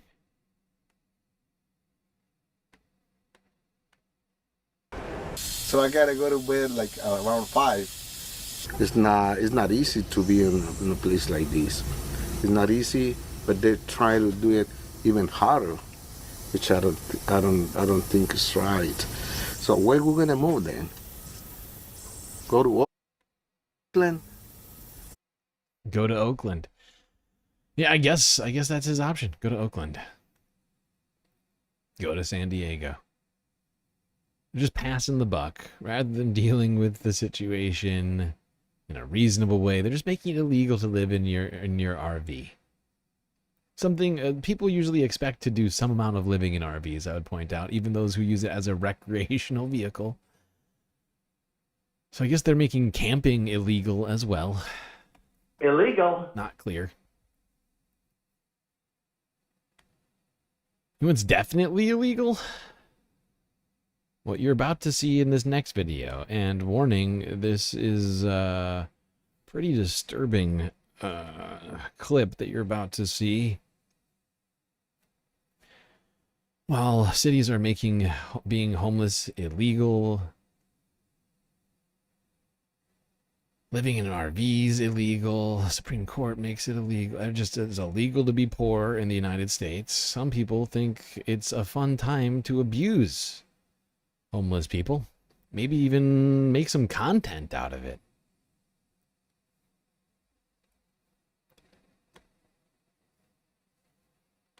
The series of unprovoked attacks on homeless people around Philadelphia's Convention Center. Police now have a man in custody after a lengthy investigation. Yeah, some of these vicious attacks were caught on videos that were then posted on social media. It's those videos that help detectives identify and catch the suspect apparently at his mother's home. Action News reporter Jessica Cartalia now live at police headquarters this afternoon with the details. Jessica. Well, Brian and Sarah, really difficult to watch. It's hard to fathom that someone would do something like this. This all happened back on the 4th of July. Video circulating on social media shows a man targeting people sleeping on the street. He picks up bottles and backpacks and throws it at people who are homeless near the Philadelphia Convention Center. The video has been viewed thousands of times and helped police track down the suspect, identified as 27-year-old Noem Morgan. I have never seen anything like that in my life here.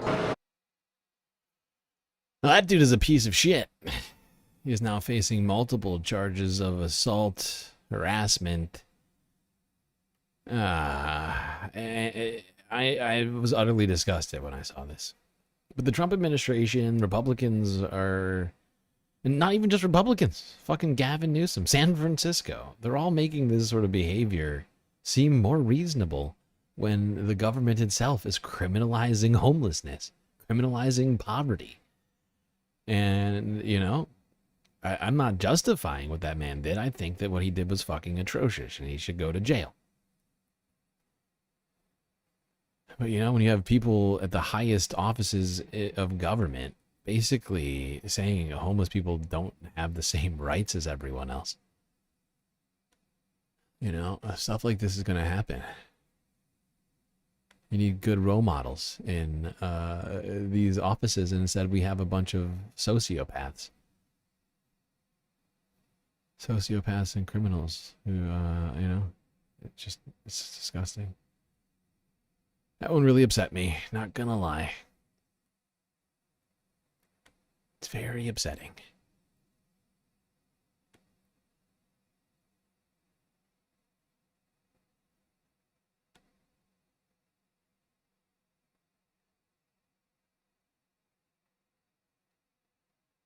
All right.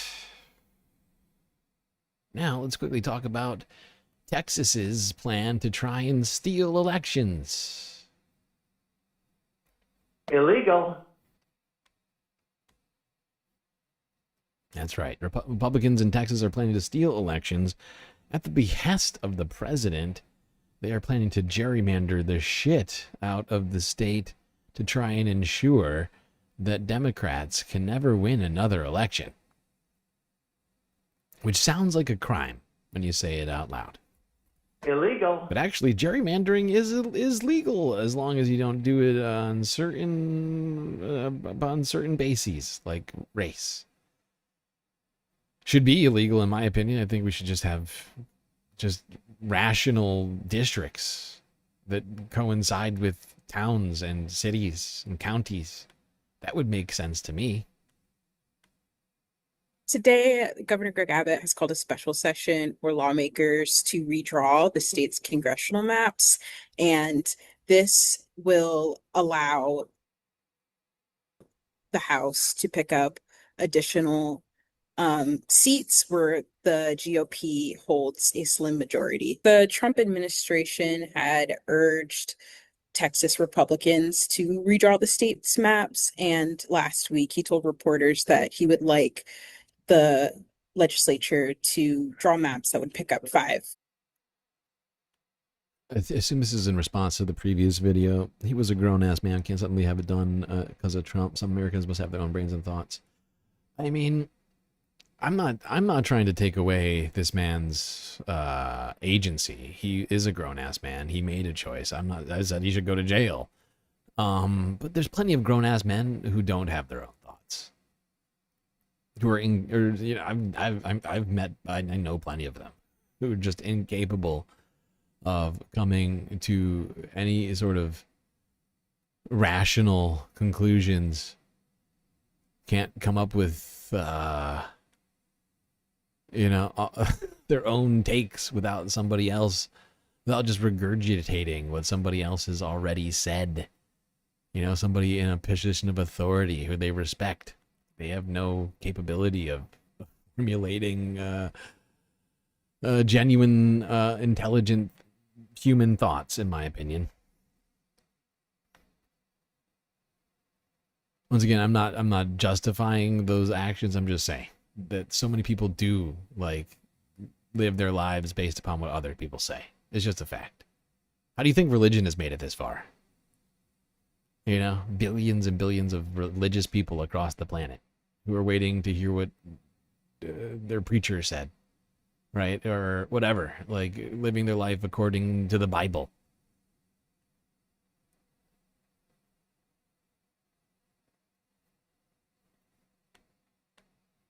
Additional seats. Democratic caucus held a press conference that they said was to hold the governor and Republican lawmakers accountable for wanting to redraw the state's congressional maps. And they said that this is a political move, it's politically motivated, and a distraction away from focusing on disaster relief from the Texas floods. Increasing the number of Republican members in the House by increasing the GOP's majority, it would allow President Trump to get his legislative agenda passed easier. The hope is that these new congressional maps will take effect by the 2026 elections, when voters will be casting their ballots for their. Here we go. Republicans trying to get ahead of the game, trying to steal the 2026 election before it even happens, by making it so that they can be elected by people, and they're also, they're trying to get rid of Democrat seats entirely. I mean, it's fucking ridiculous. It's fucking ridiculous and also horrifying.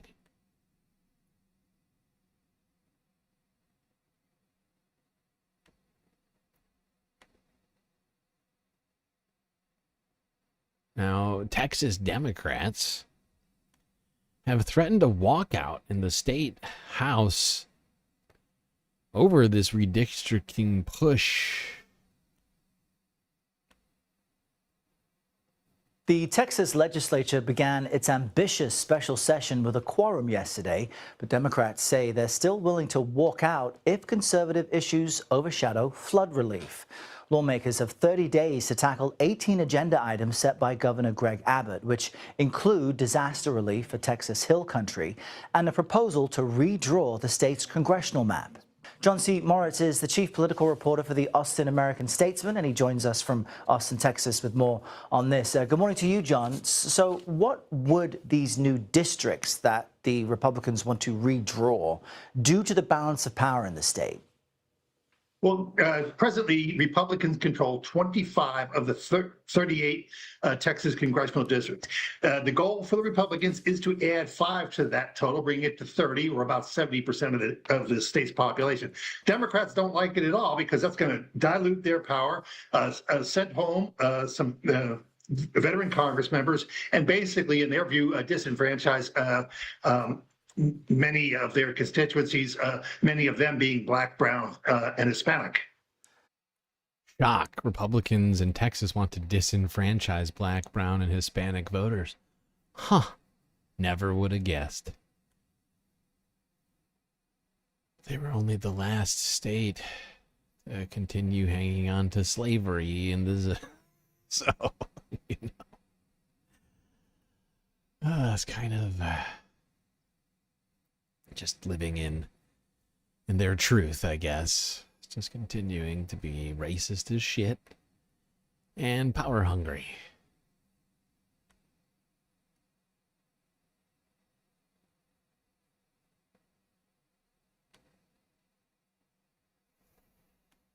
Okay. Let's go here.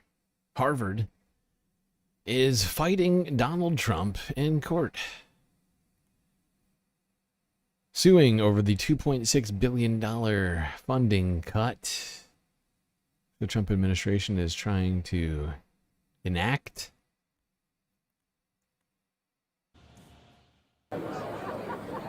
Speak truth to power was among the slogans splashed across placards at this rally outside a Boston courthouse, where hearings in Harvard's case against the Trump administration kicked off on Monday. Among the crowd were Harvard alumni, incensed by the White House's sanctions on the Ivy League school.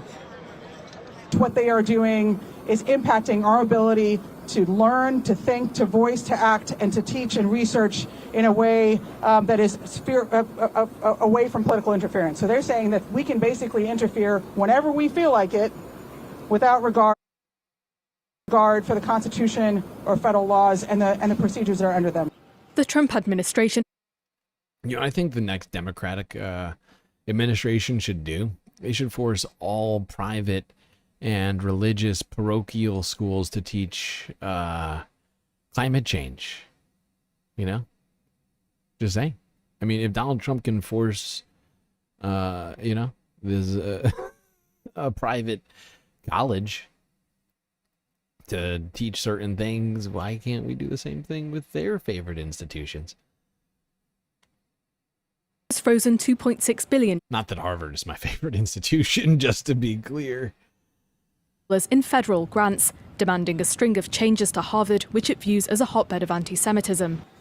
On Monday, a lawyer for the university argued that the cuts, if not reversed, could result in the loss of vital research, hindered careers, and the shuttering of labs.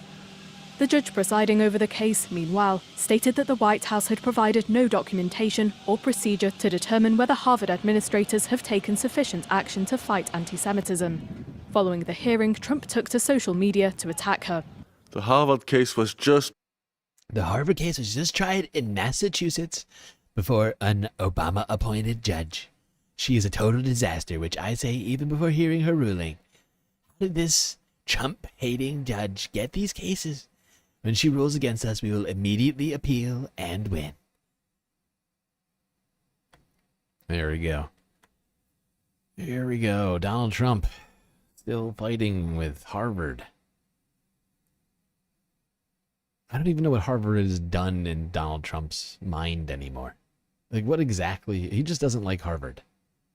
Just has some personal beef with Harvard. Did they, like, deny him as a kid? Like, did he try to go to Harvard as a kid and, like, they denied him? I just don't know what else would justify this ridiculous. Not justify, but, like, what exactly? I mean, it can't be. It's not anti-Semitism. We all fucking know that. It's ridiculous. The Trump administration is the main force of anti-Semitism in this fucking country right now. If they wanted to do something about anti-Semitism, they could just look inward and start arresting people, I guess. Elon Musk, Nick Fuentes to start. Steve Bannon probably in there too.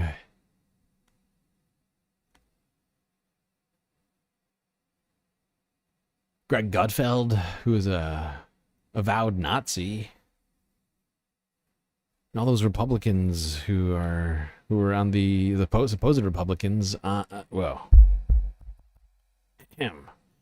those supposed Republicans on the Jubilee debate who claimed to be Nazis and talked about the teeny tiny bit of repression that happened to the Jews in the Holocaust.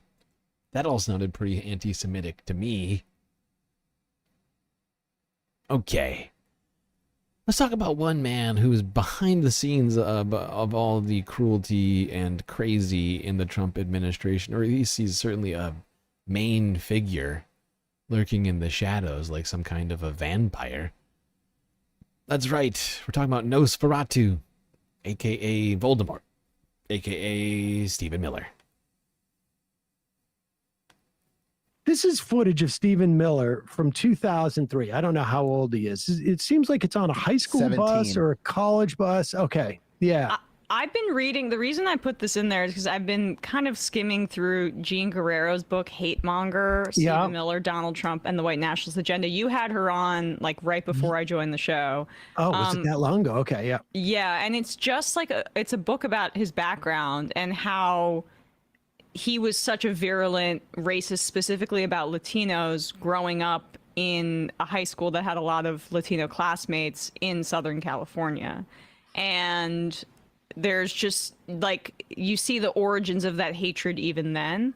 So that's why this clip kind of just stuck out to me here. Also, I think the thing to pay attention to is the reception he's getting, because I think this is the story of Stephen Miller. Think of a guy who is who's probably, socially ostracized. And think of this response. This reminds me of that Errol Morris film. Was it Mr. Death or Dr. Death. I can't remember, but play this. Of the Iraqi civilians. I think that as many of them should survive as possible, because the goal of any military conflict is to kill as few people as possible. But as for Saddam Hussein and his henchmen, I think the ideal solution would be to cut off their fingers. I don't think it's necessary to kill them entirely. We're not a barbaric people. We respect life. Therefore, torture is the way to go. Of how in Stephen's mind, cutting off someone's fingers, not barbaric at all. I've never heard anybody make such a claim before. Torture, not barbaric, actually. Mutilating someone's body, not barbaric. That's actually justice or something. We're not a barbaric people. We respect life. Therefore, torture is the way to go. Because tortured people can live. Torture is a celebration of life and human dignity. We need to remember that as we enter these very dark and dangerous times in the next century. And I only hope that many of my peers and people who will be leading this country will appreciate the value and respect that torture shows. This guy is fucking Satan, okay? If you... The fact that he felt comfortable saying this ever. What is happening to my microphone? The fact that this man ever felt comfortable saying this is utterly shocking to me. This dude is literally fucking Satan. The way he's talking about this is just disgusting. It is fucking disgusting. Like, I am genuinely, like was repelled by this dude's atrociousness. The fact that he's sitting here talking about torture as if it's some sort of favor that we're doing to the world is just horrifying. And people who will be leading this country will appreciate the value and respect that torture shows towards other cultures. To the issue of the Iraqis. I mean, the laughter he's getting. Yeah, you see it the building his strength. Totally. And this is what that guy, this is what draws that. The film is Dr. Death. And it's the same thing, same sort of dynamic where a guy who, is not, is just seeking some type of like reinforcement and feedback. And that's the people laughing at Stephen Miller back then. I would hope that they're like, we shouldn't have laughed at him. We shouldn't have encouraged him in any way, because this is what he, this is what led him on this, it gave him his momentum in some ways. Guerrero writes that he was kind of like average in popularity. He did play some sports. He did start to lose his hair all the way in high school. So at least, that happened to him, fortunately for us. But I mean, he was also seemingly obsessed with harassing Latina girls in his school who were a part of clubs where they would sometimes speak Spanish. And there were numerous anecdotes that she collects in her book of that being the case, and that being particularly animating to him. She also, in the book, interviews a Latino friend of his that cut off ties because of the things that Miller had said. And how racist he was. And then there's that old clip we've seen of him shrieking about how we shouldn't have to pick up our trash because we have janitors that will do it for us. This is a guy that gets off on seeing people humiliated and seeing people in pain. He's a sadist, and he makes that clear in that clip right there, to the laughter, of course, of the students, which I think also reflects like what our country was like in the aftermath of 9/11. Yep. But when we're talking about him calling the shots right now for Donald Trump, who's ailing and old and lazy, he just articulated the alligator Alcatraz thing. We have that in the sound sheet. You do have that? I mean, yeah. Let's play this. I mean, there's a couple of things in this clip. Steve Miller's on with Jesse Waters. There's a couple of things in here that are just blatant lies. But it's the same thing they did with Guantanamo. Yeah. Let's just remember this. Rush Limbaugh was selling Club Gitmo merchandise and claiming that this was like a Caribbean vacation they were taking. Here's Stephen Miller on with his good buddy Jesse Waters. Stephen Miller, is there an internment camp in the Everglades, Miller? There is an ICE facility that provides a far superior level of housing and accommodation than is available to millions of Americans who are living in Section 8 housing and other low-income areas of our own blighted cities, like Baltimore. I don't know how anybody could say that with a straight face. I mean, Stephen Miller has no morals, but I just don't understand how anybody could even listen to this with a fucking smile on their face, like old Jesse Waters is doing. He looks good, and he looks hard. In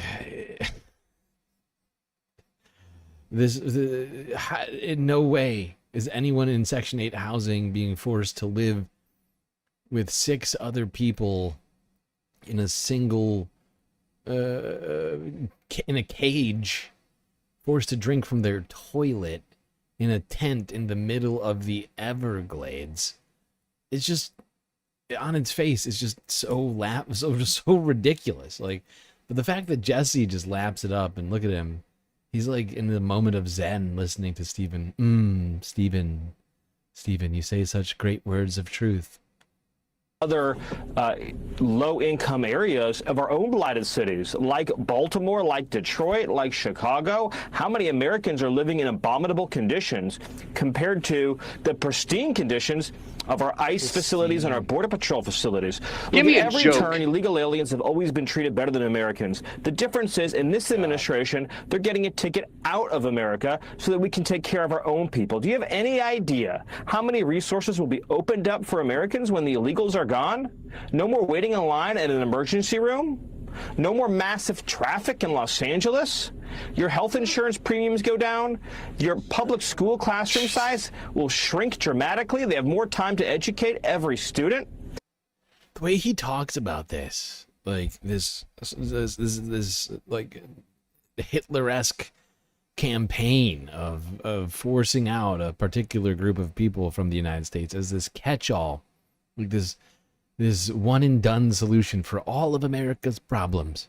It's going to solve the housing crisis and the teacher shortage, and it's going to solve traffic. You're not going to have any more traffic, everybody. Once the immigrants are gone, there won't be any more traffic. Everything is going to be cheaper. Your penis is going to go 6 inches by tomorrow, I promise.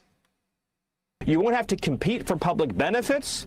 If you're down on your luck, you're having a hard time, and you do need to get support from the government, you're not going to be in line behind millions of illegal aliens from the third world.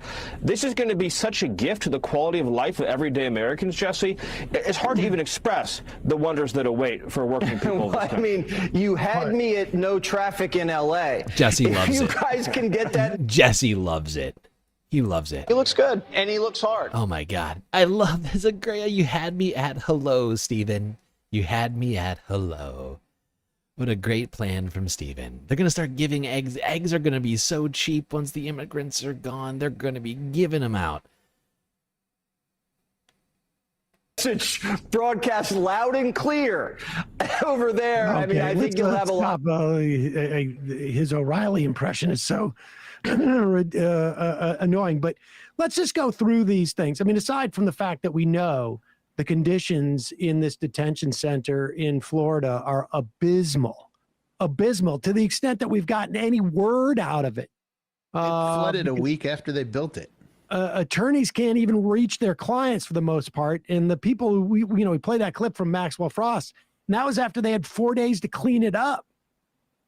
But as far as like undocumented people, meaning that you don't have to wait at the ER, or there'll be no traffic in LA, health premiums are going to go down. Health premiums are about to shoot up dramatically from that big bill they just passed.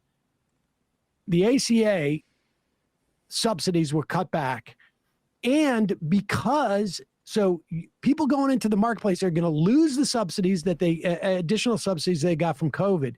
On top of that, We now know that insurance companies are looking for up to a 15% increase in rates because of the anticipation of cuts from Medicaid.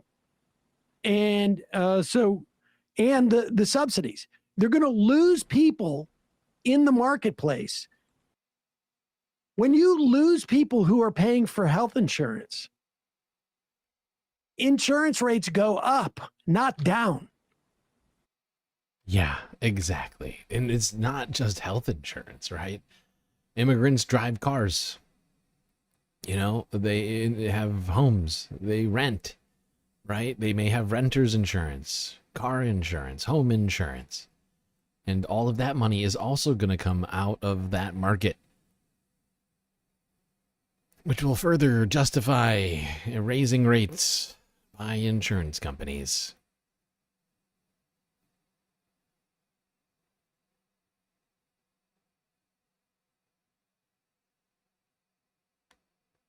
All right, let's talk a few business and economics stories here.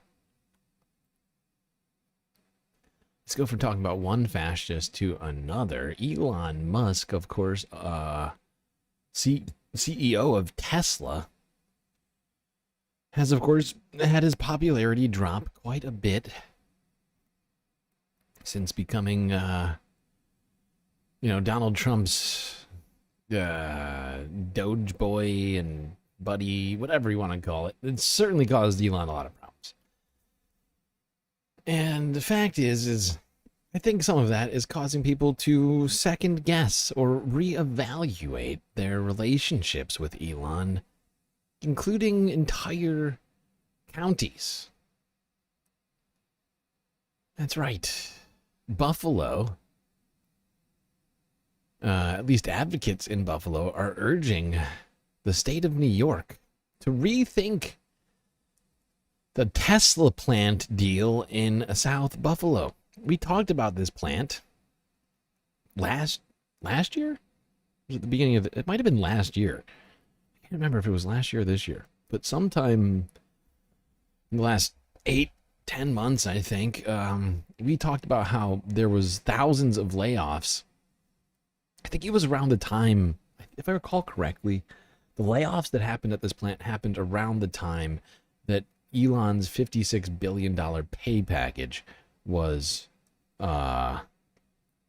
approved by the stock board, the stockholder board of Tesla. I could be wrong on that date. Let's go here. WKBW TV Buffalo. The future of Tesla. The state is considering extending Tesla's lease of its South Buffalo factory, but there's a growing effort to find a new company to take over. We're talking about that giant gigafactory on South Park Avenue along the Buffalo River. A group of advocates held an event today calling on the state for a new request for proposals for this site to bring in a company that'll create jobs for Western New Yorkers. Our 7 News reporter Kristen Moran covering the city of Buffalo for us and explains why this group believes Tesla's future in Buffalo is bleak. Community advocates and state leaders are calling for a reset at Tesla's Gigafactory in South Buffalo. This is a company that is sliding downhill, facing just enormous headwinds and challenges. With Tesla's lease set to expire in a few years, Empire State Development is in the process of renegotiating it for another 5 years. But advocates say the state should reconsider. What's clear from the beginning is that this is a bad deal.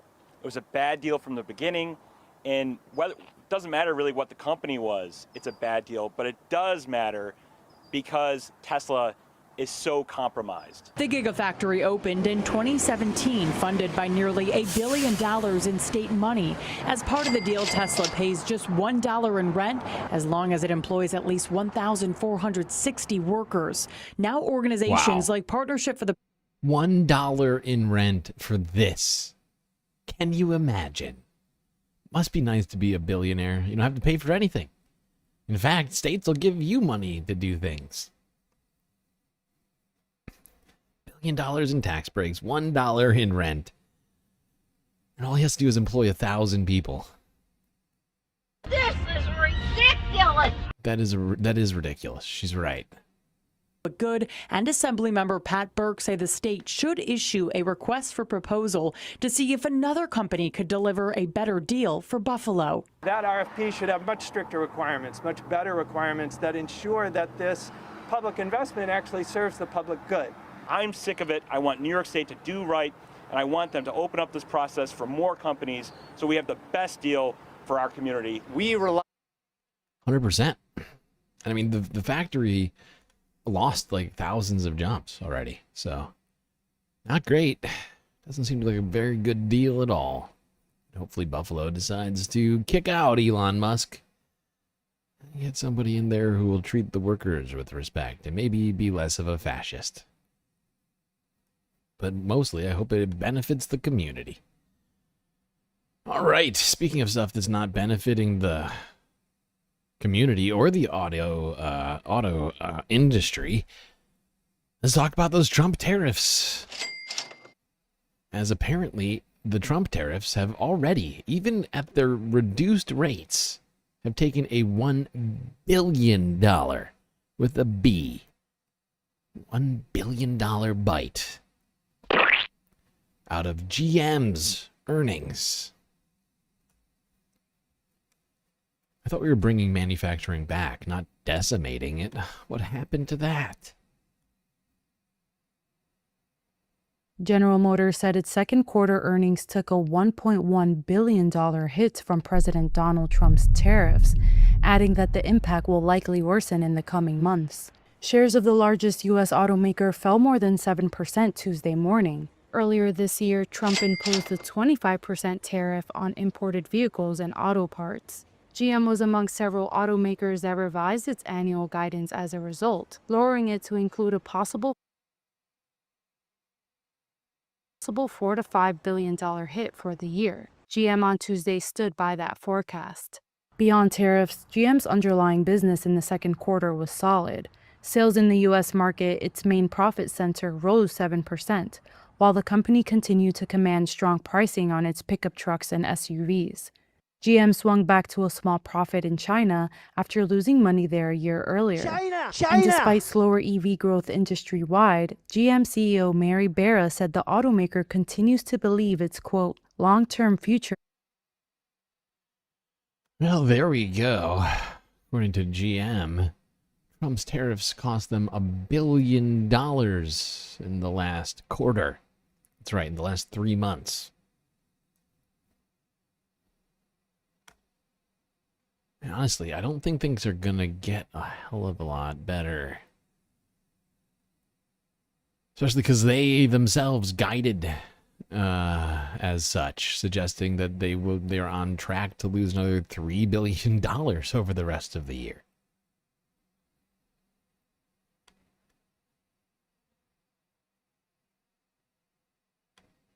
Now let's quickly talk fiscal policy. Fed Chair Jerome Powell is apparently being referred to the Justice Department for criminal perjury charges by House Republicans. Illegal. Okay, what did Jerome Powell say exactly?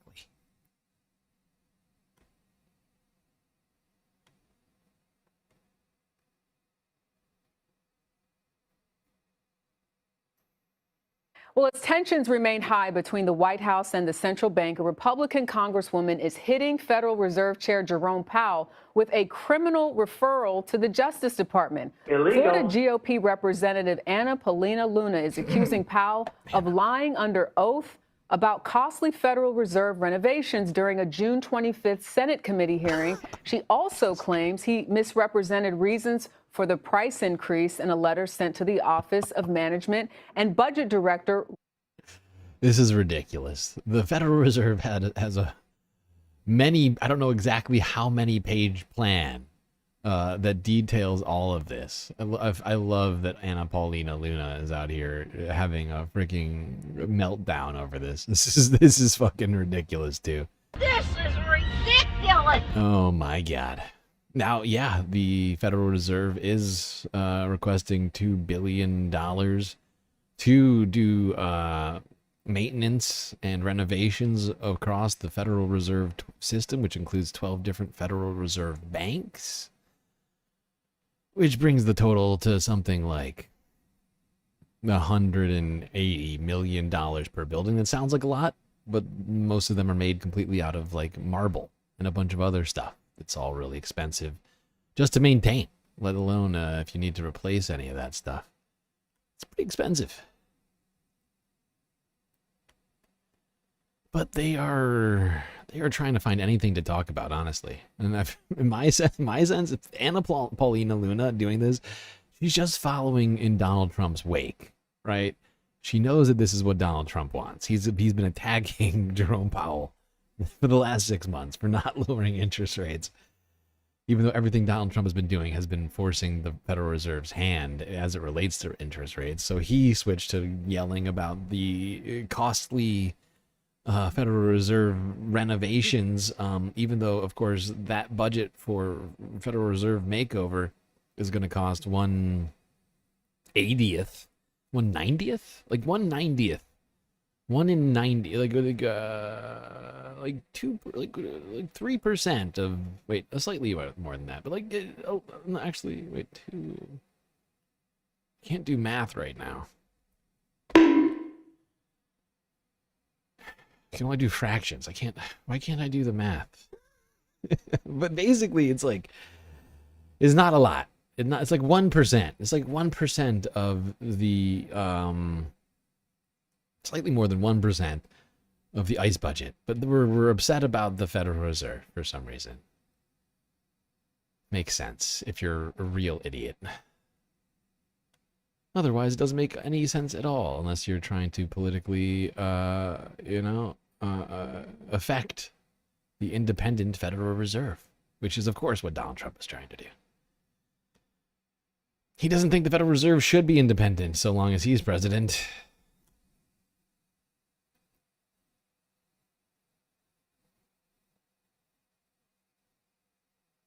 One-third of percent. Republican and Democratic senators from the United States were in Ottawa this morning meeting with Prime Minister Mark Carney. David, as both countries remain. Shut your stupid mouth. I am talking. God damn it. 1/3%. No, I think it's like 1 1/3. Because what is it? It's 175. Right? It's 175 billion. And then you got 2 billion over 175. Slightly more than 1%. I just can't do the math on it right now.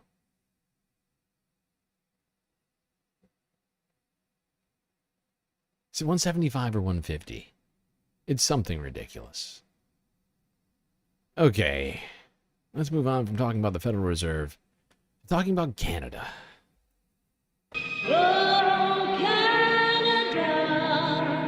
Where new Prime Minister Mark Carney is hoping to strike a trade deal with Donald Trump, whatever that means.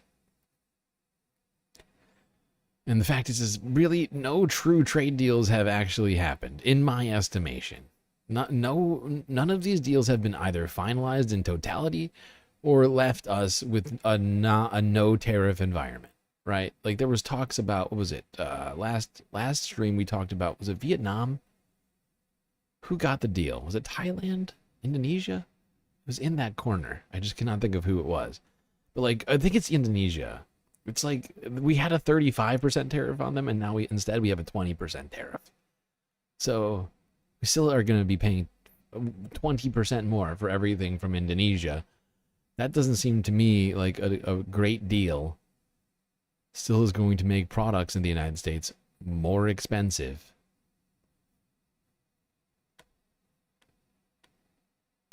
Republican and Democratic senators from the United States were in Ottawa this morning meeting with Prime Minister Mark Carney as both countries remain locked in trade talks trying to reach a deal, hopefully, by August 1st.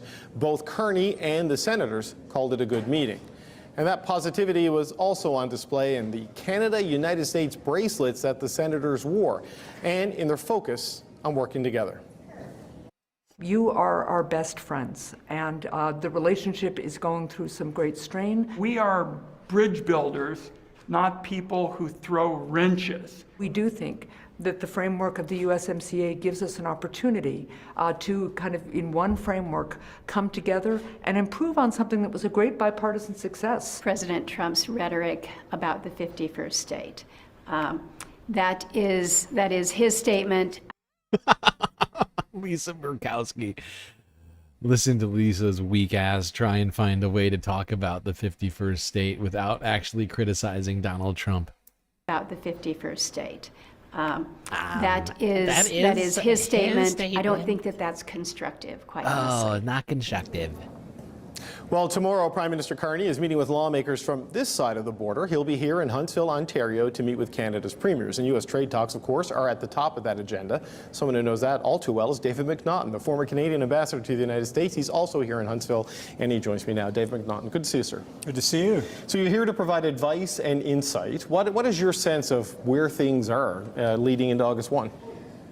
Well, you know, I think that some progress has been made. Certainly on this side of the border, I think we have got our act together a lot more than we have before. And I think seeing the premiers working together and working with the Prime Minister and, you know, reaching out to the Indigenous community and everything, and these are all positive things. I think Donald Trump is feeling pretty cocky right now, full of himself, thinks he's got everybody coming to him. And so I think you can hope for a deal, right? But I think you shouldn't. We shouldn't plan on a deal. I think we got to be, because you can always get a deal, but you want to get a good deal, and that.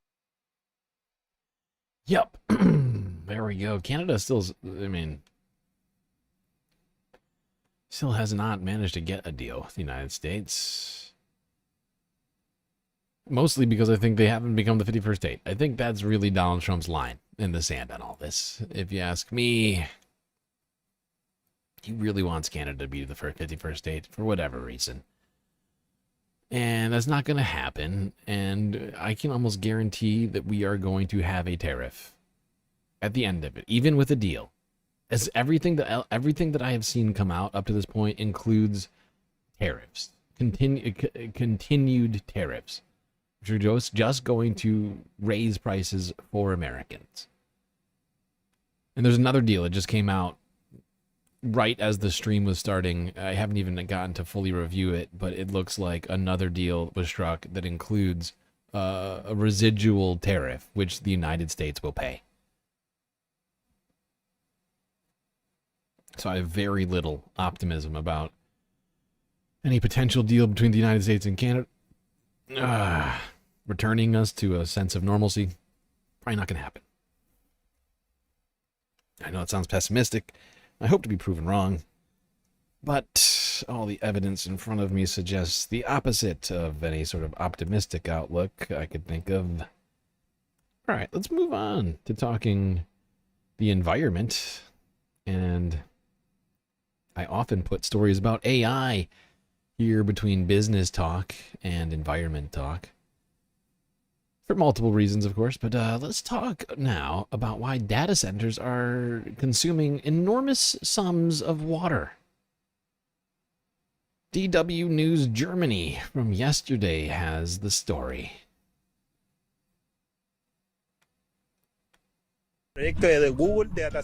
Protests against tech giants are erupting everywhere, in Chile, Uruguay and the United States. While water pipes run dry and the soil dries out, Amazon, Microsoft and Google are building massive data centers in regions already suffering from drought. Computing power requires enormous amounts of water, leaving little for local communities and agriculture. More data, more cloud computing, more AI. And it's accelerating, with no signs of slowing down. Environmental protection or technological progress? Is it possible to have both? Data centers and the battle for water. Typically, a data center is planned, and then there's a lot of pushback. There have been protests in Latin America. The region is facing extreme drought and water shortages. Uruguay especially struggled in 2023 during its worst drought in 75 years. And then Google happened to show up at exactly the same time. This is ridiculous! Google wanted to use 7.6 million liters of water per day, enough to supply 22,000 people, and during a drought, an extreme water crisis. Daniel Pena is a scientist and activist. He's critical of the lack of community input. There was no public dialogue and no public hearing. The project was classified as Category B, considered low to moderate risk. As a result, public involvement was minimal. Daniel Pena is concerned about significant environmental impacts from the Google Cloud project. The Santa Lucia River is important for the capital city, Montevideo. The battle over water has already begun here. When there's no clean water from the tap, bottled water is the only option left. Not everyone can afford bottled water. People on low incomes don't have the money. The water tastes bad. It causes stomach aches, sometimes even headaches. AI and cloud computing are booming. Data centers, the backbone of AI, need massive computing power and water. Global demand is growing exponentially. These huge centers are often built in some of the world's driest regions, and resistance is growing. People want more transparency, a say in the process, clean air and clean water. You know, it is pretty wild that they have decided to put AI data centers in some of the world's driest in the places with the least water regions. And it's like they're intentionally trying to cause problems in the areas that they're going to. It's terrible.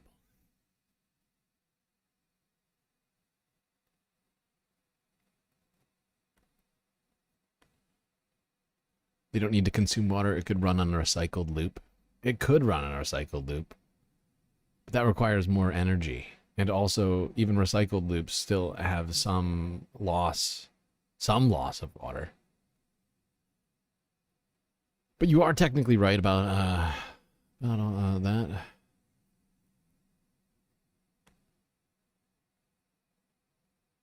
All right, let's move on from talking about the massive water consumption happening in the AI industry race. Talk about how extreme weather is causing us as humans a great deal of problems. Preventing us from doing normal human stuff.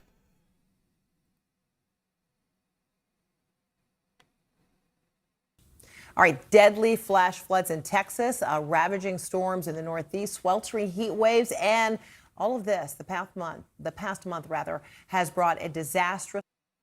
Holy shit. Sasha G with the very, very generous 5 gifted subs in the chat. Who got them? Michael Zengel, Charlie Kelly, Blue Tomato, The Ho to Know, and Mr. Spock. Incredibly generous, Sasha G. Much appreciated. Spreading the galactic love, something I really enjoy. Really appreciate that. Oh, God. We gotta keep making strides on our memberships. One day, as long as people like Sasha continue their great galactic patronage, we'll get to that 19th emote. It'll happen. At this rate, I'm thinking next month. Hopefully. Fingers crossed. Knock on wood.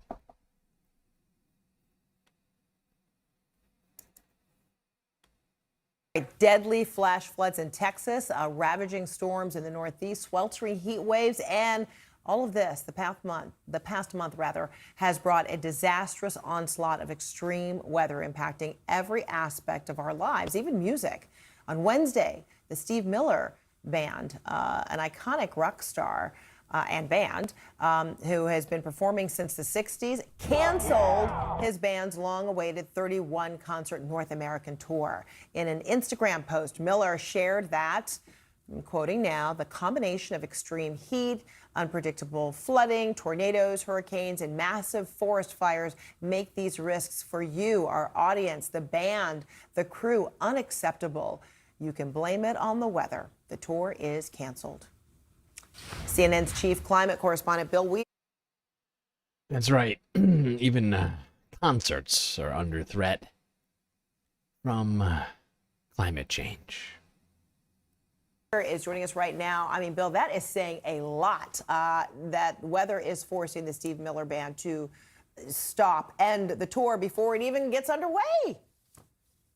And you know what? He has taken a beating online from skeptics who say, actually, it was ticket sales that made this decision, and don't blame the weather on that. But this is a very real concern, especially in the outdoor festival industry. Yeah, Bonnaroo, the big festival in Tennessee, for the second time in the last 4 years, was canceled because of flooding there. They haven't announced dates for next year. That's an ominous sign. A bunch of smaller festivals have canceled this summer. And the insurance rates, like you may not believe Steve Miller or may not believe in climate change, but insurance companies do. And the increased prices for promoters becoming prohibitive. Okay. All right.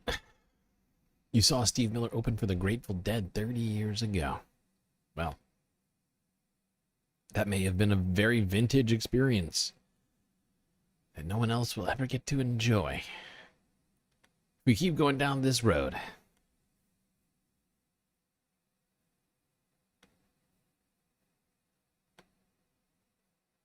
You're thinking about that 20th emote. Wow, Sasha G, thinking to the future. 20th emote. I'm staying reasonable in my expectations. Starting with 19, then we'll go to 20. Can't get ahead of ourselves here.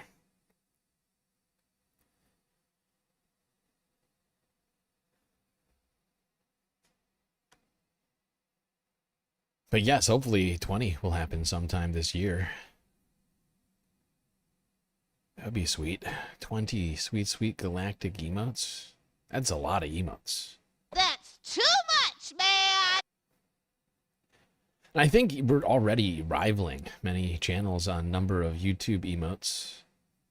Even much larger channels. Partially just due to my insistence on adding more and more emotes. Hey, okay.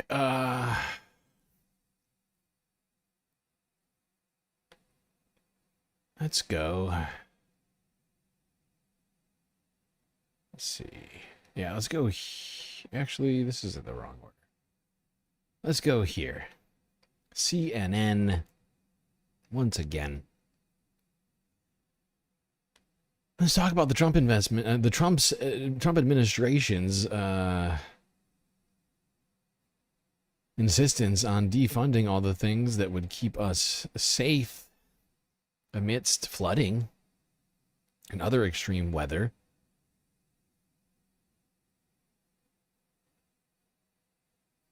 And people's pleas for them to do just that.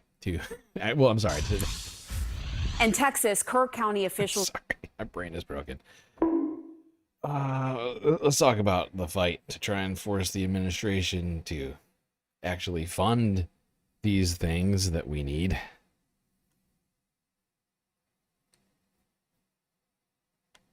Have revised the number of people missing after that catastrophic flooding to just 3. That's down from 97 from days ago and from the initial count of 161. And officials say many people who had been reported missing have now been verified as safe. The historic flooding killed at least 135 people, including 37 children. Most of the victims were in Kerr County. Search and rescue efforts across the region are expected to continue for months. Really an awful situation. The devastation in Texas is part of a summer season marked by historic flooding across the country. In just the past few weeks, we've seen an unprecedented series of flash floods stretching from New Mexico to New York City, including right here in the Washington, D.C. area as well. And scientists say it's no accident. They're happening more frequently. All right, so let's go to meteorologist Derek Van Dam to try to understand what's driving these extreme weather events, Derek. Yeah, Pam, well, this should come as very little surprise with these record number of flash flood events we've occurred recently in our warming world. There is a lot of well-known scientific evidence, textbook examples, really, that you can see in your everyday life. Warmer air holds more water vapor, just like your bathroom gets steamier after. Pretty sure we're going to be taking this out of textbooks any day now, since these people hate science. Take a hot bath versus a cold bath. Well, when the atmosphere increases its temperature, it has the ability to hold more water vapor. More water vapor allows for more extreme and more frequent heavy rain events. Yep, that is science. The warmer the air is, the more water it holds. Write that down for later. Okay, let's go here. Yeah. Warning for everyone there. So for more on this, we have Senator Maria Cantwell of Washington. She is the top Democrat on the Commerce, Science, and Transportation Committee. And Senator, you sent the president a letter yesterday outlining what you call a, quote, once-in-a-lifetime opportunity to create the world's best weather forecasting system. And I was reading your letter, and you noted that the U.S. used to experience an average of 9 extreme weather events per year. Now it's spiked to 23 per year. And you argue that the cost to better detect these extreme weather events is worth it to offset the cost of responding to these catastrophes. Well, Why? good technology can come to weather too. And that's what we need to use, is better technology to detect the storms. And as Derek was just saying, we know now that warmer temperatures are causing more precipitation, and it's causing storms to hold in a pattern, which means it's dropping an unbelievable amount of rainfall, which means it's causing unbelievable flooding. So why don't we want to be the most weather-ready nation we can? Why not know this information, likelihood of this storm effect earlier? And that is what our NOAA research lab is doing, is giving us that kind of modeling. But we have to upgrade our radar, our satellites, our buoy system, and make sure that we take that information in, analyze it, create the models.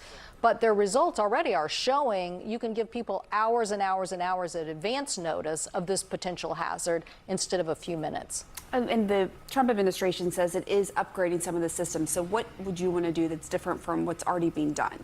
Well, we definitely want them to make the upgrades. And we definitely think that we need to use more analysis. The European model, which you hear a lot about, uses more supercomputing time, so it analyzes and creates a more correct model. And in fact, we've had some East Coast storms that they better predicted than our own system. So we know that these storms are costing us billions of dollars and costing us lives. Thank you for your Kerrville coverage, because you are really putting a story to this. But we can't have this happen again. I come from a very disaster-ridden state. I'm in the top 10 states of disasters like this. We know what it costs us, so let's get the best weather radar and technology system, do the analytics, and give people fair warning to get the heck out of the way and move some of our resources too. Right, because in Kerrville, you know, from talking to people on the ground there, I just kept hearing, it happened so fast.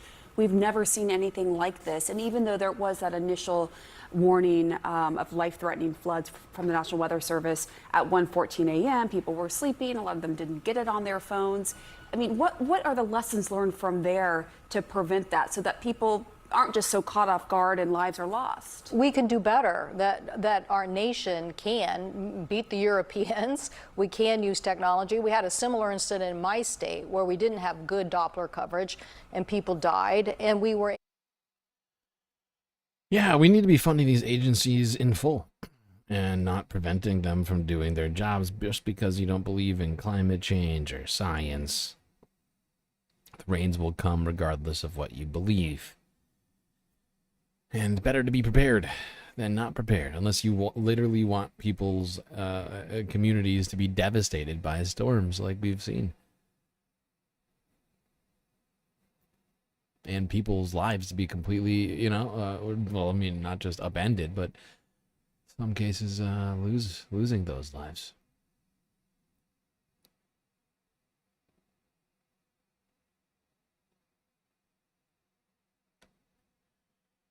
I don't really care about beating Europe. That's not an important thing for me. I think we should all be working together to predict things, to, improve our networks.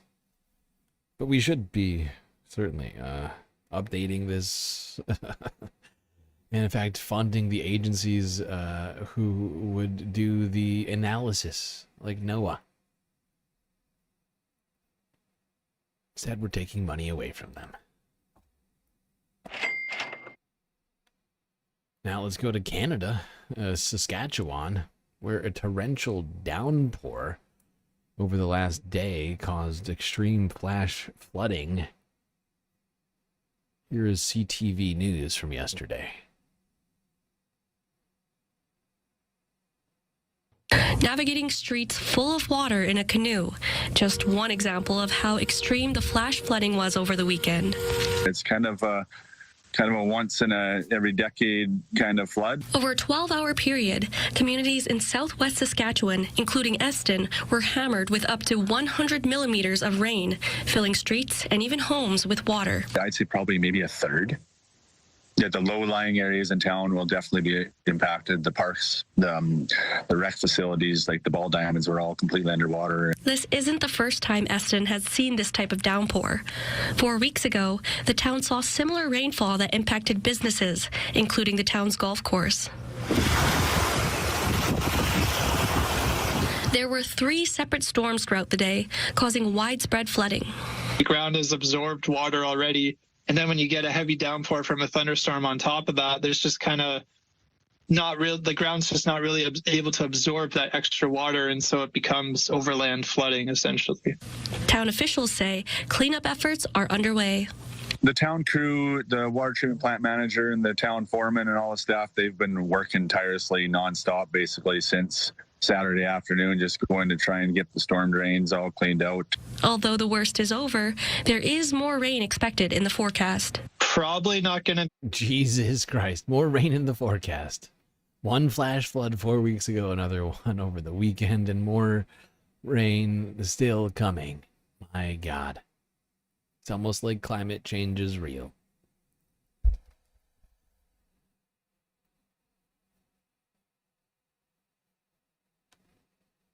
All right, let's go to New Jersey and talk about North Plainfield residents who are still dealing with the cleanup after recent flooding there last week.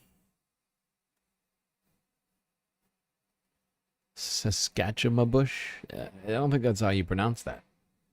Saskatchewan-bush. I've never heard that one before. Also in New Jersey, cleanup from flooding is just beginning. As Christine Sloan reports, many people are coming back from nothing after nearly everything was destroyed.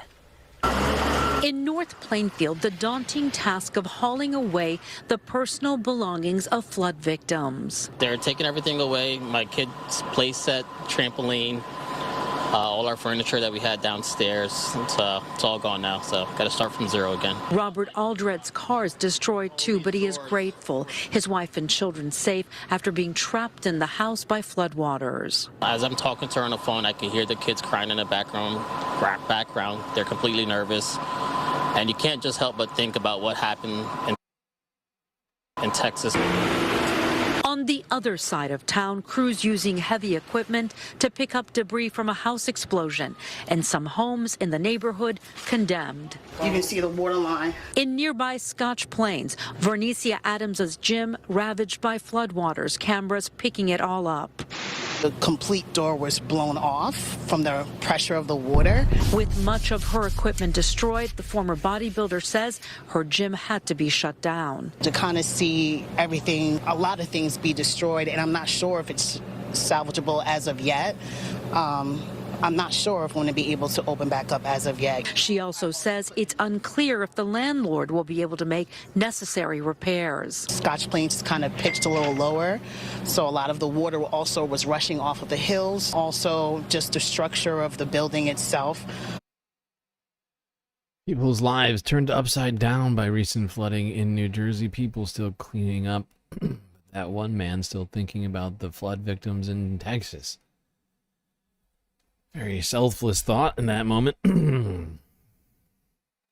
But, yeah. We're all going through this together because our governments and corporate overlords refuse to start doing the necessary, responsible things that we need to do.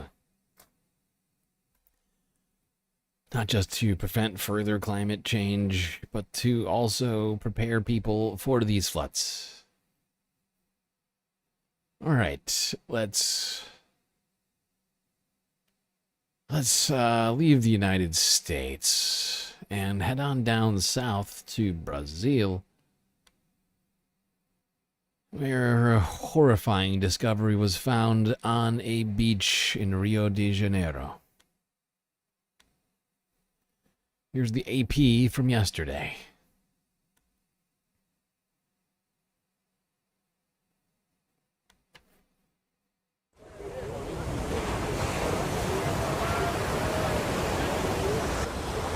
Eu senti muita tristeza, porque eu gostaria de ver uma baleia viva, né? De ver um filhote de baleia morto, que deve ter se perdido da família e veio parar aqui em São Conrado.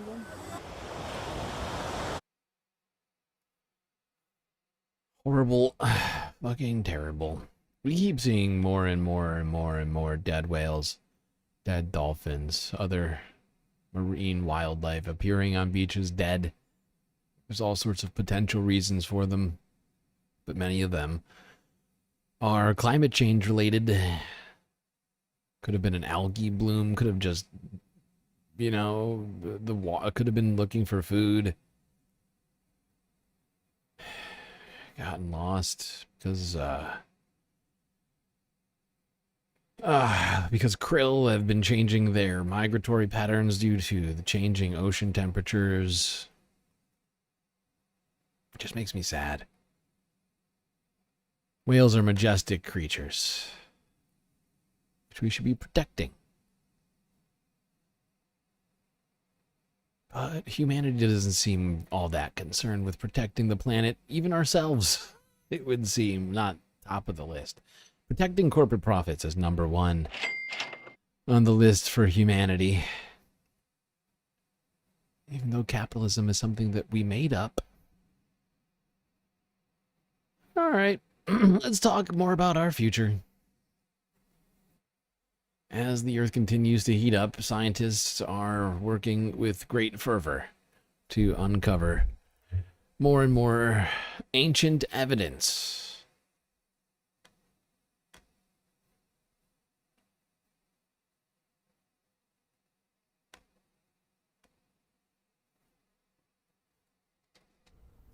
A group of British scientists are reaching back through time to seek a better understanding of the Earth's climate future. To do so, the researchers have drilled the deepest ever into the ice at the bottom of the world. In tonight's In Depth, Rebecca Morell from our global news partner, the BBC, reports they hope the mystery encased in the ice will melt away. Yes. Extracted from deep beneath Antarctica. A core of ice, the oldest that's ever been collected, and it holds a unique record going back more than 1 million years. Okay, come on in, I'll switch the lights on. Now the ancient ice has arrived at the British Antarctic Survey in Cambridge. So these are the boxes. There are 190 pieces, each a metre long. I'm going to do it very, very carefully. Kept at minus 23 degrees in the freezer. This is the most precious sample because what we've actually got out on the bench in front of us is the oldest ever ice core. So we're hoping that this record is going to actually go back at least 1.2 million years, hopefully 1.5, but it could actually be even older. The scientists set up camp in East Antarctica, drilling the ice cores from a depth of 2.8 kilometres over a period of 4 years. It needed painstaking precision. The only way you can find out what's in this ice is to melt it. This piece here contains about 20,000 years of history. So by melting it incredibly slowly, millimetre by millimetre, you can find out how the world was changing over time. The ice will reveal variations in temperature, snowfall, and even wind patterns. The tiny bubbles inside give a snapshot of the carbon dioxide levels. Working from the youngest ice to the very oldest will reconstruct the Earth's climate history and help scientists understand the changes we're seeing today. The concentration of greenhouse gases in our atmosphere today are higher than at any time in the last 800,000 years. So we know we're in an unusual climate period. We want to understand how the climate is going to change in the future. And essentially, as much information as we can provide about how the climate has changed in the past is going to improve our predictions. It will take about 7 weeks to melt and study the precious samples. Once they're gone, they're gone. But it's a chance to unlock the deepest secrets held in Antarctica's ancient ice. Rebecca Morrell, BBC News. Well, there we go. Scientists continuing to provide more evidence and understanding of our current climate as it relates, please stop, as it relates to carbon dioxide in the atmosphere. Painstakingly melting ice cores. But yeah, we are at a significant turning point right now. More carbon dioxide in our atmosphere than in the last basically million years. Much of it put there by human beings. But here's my thing: how much more evidence do humans need? Specifically, America, like not entirely America, but very much specific to America. How much more evidence do idiot Americans need to accept that climate change is real? That's one thing that I just keep thinking about when I see more and more studies coming out. I'm like, oh yeah, well, is this one gonna do it for them? Is it? And unfortunately, no, probably not. I don't know what it's gonna take, honestly. I really don't. We need to make climate change denial illegal in this country. That's my opinion. Considering everything I've been seeing from the Trump administration, I don't think this is too heavy-handed or authoritarian. I just think that we make it completely illegal to push climate change denial in any form or fashion. And any school that doesn't teach it should lose all federal funding. Since we've been playing that game, I'm ready to play that game too. I just don't know what else it would take at this point.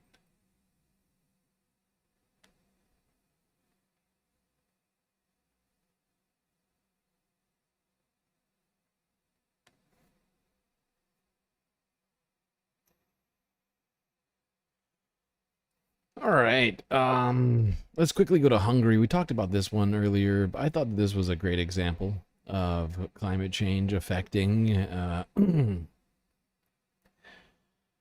humanity in a very real way.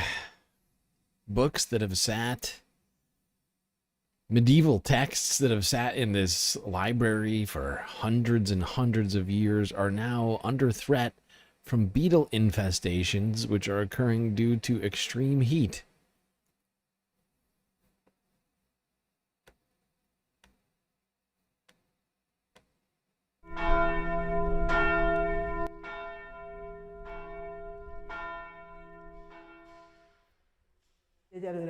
This is an advanced insect infestation which has been detected in several parts of the library. So the entire collection is classified as infected and must be treated all at the same time. We have to remove all the books from the shelves, put them into boxes, then into hermetically sealed plastic sacks. Inside them, an anoxic disinfection process takes place. Anoxic means lacking oxygen. Basically, we create an oxygen-free environment in which insects perish, since oxygen is necessary for their life.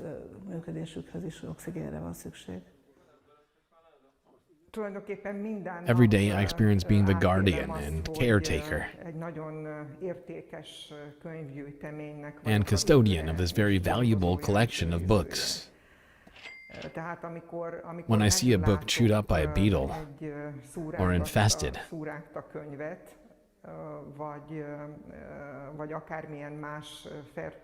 in any other way, I feel that no matter how many copies are in existence. And how replaceable the book is. A piece of culture has been lost. Hogy mégiscsak a kultúrának egy darabja veszett el. Higher temperatures are favorable for the life of these insects. They are quite inactive below 20 degrees Celsius. Below that, their activity slows down. But above that, they're much more active. The persistently greater heat leads to more life cycles per year than in cooler periods. In warmer conditions, the reproduction cycle of the drugstore. Oh, the drugstore beetle can be up to 4 per year compared to only 2 in cooler weather. There we go. More clear evidence. I mean, this is very clear evidence. Think about this. This is a medieval library. It has been sitting there for hundreds and hundreds and hundreds of years, unperturbed, undisturbed by these fucking beetles. And now, as we hit this period where things are genuinely hotter on average, they are just giving these beetles more energy to do the things that they do, and now they are destroying a hundreds of years old book collection. Something they shouldn't have, I mean, in theory, been able to do with only, with half as many life cycle and activity than like it's insane. It's insane. This is like an obvious example of climate change affecting humans. This is like, these have been sitting here for so fucking long, undestroyed.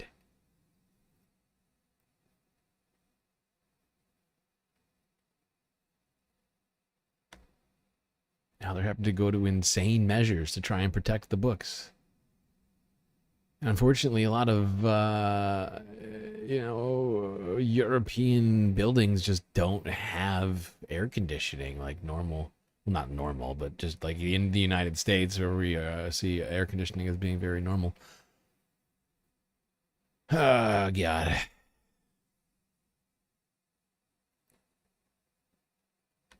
All right. Now, the UN had a climate action summit where Anthony Guterres spoke. Let's watch some of this. Good morning. Welcome. Good to see everybody. May I ask you to give me your attention, please? Good morning. It is such an immense honor to be with all of you this morning for the launch of a very important report, which you will hear about shortly, and to me, which represents a defining moment for clarity, for leadership, and for purpose. My name is Shaila Raghav, and I'm the Chief Climate Officer of Time, where we firmly believe that it's our role as a trusted voice in media to focus on climate storytelling, action, and accountability, but more importantly, convert awareness into action, to not just inform people about what's happening to our planet, but activate and inspiring them to do something about it. But before my role at Time, I have spent my career trying to protect forests, working with frontline. I forgot that there was this whole speech from her at the beginning. I'm going to move it ahead to when Anthony Guterres takes the podium. Here we go.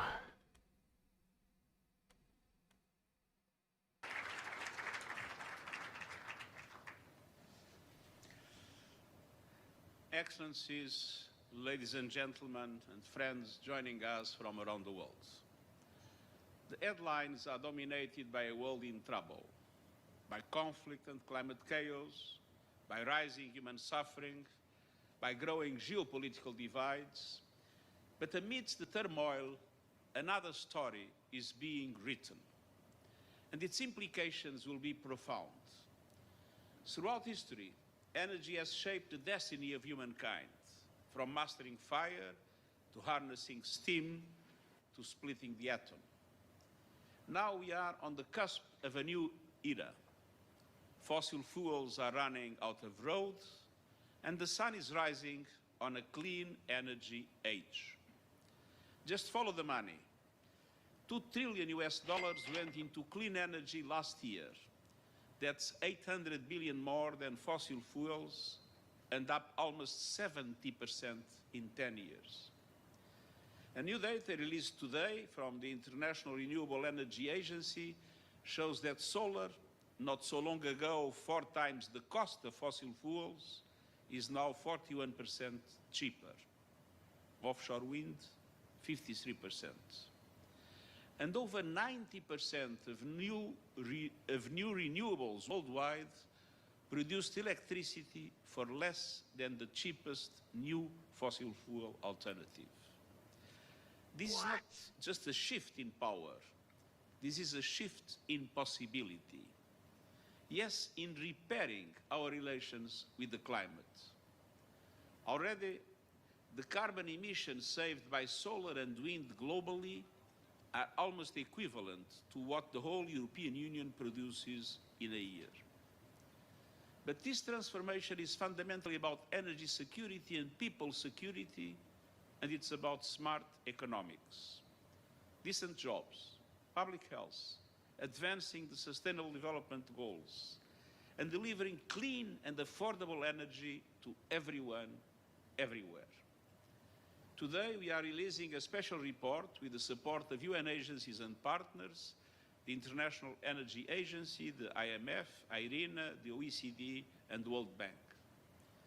The report shows how far we have come in the decades since the Paris Agreement sparked a clean energy revolution. And it highlights the vast benefits and actions needed to accelerate a just transition globally.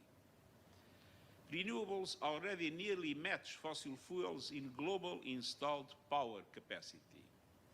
And that's just the beginning. Last year, almost all the new power capacity built came from renewables. And every continent on Earth added more renewables capacity than fossil fuels. The clean energy future is no longer a promise, it's a fact. No government, no industry, no special interest can stop it. Of course, the fossil fuel lobby of some fossil fuel companies will try, and we know the lengths to which they will go. But I have never been more confident that they will fail because we have passed the point of no return. For 3 powerful reasons. First, market economics. For decades, emissions and economic growth rose together, no more.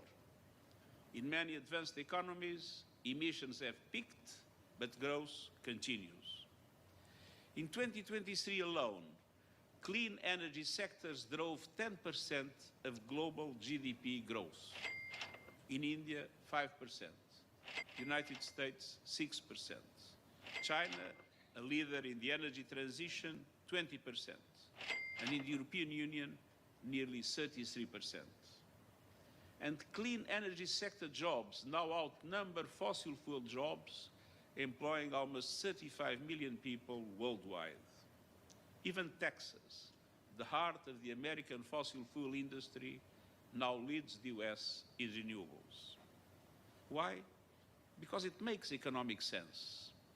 And yet, fossil fuels still enjoy a 9-to-1 advantage in consumption subsidies globally, a clear market distortion. And to that, the unaccounted costs of climate damage. Yeah, the fossil fuel industry continues to receive 9-to-1 tax subsidies from governments, even though it is not nearly as profitable as in terms of energy produced and dollars put in as renewables. And it would not exist if we didn't continue subsidizing it with our tax dollars. On people and planet, and the distortion is even greater. Countries that cling to fossil fuels are not protecting their economies, they are sabotaging them, driving up costs, undermining competitiveness, locking in stranded assets, and missing the greatest economic opportunity of the 21st century. Excellencies, dear friends. Second, renewables are here to stay because they are the foundation of energy security and sovereignty. Let's be clear, the greatest threat to energy security today is in fossil fuels. They leave economies and people at the mercy of price shocks, supply disruptions, and geopolitical turmoil. Just look at Russia's invasion of Ukraine. A war in Europe led to a global energy crisis. Oil and gas prices soared, electricity and food bills followed. In 2022, every household around the world saw energy costs jump 20%. Modern and competitive economies need stable, affordable energy, and renewables offer both. There are no price spikes for sunlight and no embargoes on wind. I love that. I love that one. There are no price spikes on the sun.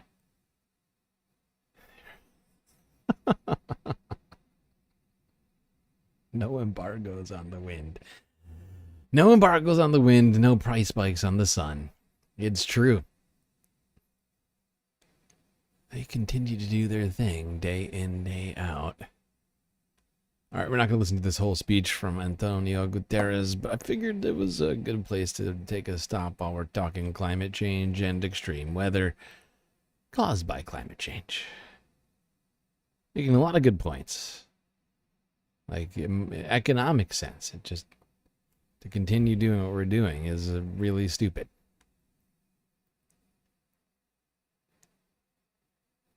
You're subsidizing an industry that is dying and cannot continue to sustain itself for multiple reasons, including peak oil, but also the one that is bringing about the demise of humanity. It's less profitable than solar and wind energy.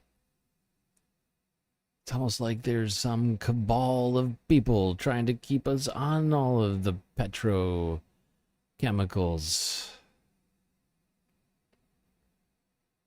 And by cabal, I mean Republicans and Donald Trump and a few other choice countries around the world who benefit from all of this.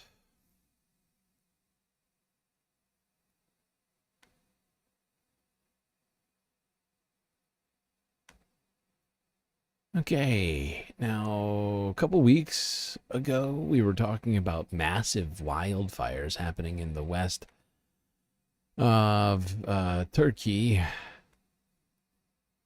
and more wildfires have broken out in Turkey, causing wildfire fighters to scramble and attempt to stop them.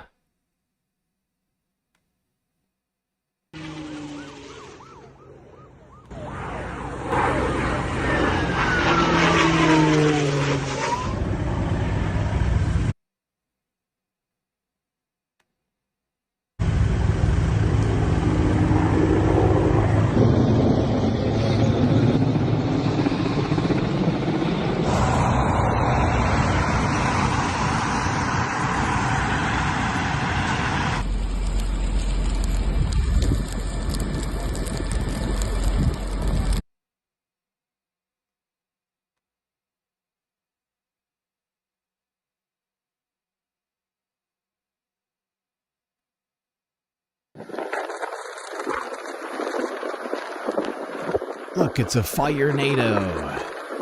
Yay. Fire NATOs. My favorite. You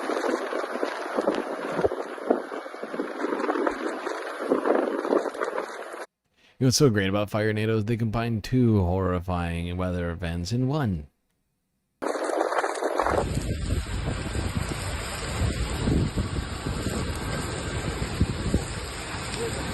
Hadi Ali. Hadi Ali sağa, sola.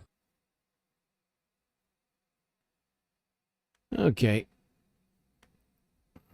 We'll be going back to Turkey later. The growing later. skyline of Hanoi, shrouded in smog. The Earth half. Vietnam's capital regularly ranks. Please, sir, shut up. Please shut your mouth. There we go.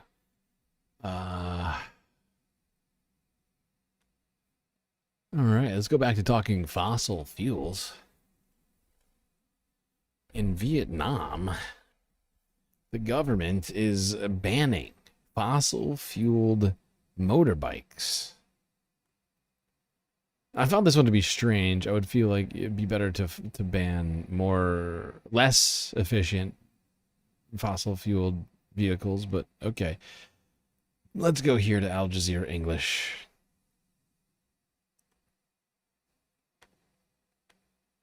The growing skyline of Hanoi shrouded in smog. Vietnam's capital regularly ranks among the most polluted cities in the world. A lot of tourists, once they realize that Hanoi is polluted during certain times of the year, they may not come. For children going to school, this could have long-term consequences on their mental health. So I think from that perspective, the situation is urgent to deal with. A perspective the government appears to share. Directive announced last week will ban fossil-fueled vehicles in central Hanoi in phases in the next 5 years. Illegal. Motorbikes are first. They'll have to go electric or get off the road by this time next year. This, in a city with around 7 million motorcycles, is a shift some see as necessary. The air is severely polluted because of the sheer number of motor vehicles on the road. There are just too... Not gonna lie, there are some aspects of this plan from Vietnam that I actually don't like. Personally, I mean, first off, as you can see, there's a ton of people that drive motorcycles, right? Even though motorcycles, bikes take up a lot less gas than a car or a truck, but they're the ones who are being banned. And it seems to be like the main form of transportation for many people in Vietnam. It's a shift some see as... And I'm not saying that they shouldn't get off of fossil fueled just in general, but the fact is you'll see. I'll get to it. I'll let them finish. Necessary. The air is severely polluted because of the sheer number of motor vehicles on the road. There are just too many of them. But others feel it's a burden. Food delivery riders fear their livelihood could be impacted. This kind of decree is too rushed and seriously affects working people.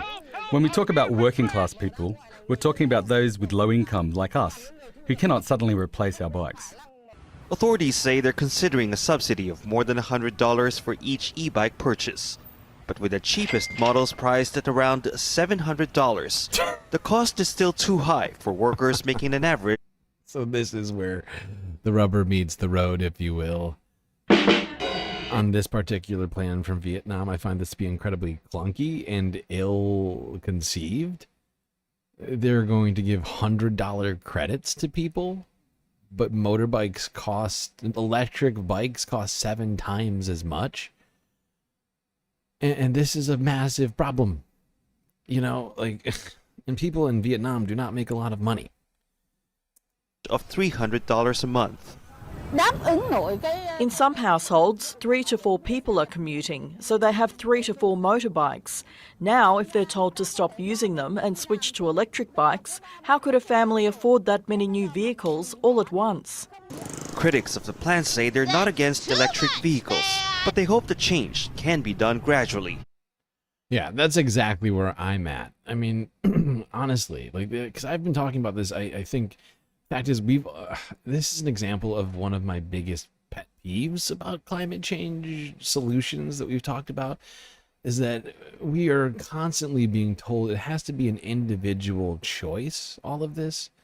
We always, like all this rugged individuality of environmentalism stuff that I find utterly problematic, where it's like, oh, if each and every one of us just chooses to make the right choices will solve society. Even the people who have no choices to make, right? People who literally cannot make the choice, right? Leaving it up to consumers, if you will. Well, if you can afford to, if you can afford to be green, then great. Then you add in this element of like, oh, but your vehicle is now banned, right? It's problematic in my mind. Right? I've been saying this for a long time. This is why we need top-down solutions about this. We can't allow this to be a consumerist choice. It needs to be done on a systemic level, top down, and made easy for everyone. This is not easy. These people cannot afford to buy all new electric vehicles all of a sudden. They can't. And the government is not subsidizing it enough to make it possible for them. So it's just going to leave a bunch of people either breaking the law or having no alternative. You know, it's just, it's terrible. It's terrible. We need to stop this nonsense. Now, of course, it would be incredibly expensive for the government of Taiwan to buy absolutely everyone a new bike. And they don't have the biggest economy on the planet and all this other stuff. And I think, honestly, I think they need to do like a stepped approach. They have to subsidize people's bike purchases. People who can't afford them, even with the subsidy, they just got to find one for that person, right? And then beyond that, they have to... They have to give people time to adjust to this. Unless they have the money to just fork over, I don't know how many millions of bikes they would have to come up together with. But it's just, you know, we've left it up too long to market forces. That's why we're dealing with what we are dealing with right now. Right? I mean, look at plastics pollutions, right? Like we were told, oh, just recycle it. And then it turns out, oh, recycling plastic actually isn't an effective strategy. And now we have oceans filled with plastic because we've just been dumping it there. You can go down the list on everything, but leaving all this kind of stuff up to market forces just leads to problems for humanity.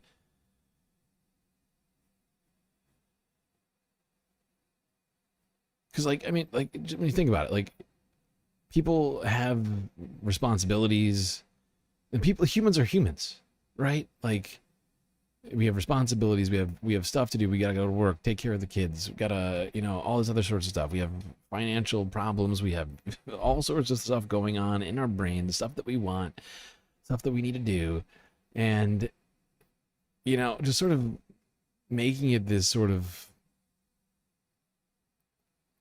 you know, like extra thing for you to try and figure out how to make work in your life rather than the government actively creating that solution for you is why we don't have everybody driving electric cars right now.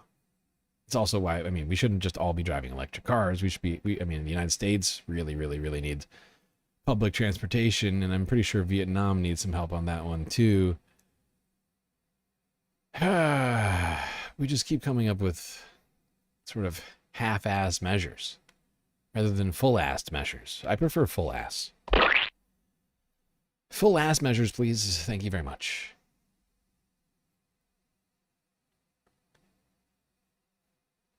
Okay, we just got to 6 hours. We crossed over the 6-hour mark. We still got more environmental and extreme weather stories here to talk about.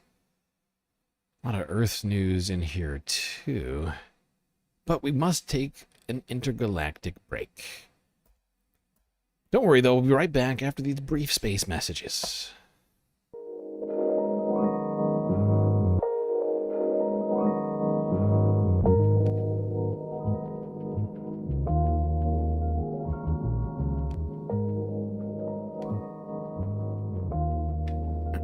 All right. Hope everybody's been enjoying the stream so far. If you haven't already, hit the like button and don't forget to subscribe. Hit the bell icon too so you get the latest notifications, ensuring that you don't miss another spacecast. While you're at it, do also consider contributing to the Galactic News Network, as we are completely funded by individuals such as yourself. So many great ways, of course, for you to show your support. YouTube, Super Chat, Super Stickers, and memberships, Cash App, and PayPal if you prefer. Every dollar you donate go directly to contributing my brain broke. Directly to contributing to the stream's production. But of course, the best way to get the most space benefits for your Earth dollars is to go onto Patreon and become a Galactic Patron. Just $3 a month. Get you a bunch of sweet, sweet space benefits unseen by the rest of the goddamn Milky Way galaxy. Stuff like an avatar, shout out every stream, secret Discord channel, and much, much more. Anyway, chat, that's enough from me. Enjoy the break, grab yourselves a drink, maybe a snack, and I will be right back.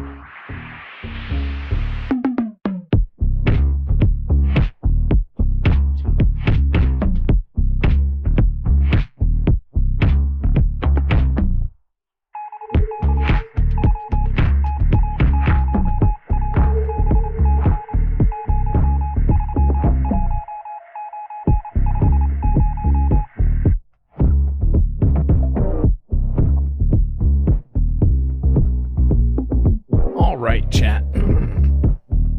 That is the space signal telling you to get back in your seats. Otherwise, you're going to miss the fourth half, which is coming immediately, if not sooner. Immediately, if not sooner.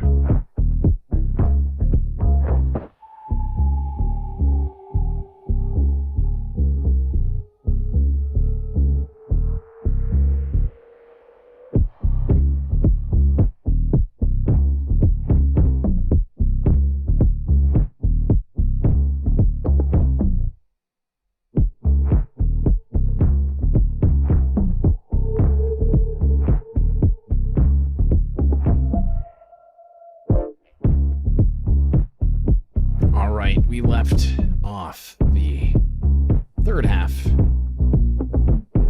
talking about climate change policy, the future of the planet, Vietnam's attempt to cut back on fossil fuel emissions.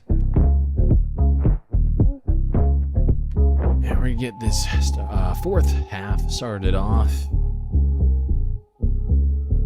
I wonder how many halves we're going to do today. Let me look at my list. How many halves are we going to do today? Maybe just 4. I think we can get through this in 4. Maybe 5. Maybe 5. Oh, I forgot to put this in the stream title.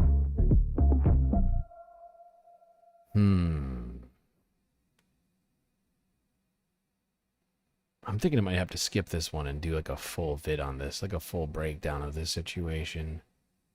Might do it tomorrow or Thursday. What do I do? Yeah, I'll do that. I'm gonna do that. That makes more sense. This is some viral ass shit. I should do that. I try not to focus too much on the viralness of things, but gotta do some stuff around here to break into the algorithm somehow. All right, let's go to China. China! Where Typhoon Wifa battered Hong Kong and mainland China over recent days. Now, everything started off, Hong Kong alerted its top hurricane alert. Things did not quite, I would say, get as bad as they were expecting, but, you know, better safe than sorry. That's what I say. Let's go to Wayan. Hong Kong has lowered its storm alert from the highest level as tropical cyclone Wifa moved past the city, but torrential rains have left a trail of destruction behind in Hong Kong and southern China. Here are some of the images now that you'll see of strong winds swaying trees in Hong Kong. Torrential rains have thrown lives out of gear, with schools being shut and public transportation suspended. The storm has forced the cancellation of around 500 flights, and around 400 more flights have been rescheduled.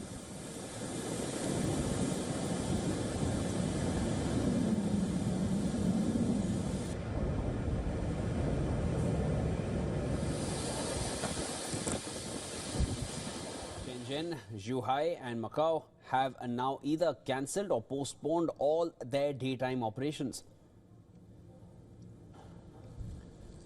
Earlier in the day, the city's observatory issued the T10 hurricane alert, asking residents to stay indoors. Authorities are saying that the cyclone poses considerable threat. The last time Hong Kong had a category T10 typhoon was in 2023, Typhoon Saola. As per Hong Kong's weather observatory, Typhoon Wifa hit at 60 kilometers per hour at the southeast of the city. It soon gained momentum to 118 kilometers per hour, bringing off heavy waves along the coast. The government said that it had received more than 450 reports of fallen trees, and with 250 people seeking shelter in government-run shelters, the southern part of the territory is being hit hardest under the storm's eye wall. Meanwhile, in the Philippines, Wifa has intensified. We'll talk about the Philippines in a second. I'm just going to go country by country here. Staying with Hong Kong, this is France 24 English from 2 days ago. France 24's Kemi Nedlek sent us this update. People in Hong Kong have been warned to stay indoors. They've also been told to stay away from windows in case their windows are hit by flying debris and the windows cave in. Shops are shut and their windows are taped up. And the public transport system has also shut down. There are no buses and there's no MTR, the train network here in the territory. Now, these typhoons, they do happen every year, so people know how to stay safe, they know how to prepare, but despite that, there have been at least 2 injuries earlier this morning. There have also been sea swells in some parts of the territory, swells of up to 3 meters, and the public are being told to stay away from the shoreline, to stay away from doing any water sports, and ferries have also been shut down for the day. Planes have also been grounded, at least 200 flights cancelled, and people are being told that they can reschedule at no extra cost. Now, these types of storms are going to be getting more frequent. The Hong Kong Weather Observatory has said that what's contributing to these stronger storms is climate change, because tropical cyclones get their strength from the heat of the sea. So as the sea heats, that's essentially a battery powering more of these type of tropical cyclones. Indeed, climate change is continuing to add to the ferocity of tropical storms.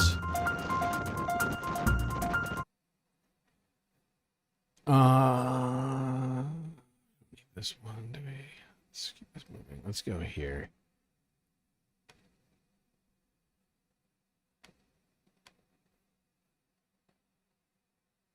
This is footage on the ground in Hong Kong, showing people struggling to get around in the winds.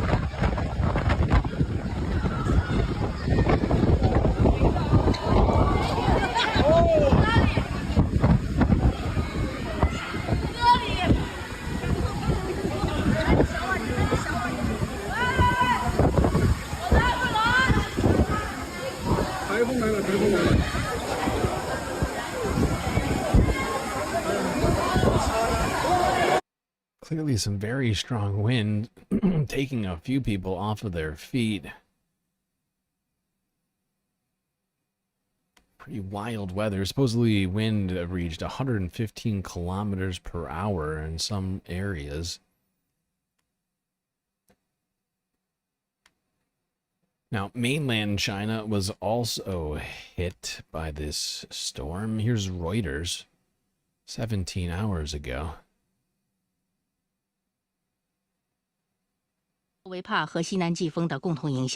Heavy rains disrupt urban areas and submerge farmlands in China after Typhoon Wifa. 崩维帕外围环流和西南季风高的榕树被连根拔起。21号17时左右，在蕉城区一靠近河道的路部分下水道井口出现，相关部门通过暴雨红色预警下调为地质灾害易发区的人员，最大降水量292.9毫米。7月21号15时，沙尖子镇、向阳乡、普乐浦镇56个调站的电信基站已恢复10个，联通信号及卫星电话、道路正在全力恢复中。在山东巨野县独山镇讲。All right, there you go. Farmland, streets flooded. All thanks to this one storm, which was downgraded after making landfall. Wasn't even a cyclone anymore. Typhoon, whatever it is. It was downgraded from a typhoon just to a tropical depression. Still did plenty of damage.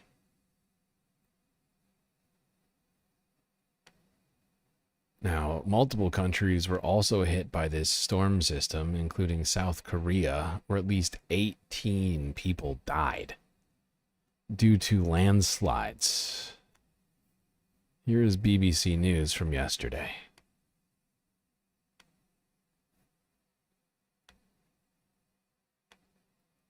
At least 18 people have died in floods and landslides caused by days of torrential rain in South Korea. There are fears the death toll could rise as emergency rescue efforts continue, with many people still unaccounted for. Thousands of roads and buildings have been damaged. From the capital Seoul, here's Jake Kwon.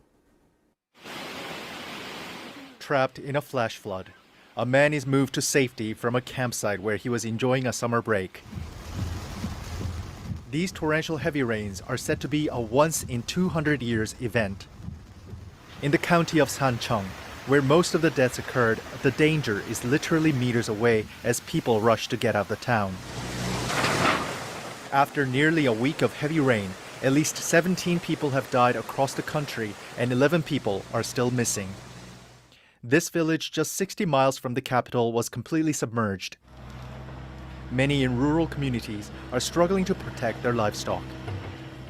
I stayed up all night in the car. The situation was unbelievable. When the water gushed towards the house, the cows were trying to step anywhere they could to get a foothold in the floodwater, stretching their necks up to keep breathing and splashing through water. It was utter chaos. On Sunday, after the rain subsided, rescue workers were still clearing the debris with the hope of finding those missing. Koreans call these monsoon rains summer guests. They come and break the oppressive heat. But as global temperatures rise, they're becoming increasingly unpredictable and violent. Jake Kwon, BBC News, Seoul. And Jake gave us this update on the rescue operation a little earlier. Well, the authority here and the rescue workers are really focusing their efforts in recovering or finding the rest of the missing people. Now, the 9 people are still missing. A lot of them are understood to be, under the rubble or under the landslide. Some of them were swept in the flash flood. Now, the reason so many people were trapped in this flash flood for the past 4 days is because this, like many parts in the world, is the peak summer vacation season. Many people from Seoul, the capital, have taken refuge in the mountains to escape the oppressive heat, which here rises frequently to in the high 30s.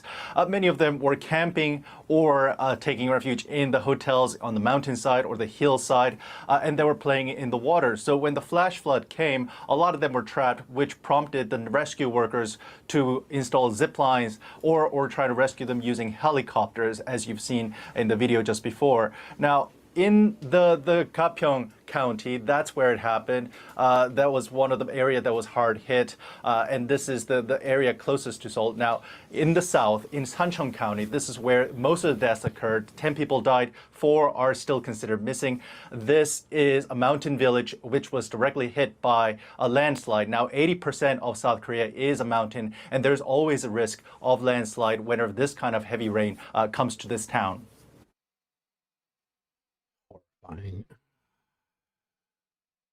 18 people buried from landslides. Just terrible. Who is Tina? Tina is Tina. How do you not know who Tina is? Tina from Bob's Burgers. Also BCAT's Galactic Avatar. All right. That's a horrifying news story. South Korea pummeled by this same storm system. 18 people dead. People still missing. Amidst these floods, who knows where they are? Washed away by floodwaters, trapped under rubble. No way to know for sure. Well, they'll be searching, I assume, but right now, there's no way to know for sure. Okay, let's go to another place that was hit by floodwaters, and this country has been struggling a great deal with flooding, considering that they are very, very close to sea level. the Philippines, where enhanced monsoon rains triggered a great deal of flooding across the country, causing images like this. People walking in waist-deep water through the monsoon rains intensified by Tropical Storm Wipa triggered flooding across the Philippines.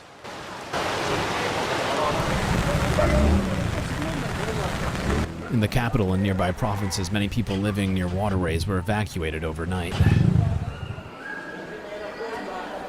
Almost 4 days na siyang pabalik-balik babaha, tapos... It's been almost 4 days since the floods have been rising and falling. It would often flood and then subside, only to rise and fall again. Last day, kahapon, mga 11 siguro, yun talaga yung kasagsagan ng pagtaas niya. Last night, around 11 p.m. was when the floodwater started to rise, and we decided to evacuate here because we knew what would happen after. Mag-evacuate na kasi hindi na kaya, alam na namin mangyayari.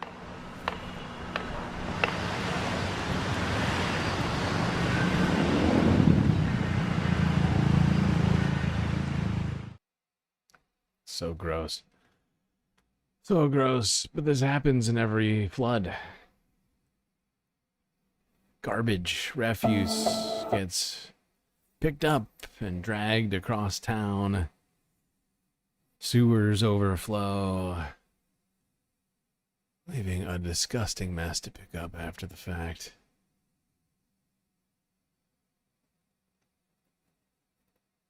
All right, we are nearing the end of the environmental portion of this stream. We're going to wrap it up in Australia, where a huge algae bloom has been dubbed a natural disaster by Australian officials. And this is something we've been talking about for a while now, for like a year and a half plus.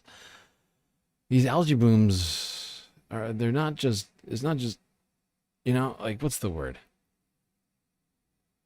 It's not just a one and done situation, first off.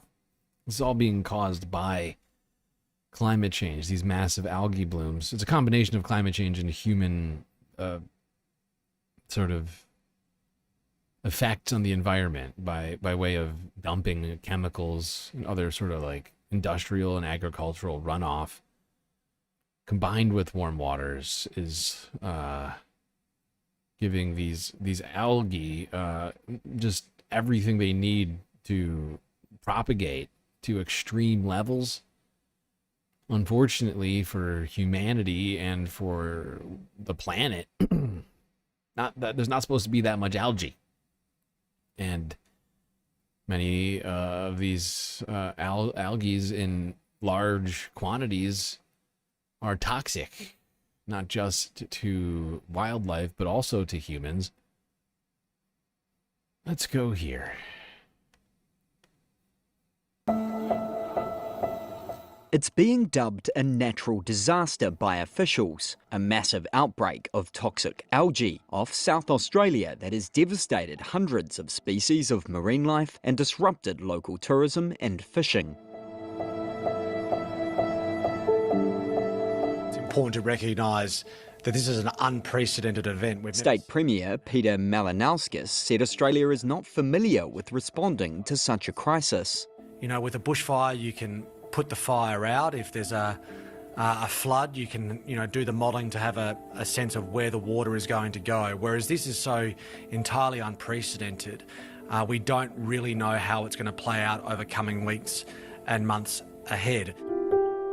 Environment officials say the algal bloom, first detected in March, spans an area of over 1,700 square miles and has been aggravated by rising ocean temperatures. The bloom has been caused by an overgrowth of an algal species called Corania mikimotoi. It affects fish gills and sucks oxygen out of the water as it decomposes. The public have logged nearly 14,000 dead animals on a reporting app. Tourism businesses and oyster and mussel farms have been forced to temporarily shut due to a waterborne toxin caused by the algae, local media said. Malinauskas announced an over $9 million support package to tackle the outbreak, matching funds from the federal government. I think it's reasonable to assume that it won't be the first incident of its type in this country, and the type of investment that was announced yesterday will go a long way in better understanding how we can prepare and plan for these types of events into the future. Well, one thing Australia can do is stop allowing farmers to dump agricultural waste into the ocean. Same thing goes for factories. That'll help. I mean, it won't stop what's happening right now. That's already done, right? That's the thing. Like with this one, like this is already happened, and undoing this, really, I mean, I don't think there's really a scientific method for undoing this. You know, it's not a freaking aquarium. You can't squeegee the side and get the algae out that way. It just takes time for it to dissipate, essentially.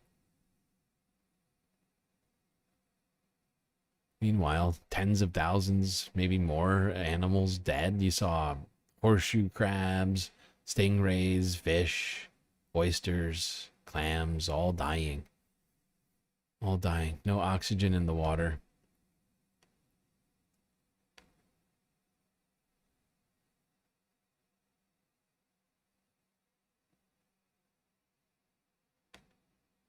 All right, let's move on to some quick space news. Down to Texas, where another SpaceX launch slated to go live yesterday. Falcon 9 rocket.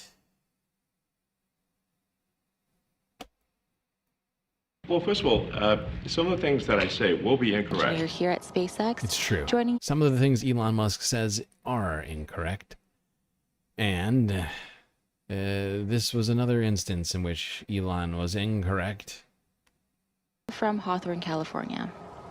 Today's launch will mark SpaceX's fifth O3B mPOWER launch for SES. So far, we've launched 8 O3B mPOWER spacecrafts with another 2 on board the second stage today. Well, unfortunately, this rocket didn't wind up making it out anywhere. The rocket launch was, in fact, canceled. For whatever reason, they decided to not do this launch on this particular day. Unclear why. But they aborted the launch. Didn't happen. Well, first of all, some of the things that I say will be incorrect.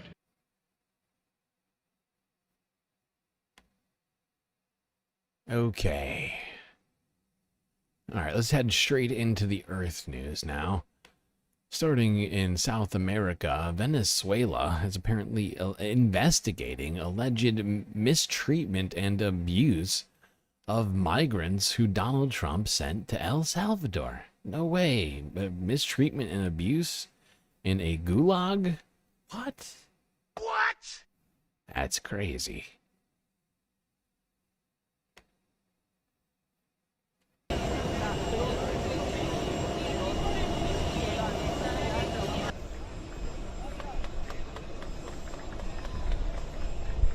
Hemos decidido abrir una We investigación have formal. decided to open a formal investigation. There was not a day in which they did not commit the crimes for which we are investigating them. Torture, cruel treatment, inhuman or degrading treatment, forced disappearance, unlawful deprivation of liberty, and criminal association. Illegal. I am glad to hear this from Venezuela. We mentioned this as we watched the exchange that happened between El Salvador and Venezuela. We noticed live here on stream that many of the detainees who left El Salvador looked either sickly, some were leaving in wheelchairs, and appeared to be getting others carried by other individuals. They just looked disheveled and unkempt, untaken care of, just overly skinny and malnourished. Whereas the people who were released from Venezuelan custody to El Salvador looked fine. There was a number of Americans who were in detainment in Venezuela who were released earlier this week, and they all looked great. So it does seem like an investigation is necessary. Now let's go to a different investigation that's happening in South America, not far from Venezuela, in Brazil. That's right. Let's talk Jair Bolsonaro, as he continues to ignore court restrictions and orders. Illegal. Could be arrested and put in prison if he doesn't start acting like a good boy. Surrounded by a crowd of journalists, Jair Bolsonaro flashed the electronic ankle bracelet he has been ordered to wear by Brazil's Supreme Court. I'm an innocent person. What they're doing to the former president of the republic is cowardly. We are going to face everyone. I'm innocent. I only led a coup to try and overthrow a government after I lost an election. I am so innocent. Anybody heard this story before? Help, help, I'm being repressed. I lost an election, tried to do a coup, and now people are trying to hold me accountable for it. I did everything right and they indicted me. To the former president of the republic is cowardly. We are going to face everyone. What matters to me is the law of God. Involved in a criminal case in which he is accused of planning a coup, the former Brazilian president was instructed to wear the device and banned from using social media last week.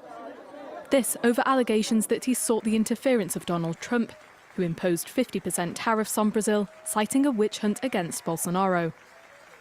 On Monday, a Supreme Court judge summoned Bolsonaro's lawyers, demanding them to explain his alleged non-compliance with orders limiting his use of social media. Members of his party have slammed the restriction. We want to guarantee that former President Bolsonaro will be more present than ever within legal spaces. Still granted, even with censorship, we will seek all communication strategies to continue giving him a voice. And if he is prevented from having a voice on social media, we will speak for him. Bolsonaro's lawyers were given 24 hours to put forward an explanation. The judge has threatened to arrest him if they fail to justify his behaviour. The former president has scrapped an interview with a local news outlet that would have been published with YouTube on Monday. Shocking. Shocking that Jair Bolsonaro would be held to account for the things he's doing in Brazil. Sorry, did I say shocking? I meant that makes sense. That makes sense. Sounds about right. Donald Trump will send special forces to bust him out. Wow.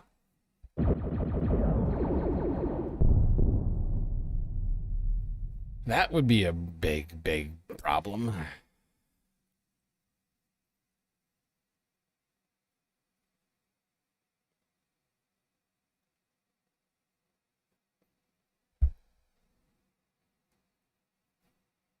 Yeah.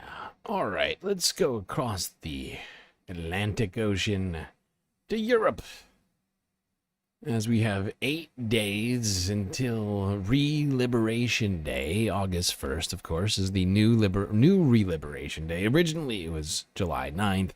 Then it was postponed by 3 weeks. Now it's definitely August 1st, supposedly, according to Donald Trump. And still don't have a deal with the European Union. Could be a problem, as Donald Trump, supposedly there's going to be 30% tariffs across the board on the European Union starting August 1st. Charles Pellegrin is joining us here on set. This time he's checking in on the state of trade talks between the US and the European Union. That's right, Stuart. Talks are intensifying ahead of an August 1st deadline on which Donald Trump has said the US will slap 30% tariffs on most imports from the bloc, a so-called reciprocal tariff meant to rebalance trade relations in the US's favor.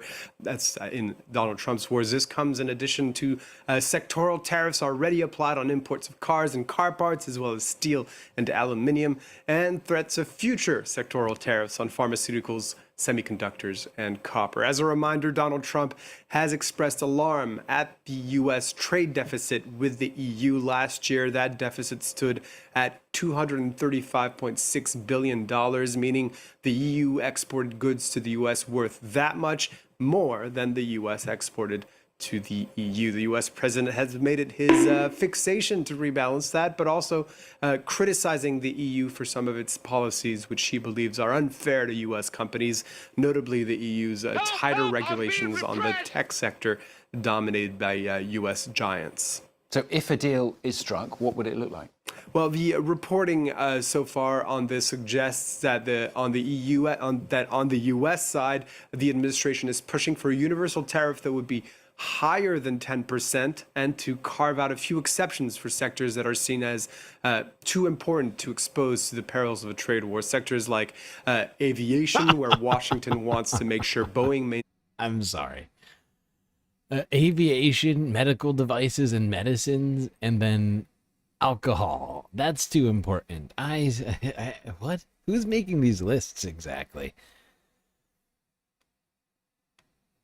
maintains a strong presence in the European market, or medical devices and generic medicines, as well as spirits and also specific manufacturing equipment needed by the U.S. Both sides are also discussing implementing a ceiling for trade in some sectors and quotas for steel and aluminium. In Brussels, the consensus is that if a deal is found, it will favor the United States, and that the real question is how much pain the bloc is willing to accept in order to keep access to the U.S. market relatively open. That answer varies from member country to member country. Yeah, and, the EU is a huge market. They also make a lot of very important things the United States buys a lot of. Honestly, I mean, I don't. It's with this. I'm going to go the same way with this as I did with Canada. I don't think any deal that winds up getting agreed to does not include tariffs, because not only does Donald Trump have some strange obsession with tariffs. Leave that out for a second. The fact is that one thing I've been trying to figure out, but I am fairly certain that the Trump administration wants there to be tariffs, just hands down, and now more than ever they need to keep the tariffs, right? They need to somehow, because let's not forget that in weeks past, as we were leading into the big beautiful bill passing in Congress, right, what were they touting over and over and over again? Because people kept talking about how this was going to raise the deficit over and over and over again, rightly so, because of course the big beautiful bill is going to raise the deficit. What did people like Donald Trump, Stephen Miller, Howard Lutnick, what's his name, Scott Bessent, what did all these people say? They said, but you're forgetting about the tariffs. We're going to take in $6 trillion from the tariffs over the next 10 years. They've already calculated in their mind that they need to pull in $600 billion a year on tariffs, which, first off, of course, completely negates their intention of using the tariffs as a weapon to increase manufacturing in the United States. But they need these tariffs now for revenue, because they've cut revenue by giving tax breaks to the ultra rich. So we're in a situation where the United States is now in a position where it's almost dependent on these tariffs to continue to exist. And not a single deal has come down yet where we don't have planned tariffs on them. Even the Indonesia deal that just happened 2 days ago included a 19-20% tariff, whatever it is. All it was is a drop of 13% from the already existing 32% tariff down to 19%, right? And so we're still going to pay 20% more for everything from Indonesia. We don't have any actual deals. And this is, I know it sounds insane. And a lot of people have been talking about the taco. Donald Trump, he's always chickening out. Well, these deals wouldn't suggest that. So far from what I've seen, these deals are going to include tariffs. So everything that's coming into the United States is going to cost more. And it's a horrifying thing that I'm saying. I really hope I'm wrong. But there's already evidence that I'm not wrong. Unfortunately, I wish I was wrong. Down on Earth, I'm an American citizen, and I gotta try and buy things in America. It's gonna suck for me. But I'm just saying, I think as well as the rest of America, we are going to be paying more money for everything from outside the United States, which is basically everything. Because there's basically nothing manufactured in the United States that just comes out of whole cloth, out of directly from the United States. No inputs from anywhere else. It just doesn't exist. But they don't care. They've already justified why this is important to them. This is no longer about manufacturing to them. It's about revenues. And so they are going to keep these tariffs. Even if somebody comes with a sweet, sweet deal, they're still going to be like, 5-10% tariff. That's going to cause a contraction in a number of places, especially in the United States. I'm not up in space. I'm up in space, but I can't afford to keep the lights on in here all the time. And bringing food and other things up to the space station is very costly. So I have to live on Earth, pay Earth rent, resupply, all sorts of stuff like that. So I spend some of my time in space, some of my time down on Earth. It's a give and take, really.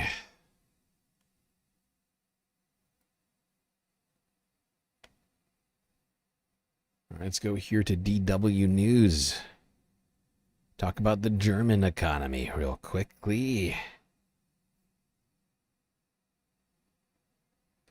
There's a lot of companies are looking to invest in Germany. And here in Germany, more than 60 companies have announced plans to invest a total of over 630 billion euros in the country in the next 3 years.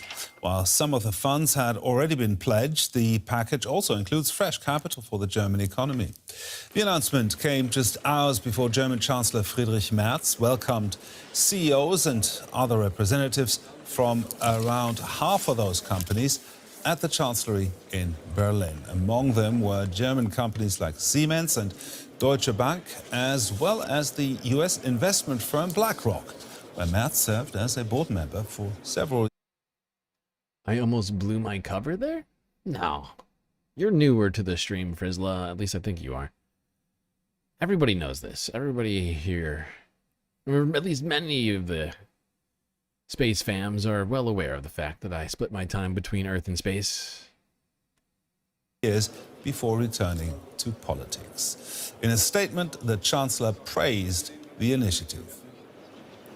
The message we are sending is very clear. Germany is back. It is once again worth investing in Germany. We are not an economy of the past, but of the present, and above all of the future. This government wants to move Germany forward again. We want to make investments possible in new technologies and innovations, and with that, create the foundation for new strength, new growth, and prosperity for all. Well, for more on this, we're joined by Kate Ferguson from DW Business. Now, 630 billion euros, it sounds like a lot. It all sounds like good news. What did this meeting set out to achieve? Well, the point of this meeting really was to showcase the economic transformation that is happening in Germany right now. As you heard from Friedrich Merz just now, the The message really from both politics and business was that Germany is back, it's ready to be innovative and competitive again. We heard from Siemens CEO Roland Busch as well. He spoke of big potential in the area of AI, especially in industry and in healthcare.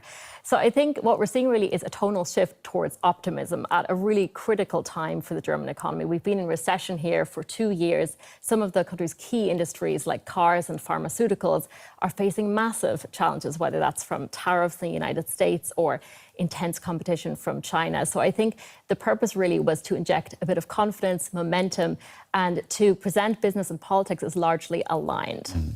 Now, we constantly hear about thousands of people losing their jobs also. Okay. So yeah, hundreds of billions of dollars in potential investment in Germany. I believe some of it's going to be in the weapons manufacturing sector, also in the finance sector. Did I just say that you're newer to the stream? Yeah, I did. I feel like I've only seen you in chat more recent months. We've been going for like 18 months, so. I could be wrong. Maybe you've just been lurking the whole time. But I feel like you didn't appear into the chat very frequently until this year. I could be wrong. I could be wrong. You know, I mean, there's a fair number of people who come through here, so.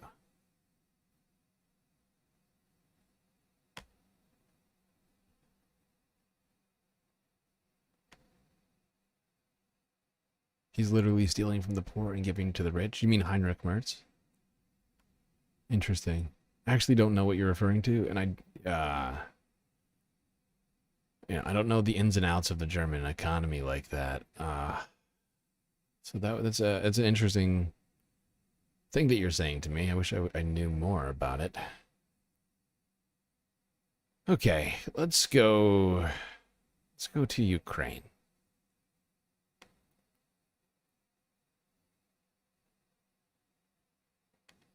Sorry, 7 months is newer to the stream. Yeah, I mean, it's newer-ish. We've been going for like 18, 19 months now or something like that.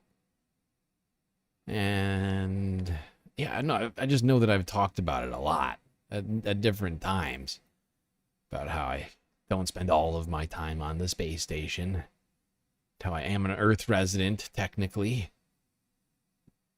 Didn't mean to single you out.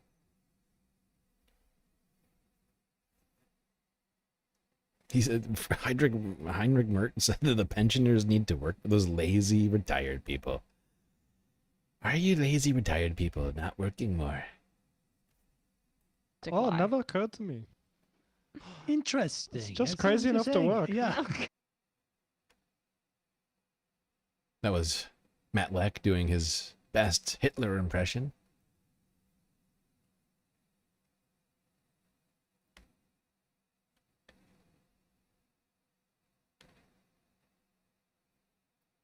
I need to be kind to the newers. How many months are we still new? Okay, all right, everybody, settle down. I apologize, okay? I was just talking in relation to stream lore, right? That's all I was talking about. You're all space fams.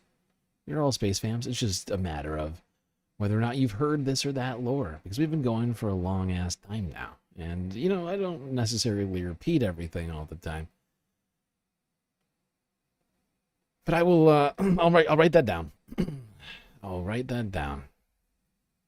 Make a note of it. And we'll make a tradition out of it.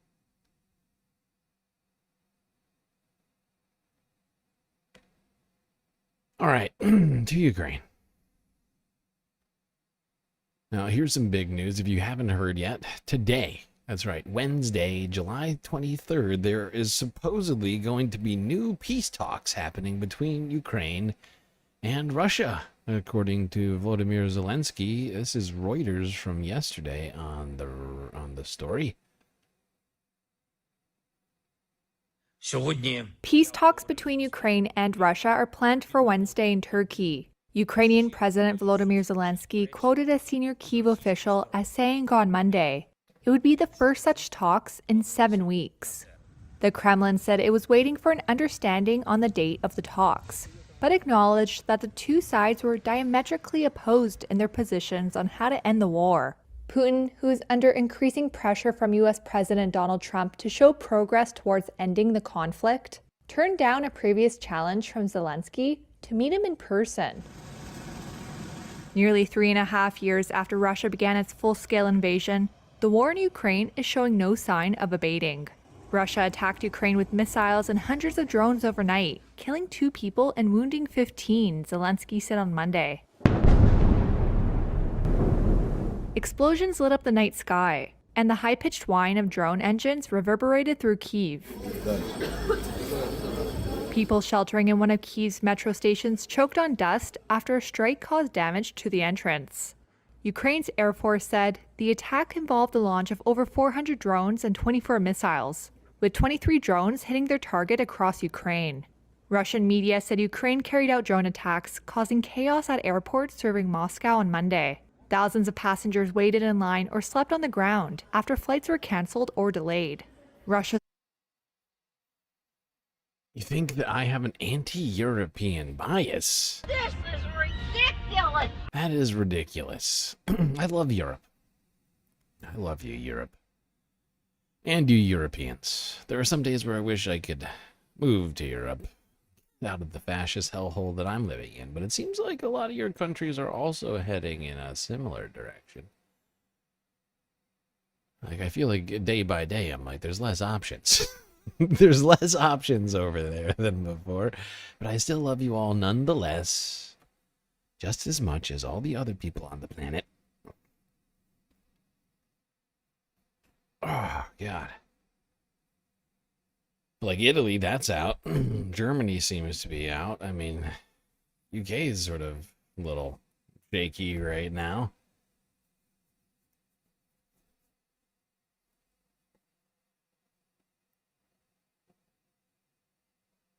Exactly, like that. Like Dark Sparkle saying that you deleted German news sites because the centrist government is handing power over to the far right, and while they enrich themselves. It sounds familiar. It sounds very reminiscent. Boy.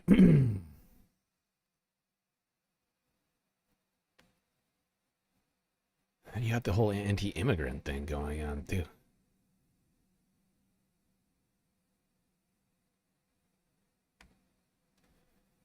And that's the same deal with us too, right? The center in Germany has been doing the same thing that the center has been doing in the United States, not having a cogent immigration policy, and instead just sort of embracing 70 to 80% of the far right's immigration policy. It's insane. It's fucking insane.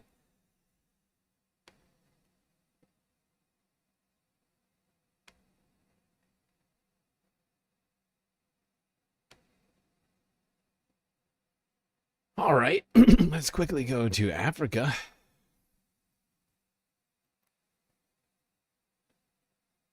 Not to Africa. Let's go to Doha, where a deal was signed between the Democratic Republic of Congo and M23 rebels. This was yesterday, France 24 English, 21 hours ago. Well, thousands have been killed and hundreds of thousands displaced this year alone. But a ceasefire deal has now been signed in Qatar. Our correspondent Emmett Livingston has the more details. It's an important diplomatic breakthrough. After 3 months of secretive negotiations held in Doha, the Congolese government and M23 rebels signed a declaration of principles over the weekend, paving the way for a permanent ceasefire. Backed by Rwanda, M23 rebels captured huge swathes of territory in eastern Congo earlier this year, including the region's 2 largest cities. But international pressure, especially from the United States, forced both sides to the negotiating table. On Saturday, the 2 sides agreed to a declaration of principles, which is a roadmap for peace rather than a full peace deal. They committed to a permanent ceasefire, and the declaration of principles also contains commitments towards mutual prisoner releases, combating hate speech, the return of refugees, and on restoring state authority across Congo.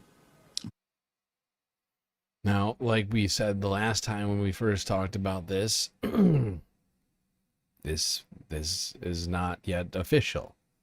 Even though everything's been signed, there's still aspects of this that allows this thing to continue on a bit further. And it could still somehow go the wrong direction. I am certainly optimistic that it doesn't.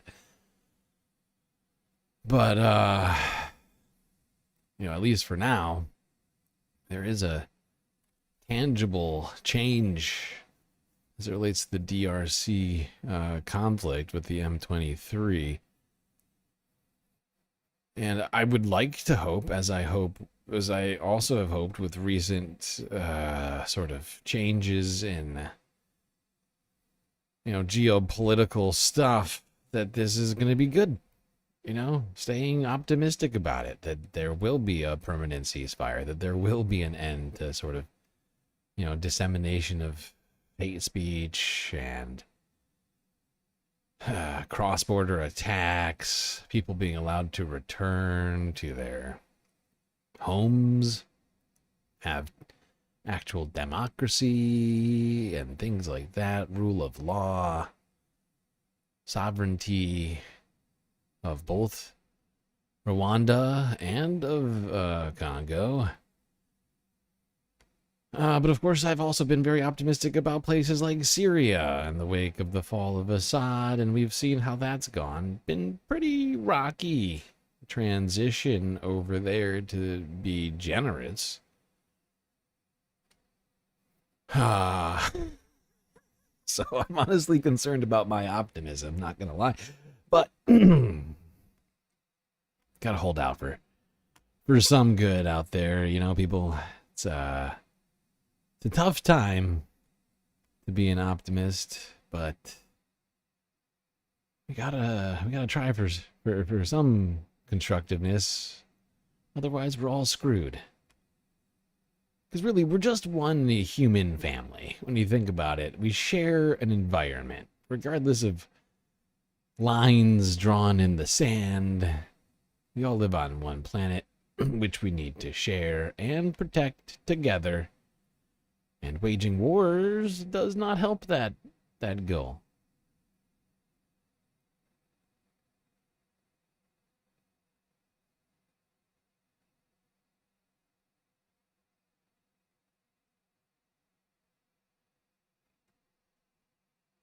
All right, let's go to maybe one of the most depressing parts of this fucking stream. Gaza. Yes, we do have things to talk about. I have been talking about this since February of last year.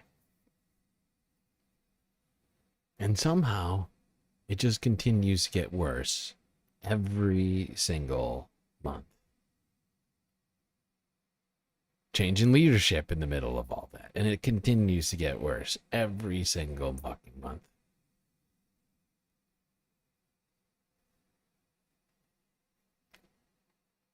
And it's just getting worse. People are, we've been talking about the levels of starvation, famine, hunger in Gaza. We've been talking about the horrific atrocities committed by the IDF. The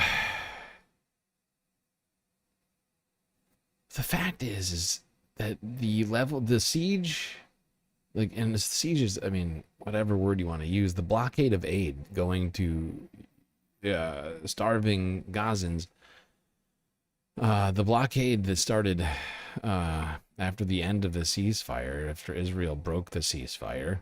Let's not forget, the ceasefire didn't just end. Israel broke it and started blasting Gaza again, started blockading Gaza again. And the Trump administration has done fuck all about that.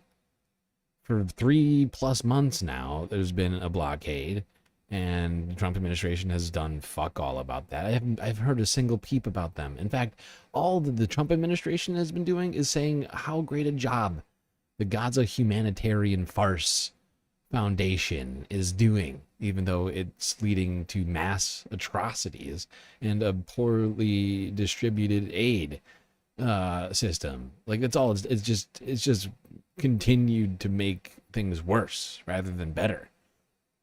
You know, they're just claiming we're doing a great job.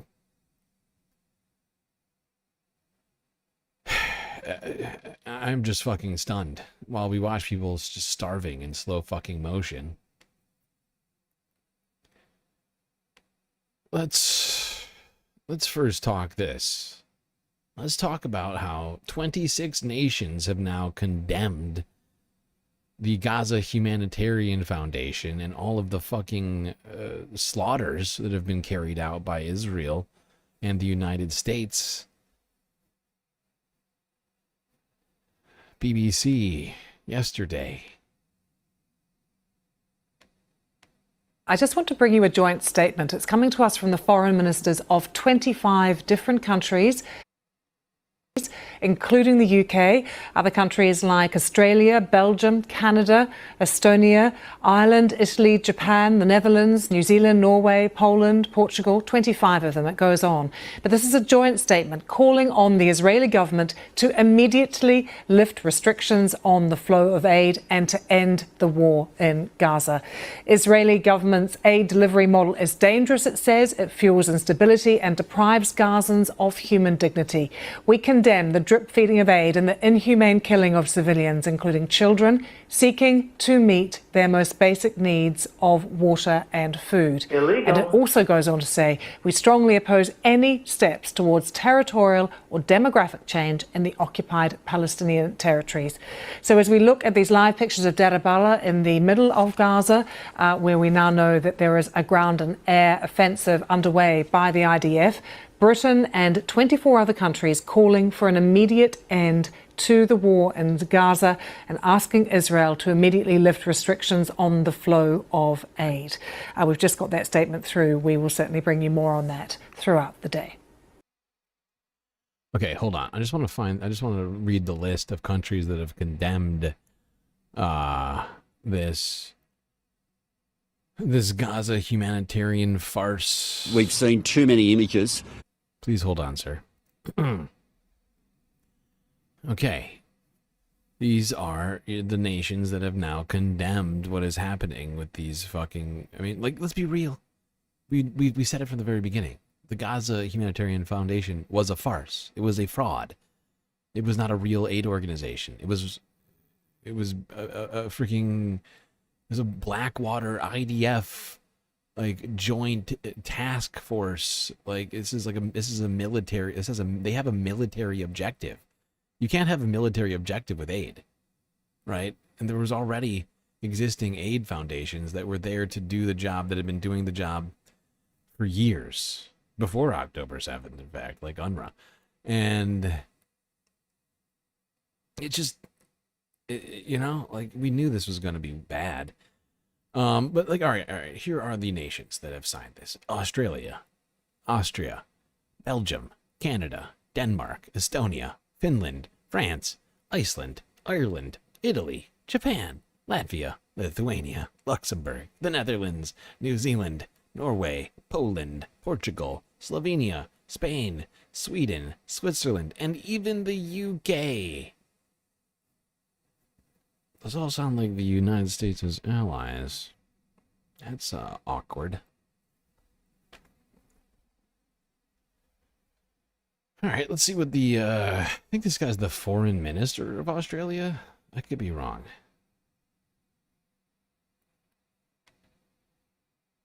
Let's see what he had to say about this.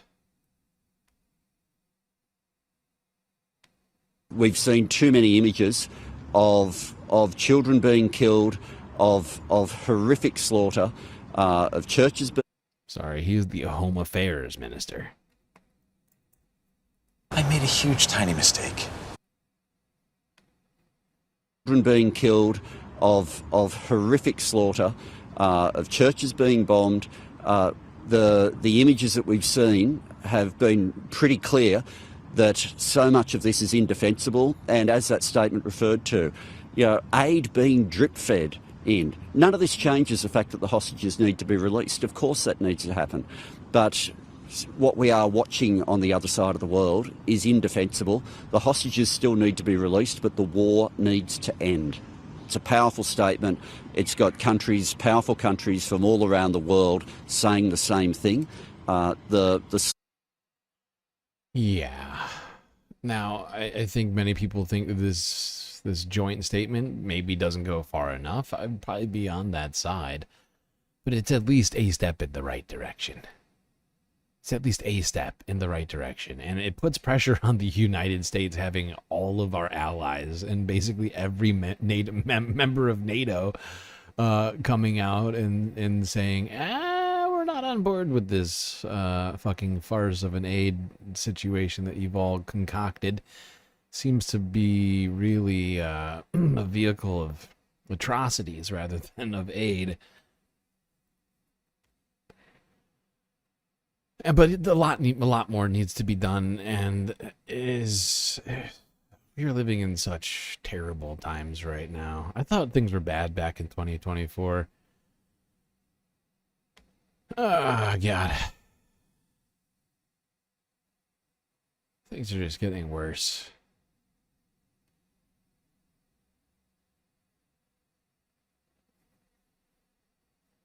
You like how much I've listed the names of those countries the same way that I list the patrons? But was it similar? I hadn't even considered. Just talking.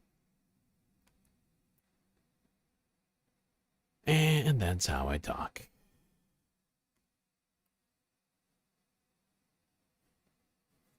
You think it's time to retract the veto at the UN? I've been saying that for months. I don't know the first time I said that, but I have been saying that for while now.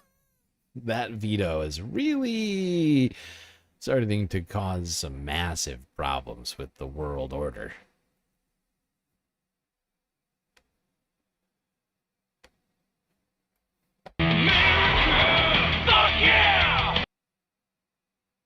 Now, before we get to being on the ground in Gaza, I wanted to go to this story. This was also one of those things for me where I was like, it's about time. But I was slightly like glad to see this. In Brussels, some stuff happened. Let's go to Belgium and talk about this little development which occurred this week. It's honestly, I mean, like I said, it doesn't seem huge, but this is big. This is big because so far we had not seen anything like this up to this point. You'll see what I mean in a second. Let's just do this and then I'll give my fucking spiel. Here's France 24. Say they have briefly held and questioned 2 Israeli citizens who attended an electronic music festival after pro-Palestinian groups accused them of war crimes. Illegal. The European Jewish Association criticizing Belgian authorities for acting on what it called a politically motivated complaint. We're going to get to the bottom of this now with France 24's Brussels correspondent Dave Keating. Dave, what more can you tell us? Well, these 2 Israelis were attending the Tomorrowland Festival, which is a really big festival here in Belgium that's known around the world. There are a lot of Israelis attending that. There's plenty of images you can find with Israelis waving Israel flags, people waving Palestinian flags. But what seems to have caught the attention of these 2 rights groups is that these 2 Israelis who are in the IDF were waving a flag of the Givati Brigade, which is a specific brigade that they have accused of committing war crimes in Gaza. And so these 2 organizations, which are the Hind Rajab Foundation and the Global Legal Action Network, brought this complaint to the Belgian authorities saying that these 2 individuals should be brought in. Now, the Belgian government says that they did bring in these 2 individuals for questioning. They questioned them and then released them. They haven't given out any more information either about what they questioned them about or what their intentions are with this going forward. So yeah, it's not huge, but it's something. And it's something that hasn't happened up till now. And I'm hoping we see a lot more of this. Right? The IDF members, Israeli officials need to be afraid of leaving Israel at this point. They need to feel completely cut off from the rest of the planet for committing genocide. And they need to honestly, there needs to be genuine legal action, right, at The Hague. But I mean, if people, this is going to cause people to second guess, leaving Israel and going other places, spreading their hate, and perhaps may even cause them to second guess their support for these fucking atrocities. I can't say for sure that that's what's going to happen, but we need something. We need something, and it's stuff like this that gives me a little bit of hope. People upholding upholding international law, in their own countries, questioning people who may have committed war crimes. They went to a festival and waved the Klan flag. Pretty much. That's basically what they did. And it's disgusting that they feel emboldened to do that, and they need to be driven back into the fucking shadows, just like we need to do with the real Nazis. God damn it, we have too many Nazis running around the fucking planet right now. These genocidal psychopaths have got to stop feeling so fucking comfortable leaving their goddamn country.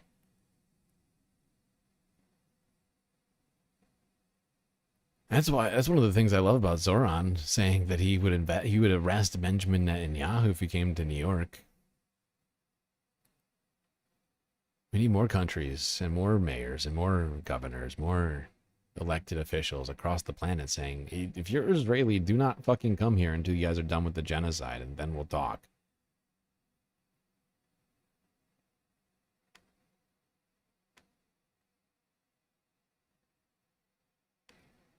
Okay, let's go to the terrible, horrible, no good, very bad situation on the ground in Gaza.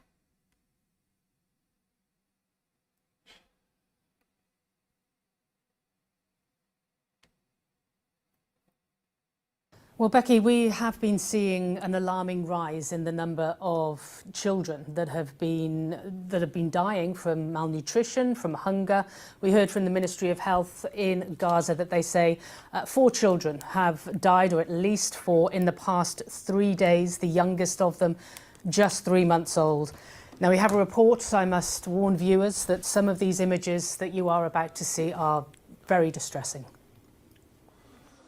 4-year-old Razan Abu Sahar was hospitalised with malnutrition more than 1 month ago.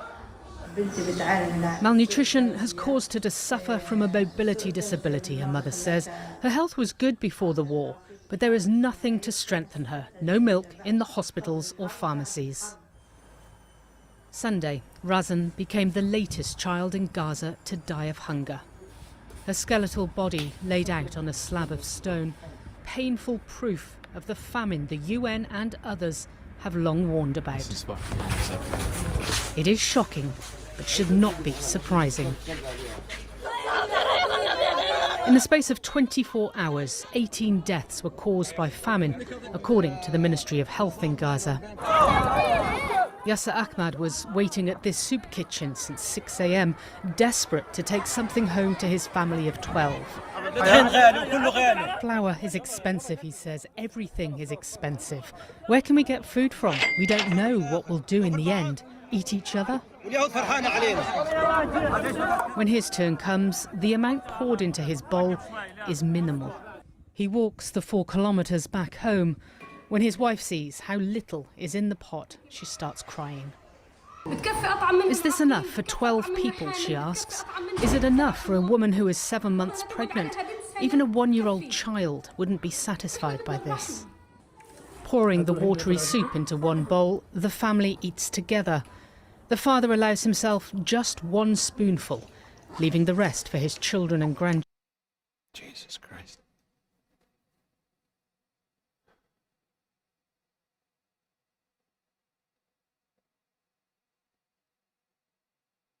People in Gaza are literally eating gruel. Okay? I mean, that's what this is. Fucking medieval form of food. Just grain, and you're lucky if you get broth.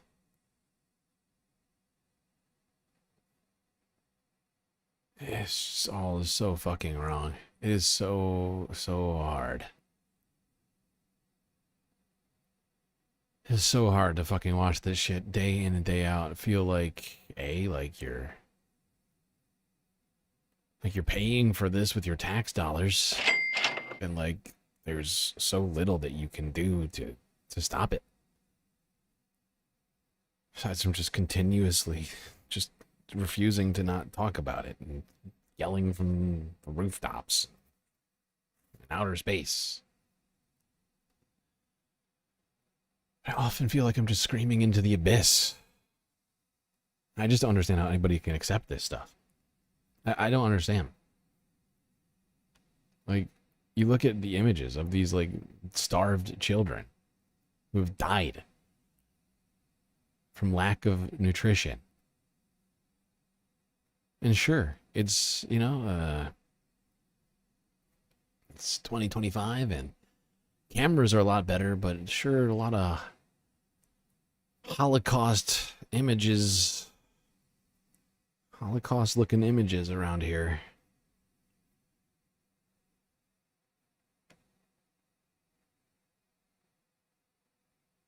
Donate to the PCRF? I would if I, you know, every single month we come down to the wire on just keeping this stream up. Sadly. Otherwise I probably would be inclined to be donating.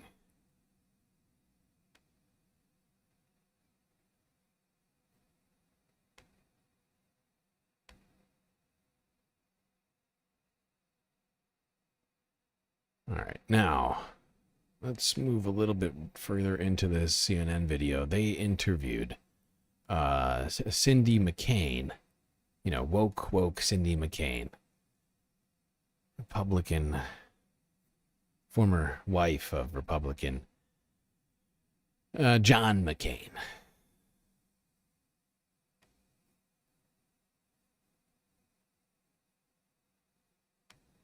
Paula, thank you.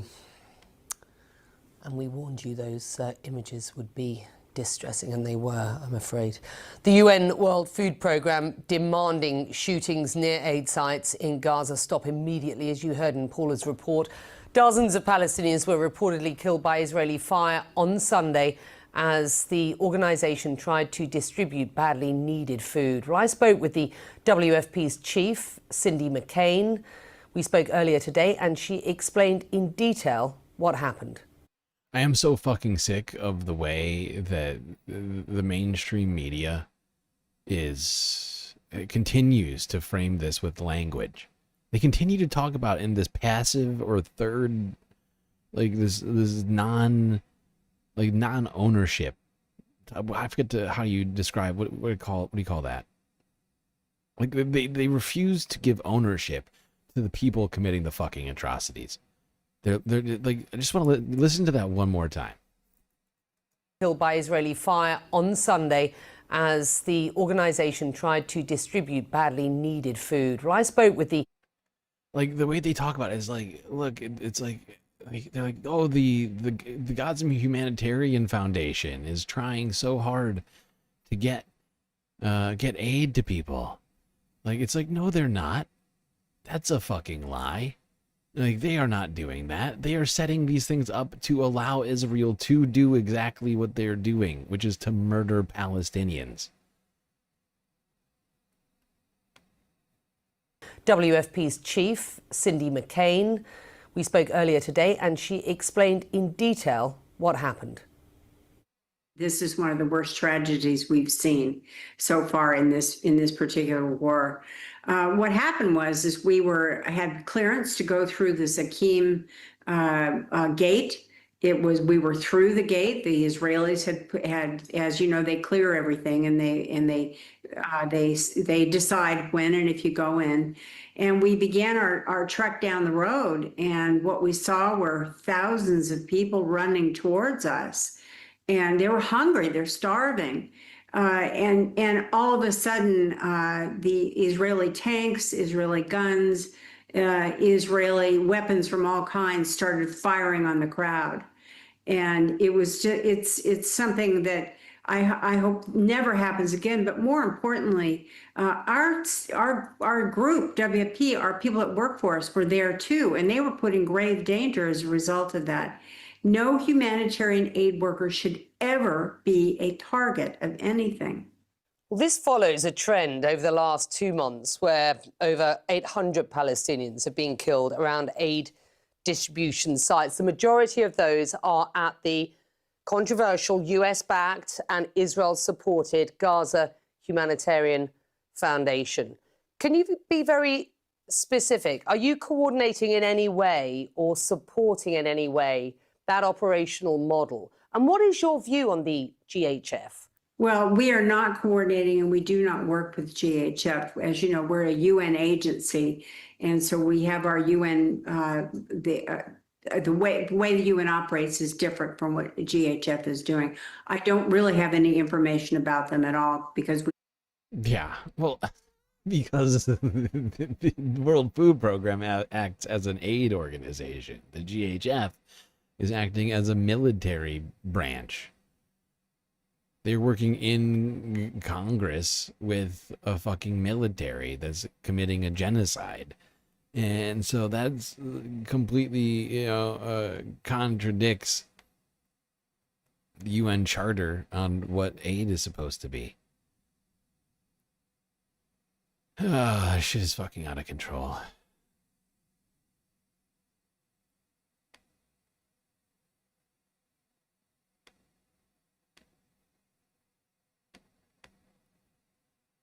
Where's the video? What do you mean? You can't see the video? Huh? I think it's fine, isn't it?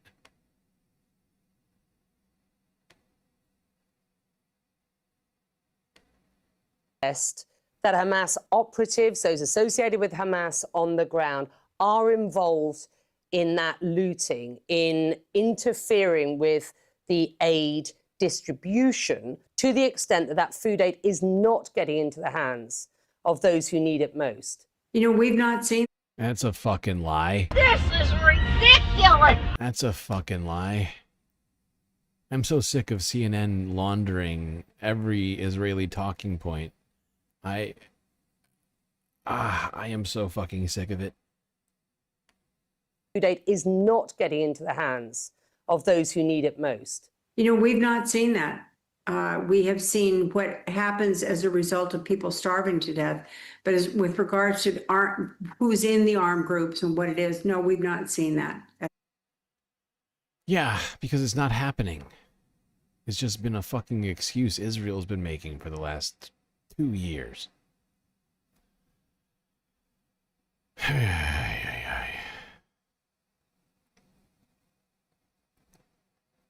So frustrating. What we need is to get rid of the reliance on these fucking media organizations that are in bed with the power structures that continue to facilitate this fucking genocide. CNN, CBS, ABC, MSNBC. But the fact is, we need on the ground resources to continue doing journalism, because we cannot just, be going around without on the ground journalism. And unfortunately, creating a fucking network capable of doing what CNN should be doing, but is not doing so much of, it's a huge task. I've been thinking about it for a while, like how we actually get to having, because I'm not a real news network. I pretend to be online, but everybody knows it's just me. Everybody knows I don't have some on-the-ground team on the streets out there getting news coverage every day. Don't have producers whispering in my ear wrong or whatever. You know, and I would love to have one, but there's certainly no money in the galactic budget for that. I just keep thinking about it, though, over and over and over again. How do we replace these people that just seem intent on feeding us garbage? And it would be a huge effort. It would absolutely be a fucking huge effort to do, but it does somehow need to come to fruition. I'm just still struggling with how you put those pieces together. It would take an incredible, networking for sure. A massive amount of networking and a bunch of money. Ton of money.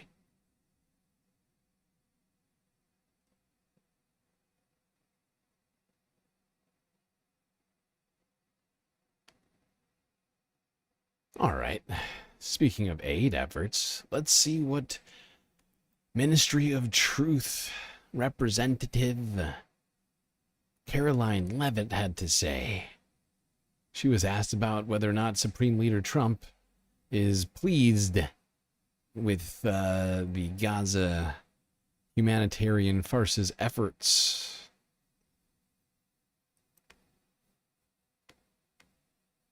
Standing here and for Americans across the country. Caroline, there are reports that President Trump or that FBI agents going through the Epstein files were told to flag President Trump's name if it came up. Is that something the president was aware of or something that he directed those agents or the Department of Justice to do? I don't believe that's something the White House was aware of. You'd have to ask the FBI. Caroline, President Trump.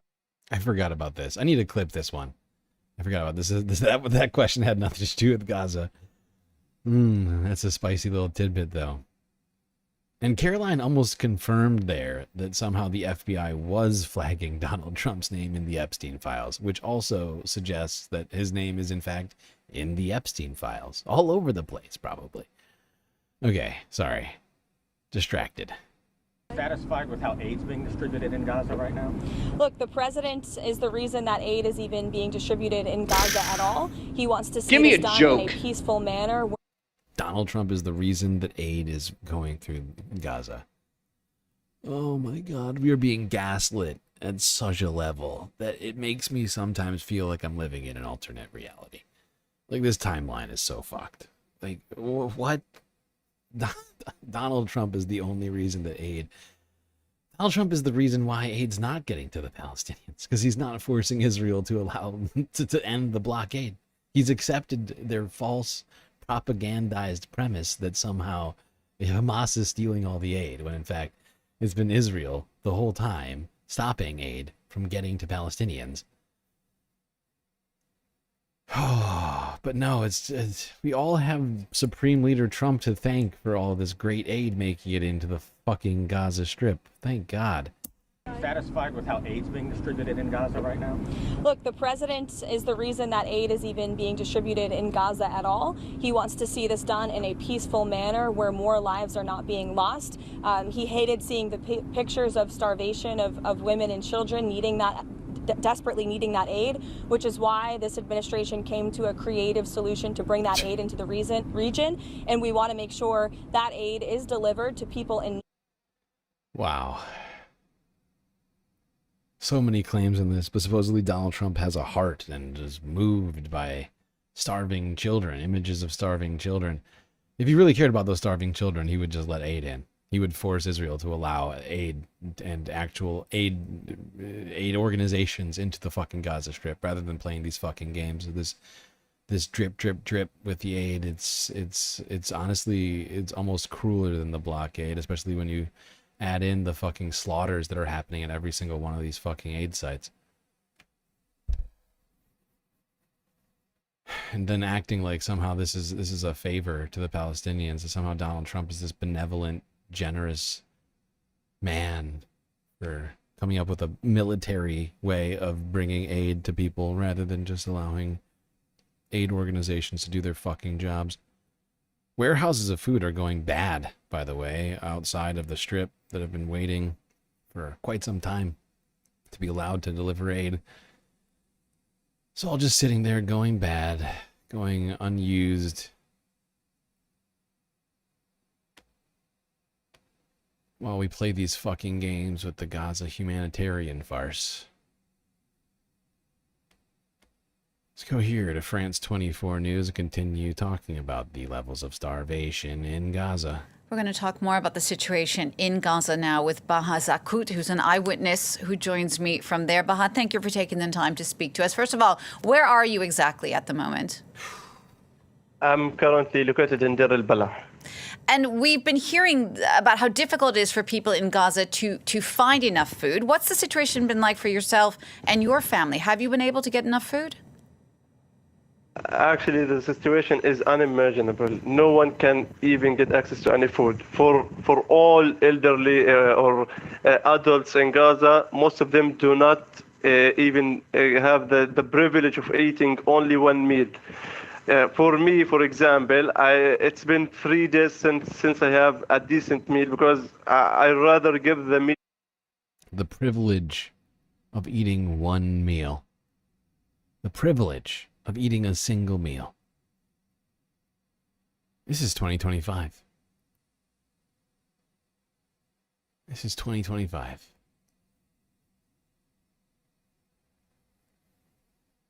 We have fucking such a just nonsense state of being right now. Sent to billionaires running around buying islands and shooting themselves off into space. Richest country on the planet funding a genocide. We have homeless people. We have starving people. We have people who are being actively deprived of food for genocidal fucking purposes. We have so many fucking problems on this planet. Why is it humanity is so incapable of stopping these atrocities right now? It's incredibly frustrating.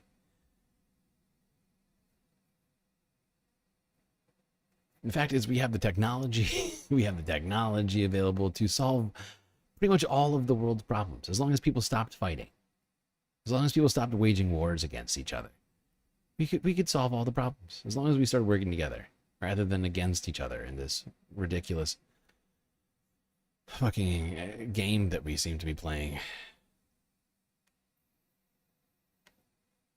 Or give the loaf of bread to my children, and to wait and see if there will be a breakthrough soon, or they will enter any aids. But for all of us, all of the parents in Gaza are denying themselves from taking any meal and sacrificing their meals to their children. Baha, I think that's something that any parents who are watching can completely relate to. Where are you able to get just that one loaf of bread? Is that from the aid centers?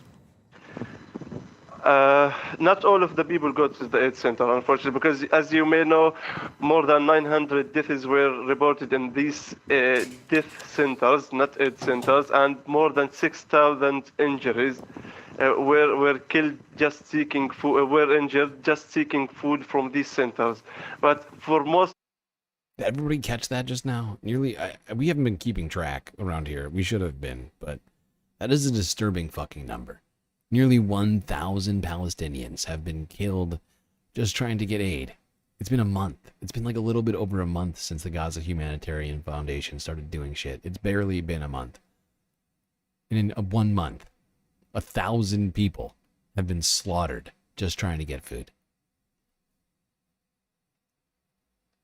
It's incomprehensible.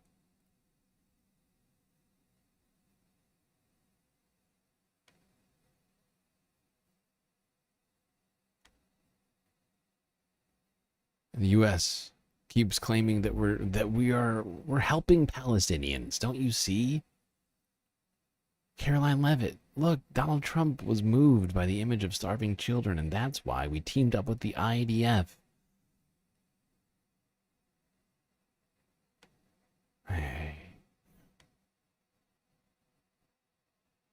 Okay, this next one is not any easier. This one is, in fact, probably the hardest one of all to do.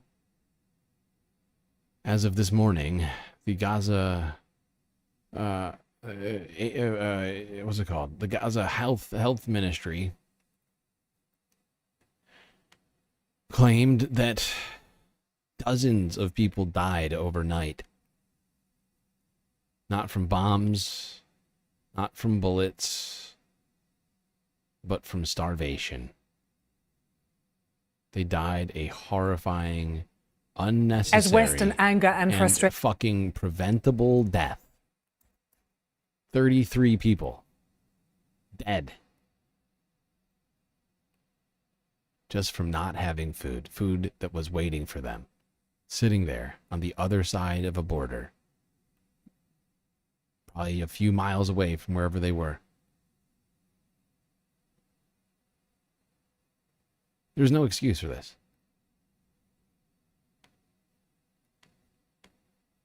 As Western anger and frustration continues to mount towards Israel, the UN Agency for Palestine Refugees, UNRWA, has told BBC News that members of its staff, as well as doctors and humanitarian workers, are fainting while on duty in Gaza due to hunger and exhaustion.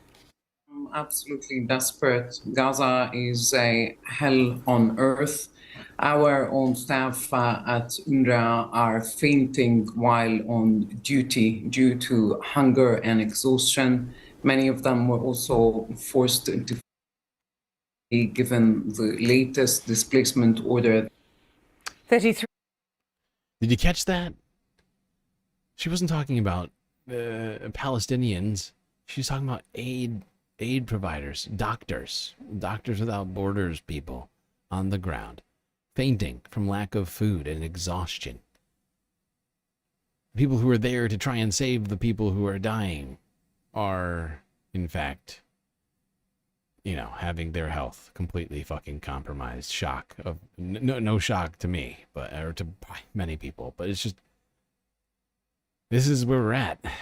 People have died of malnutrition in Gaza in the past 48 hours. 12 of those are children. That's according to the Hamas-run health ministry.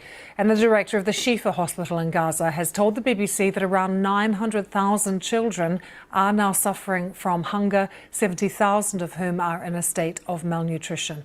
This comes as Israeli forces are continuing their offensive in central Gaza, specifically in the area of Deir al-Balah. Until now, the IDF had avoided ground operations there over concerns that Hamas could be holding Israeli hostages in Deir al-Balah. The World Health Organization says that 2 locations there, a warehouse and staff accommodation, have been attacked. It said employees were handcuffed, stripped and interrogated at gunpoint by Israeli forces. Israel could face further sanctions from the UK if it does not agree to a ceasefire in Gaza. That's from the Foreign Secretary David Lammy, who says he feels appalled and sickened by Israel's actions in the Gaza Strip. Our diplomatic correspondent Paul Adams had... How long did it take David Lammy to feel sick and appalled? It's been over a year, David. Right? David got the job last July, right? It's been like a full year for David. And it's taken him way too long to be disgusted by what's happening. It's about time, buddy. Appalled and sickened by Israel's actions in the Gaza Strip. Our diplomatic correspondent Paul Adams has this report. Israel's military is now attacking areas of the Gaza Strip relatively untouched before, where huge numbers of displaced people are sheltering. In nearby Gaza City, the search for food is constant. There isn't enough, and the journeys are long. Today, it was a huge struggle, says Mohammed, until people took pity on us and gave us a bag of flour. We don't have money for transport, we don't have food, we don't have anything to drink. Famine is killing. Yeah, I just want to point something out to people if it's not completely obvious. But of course, the Gaza humanitarian farce has been handing out bags of flour, right? Bags of flour, bags of grain. And it is honestly, it's pathetic. Like, let's not forget, you can't make anything with flour without water, right? And even if you have just water and flour, you can make very, very gross bread, right? Like just tasteless bread. If you have access to that water, what do you do if you have no fucking water? Like the way in which this aid is being distributed is farcical. Like I've been saying, they are not a real aid organization. They are not actually thinking about how people wind up eating the food. They're just like, look, we give them a bag of flour, and they'll be fine. They'll figure it out. People. From the foreign ministers of 25 mostly European countries, a plea for Israel to comply with international law and stop drip-feeding Gaza with aid. I described what I saw yesterday in Parliament as grotesque. These are not words that are usually used by a foreign secretary who's attempting to be diplomatic. Enough of diplomacy over here, David. I need you to wake the fuck up over there. Seriously.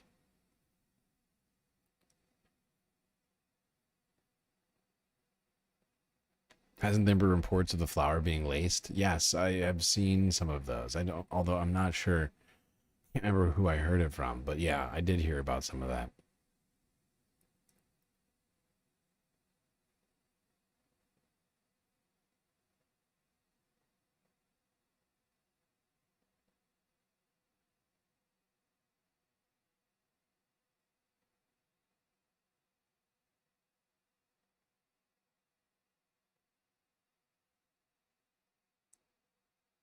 Yeah.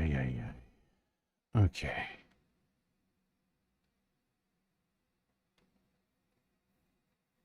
Let's go back to the Ministry of Truth. See what little Caroline Levitt had to say on behalf of Supreme Leader Trump. Israel seen stepping up some attacks in Gaza. Has the president expressed his frustration with Netanyahu, and how does this impact the ceasefire negotiations? Well, look, the president enjoys a good working relationship with Prime Minister Bibi Netanyahu and stays in frequent communication with him. He was caught off guard by the bombing in Syria and also the bombing of a Catholic church in Gaza, which, as you know, I addressed at my briefing last week. And in both accounts, the president quickly called the prime minister to rectify those situations. And we saw Secretary Rubio intervene when it came to Syria. We saw a de-escalation there. And as for the bombing of the Catholic church in Gaza, the prime minister did put out a statement saying this was an accident and they deeply regretted that action on behalf of the... Oh, that's good enough. Israel told us that the war crime that they did was an accident, and so we took them at face value and moved on. Great.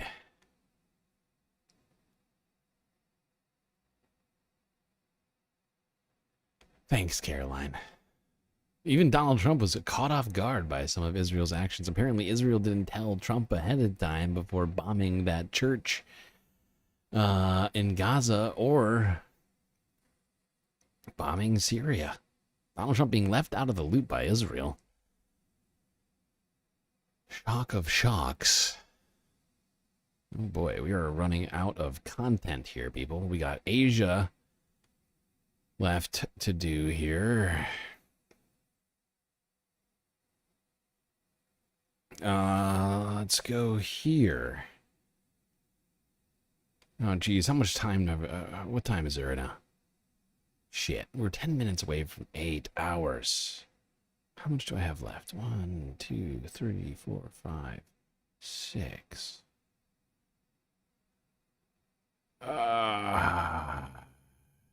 Fuck it. We're going to blast through the break. But since we are going to blast through the break, I'm going to do quick galactic messages. Just want to remind everybody that we are completely funded by viewers like you. Ton of great ways, of course, for you to show your support. YouTube, Super Chat, Super Stickers, and memberships, Cash App, and PayPal, as well as Patreon, where you can become a galactic patron for the low, low price of $3 a month. And we are still trying to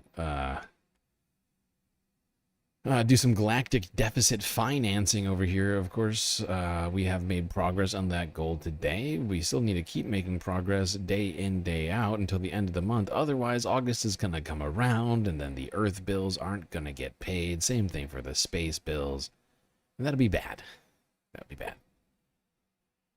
But if everybody who subscribes to this here channel just donated a couple dollars, we would be in the clear.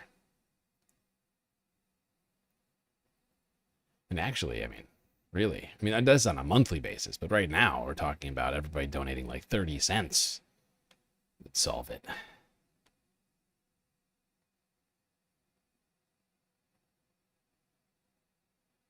All right.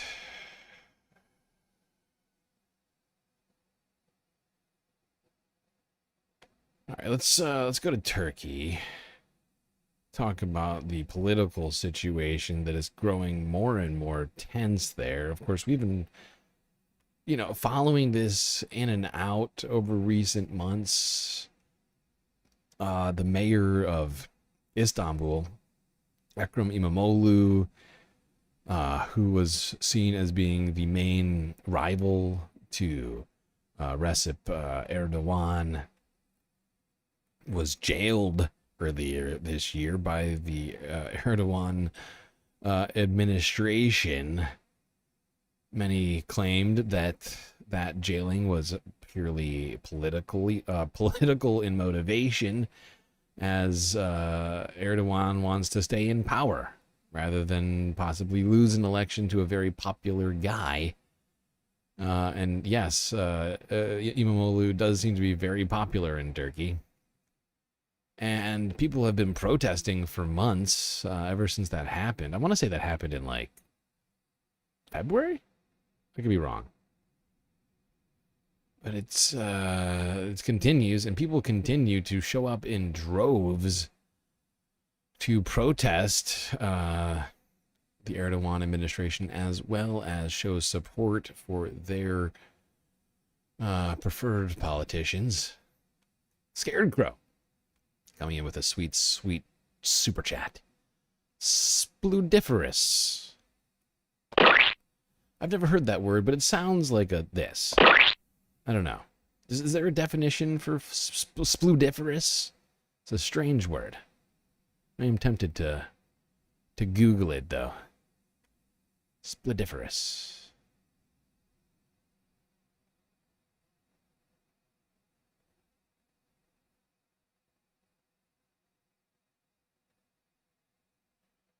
Okay, Al Jazeera from yesterday. Another mass rally in Istanbul. Addressed by Özgür Özel, leader of Republican People's Party, CHP, as protests grow against the arrest of Istanbul Mayor Ekrem İmamoğlu in March. A vocal critic of President Recep Tayyip Erdogan, Özel faces charges of incitement and insulting the president and could be stripped of his parliamentary immunity. Unable to win at the polls, Erdogan wants to... No, that is some insane authoritarian shit right there. A crime of insulting the president. Illegal. I did everything right and they indicted me. Crime of insulting the great President Recep Erdogan. I see a disagreement in chat. I've been going through it, and I think there was just a miscommunication. Honestly, I think Look Bovine misunderstood what was being said by Dan. Look Bovine is lovely space fams who I'm sure meant nothing by that. Ooh, a definition for spludiferous. Adjective of or pertaining to splude. Very well. Thank you, Scared Crow, for that vocab word of the evening. I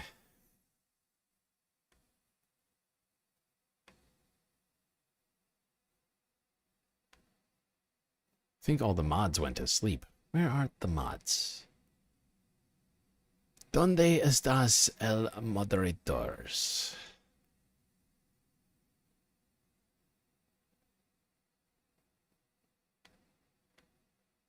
eliminate and imprison his rival. Since March the 19th, we've rallied in Istanbul's largest public squares, even in temperatures of 38 to 40 degrees Celsius. Thousands have come out instead of staying at home.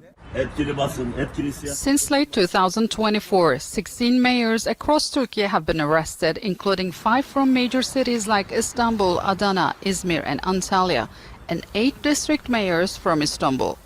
The arrests stem from 2 separate probes, one targeting the Istanbul. This seems like a wildly authoritarian crackdown, if you ask me. This is pretty insane. Look at it. It's just a line of political prisoners surrounded by police.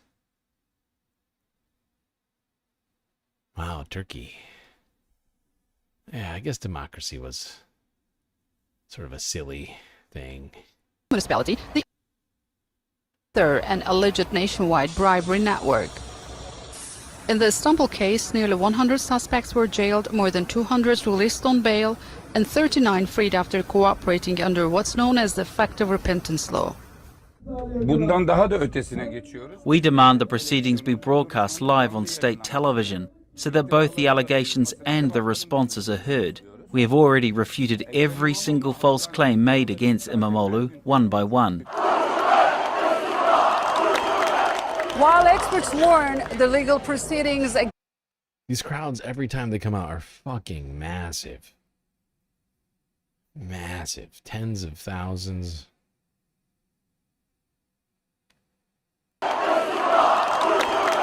While experts warn the legal proceedings against the opposition undermine the Constitution and rule of law, the government maintains they are legitimate efforts to fight corruption and not a political crackdown. Every stolen penny, every bribe or misused public asset will be held to account by the judge and law enforcement. If you pocket public funds or corrupt municipalities, you will face justice. Legal scholar Volkan Aslan says corruption should be investigated, but adds that there are many reasons to suggest the government is using it as an excuse to oppress the opposition. When we look at the past 20 years, there has not any single person that was detained or arrested from the government party with these claims. So, beginning from the last November, only the mayors and the workers from the opposition municipalities have been arrested. The corruption cases remain a contested area, with both sides claiming to defend the constitution. But with elections in 2028, their outcome could be an important test for Turkish democracy. Sinem Köseoğlu, Al Jazeera, Istanbul. Make sure to subscribe to our... All right, there's your update on what's been happening in Turkey. Pretty clear authoritarian crackdown seems to be happening. Not shocking.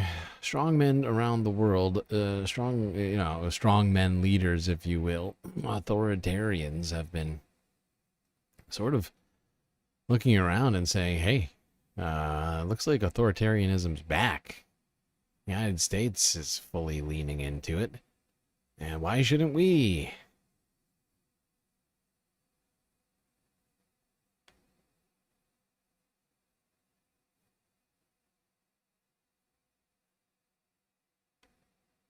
All right, let's go to Malaysia. Talk about something we talked about yesterday, or Monday? No, Sunday. But it feels like it's worth a second. Let's talk about what Malaysia's doing in terms of allowing recycling waste to be, dropped on their country.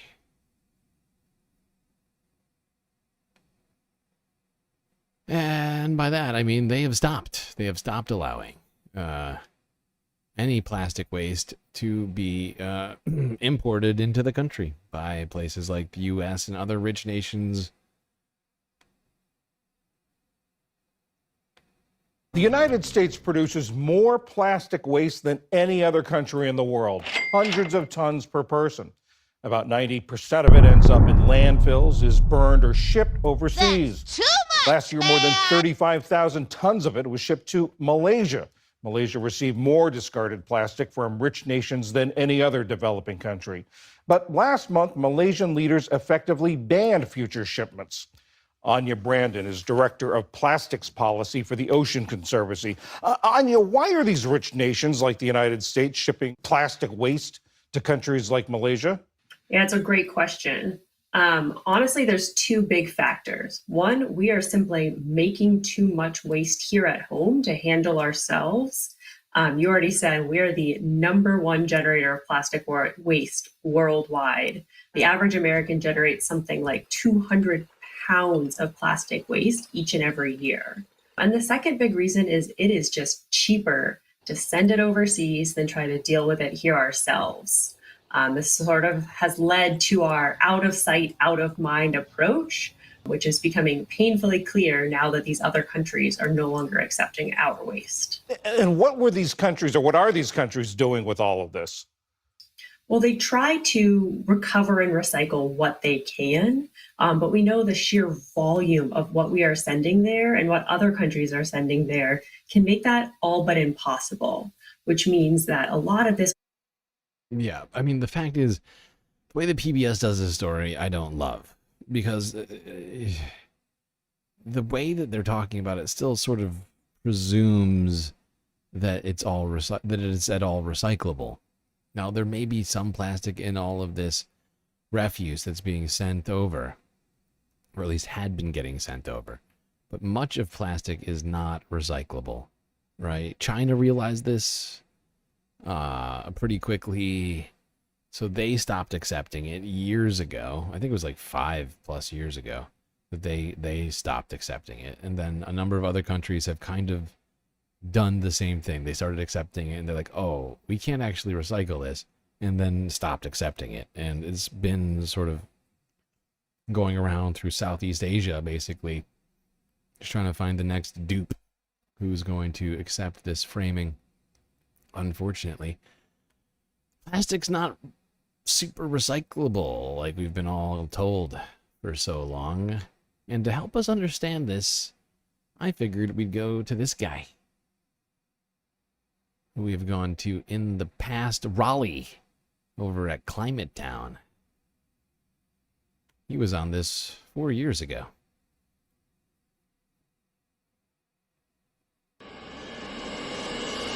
Hey, I was supposed to jump out of this to kind of scare you, but it turns out that's funnier on paper than it is in practice, so I hope you don't mind too much. Boy, I got a lot of plastic here, and don't worry, I'm going to be putting it in a recycling bin because I'm not a sociopath or some kind of libertarian. But here's the thing.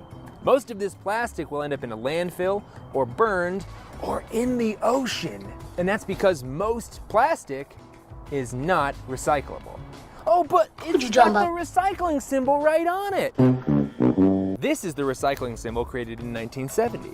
And this is a resin identification code created by the plastics industry in 1988 to trick people into thinking plastic was recyclable and therefore may be okay for the environment. Plastic recycling is a lie to sell more plastic. I'm Raleigh Williams, climate science grad student and guy who couldn't find a men's jumpsuit that fit him, but a women's jumpsuit is actually kind of working for me. And I hate to say this, but plastic recycling is an actual scam. Welcome to Climate Town. The beginning of the plastic recycling as a scam story starts with World War II. Do I have your attention now, everybody's dad? Anyway, at the beginning of the most camera-ready war in history, the US government felt that a flexible, lightweight material might really help our boys give the Jerry's the old piss and vinegar. So the government forced early plastics companies to work together, to crank out plastic, and to have little slumber parties where they shared their plastic-making secrets. And the modern plastic industry was born. Also, Brad totally has a crush on you. Oh my God, no he doesn't. Yes, he does, he told me. He told me. Since plastic is made out of oil and natural gas, plastic companies sprang out of existing fossil fuel corporations and their hot cousins, the chemical industry. And the nightmare lobby industry group, the Society of the Plastics Industry, was born. And I'm pretty sure that's the last we'll be hearing of them in this video about how the plastic industry scammed America. reality. Anyway, it was their job to get the American consumer, a group of people who had never really bought plastic, to start buying a shit ton of plastic.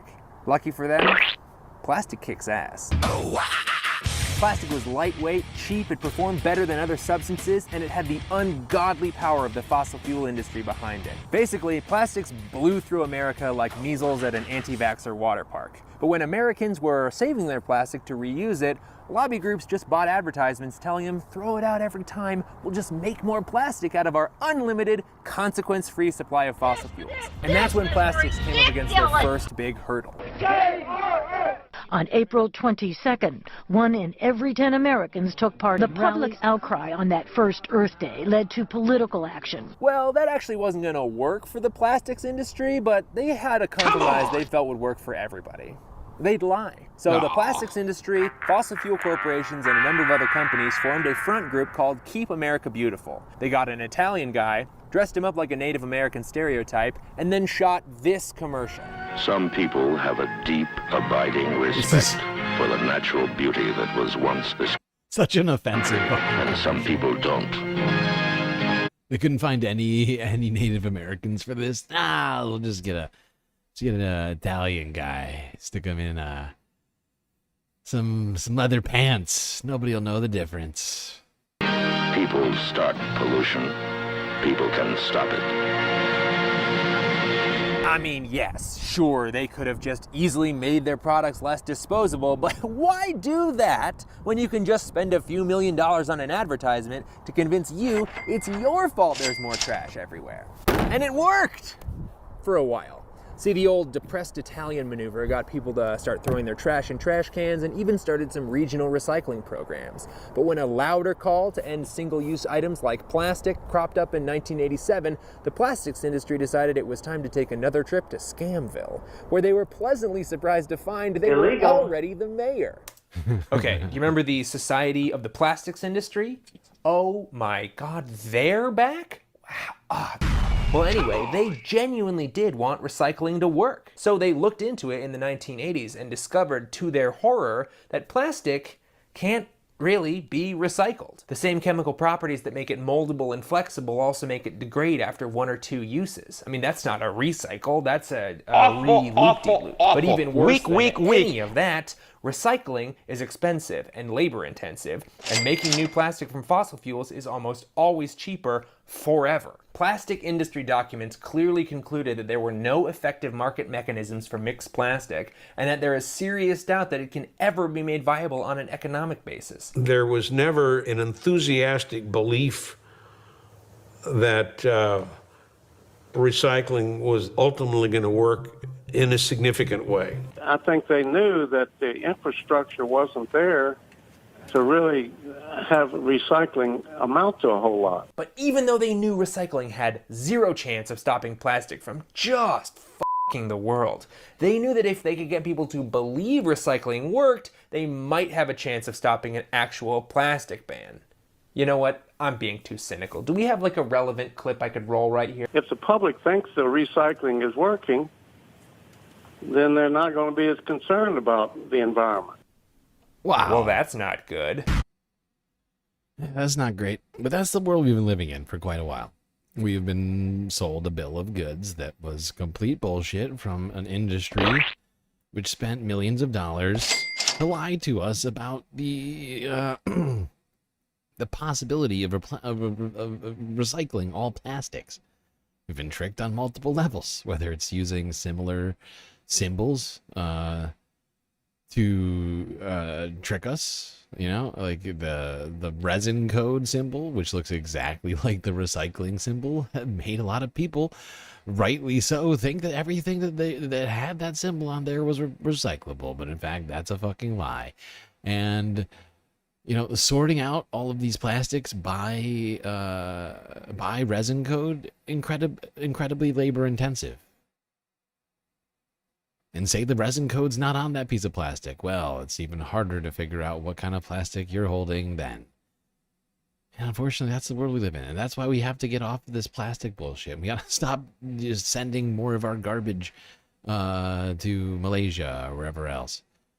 and start making more, you know, like, like stop making things single use. Stop making plastic stuff intended to be thrown out, right? Or break. You know, planned, what's it called? Engineered obsolescence and all this stuff is also contributing. It's also creating problems for everyone across the globe.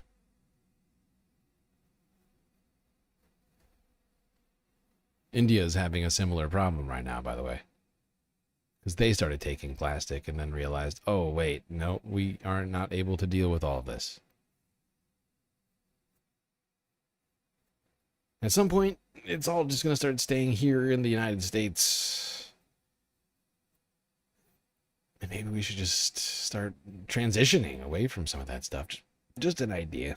Okay. We are getting super close to the end of the stream here, people. Let's go to Japan. Our second to last country to be discussed. All right, let's talk about the results of the Japanese election, which happened on Monday, or is it Sunday? It was Monday or Sunday. But the ruling party, the Liberal Democratic Party in Japan, suffered major losses in the Japanese Parliament, Senate, House, whatever it's called, Assembly. I think Upper Assembly might be what it's called.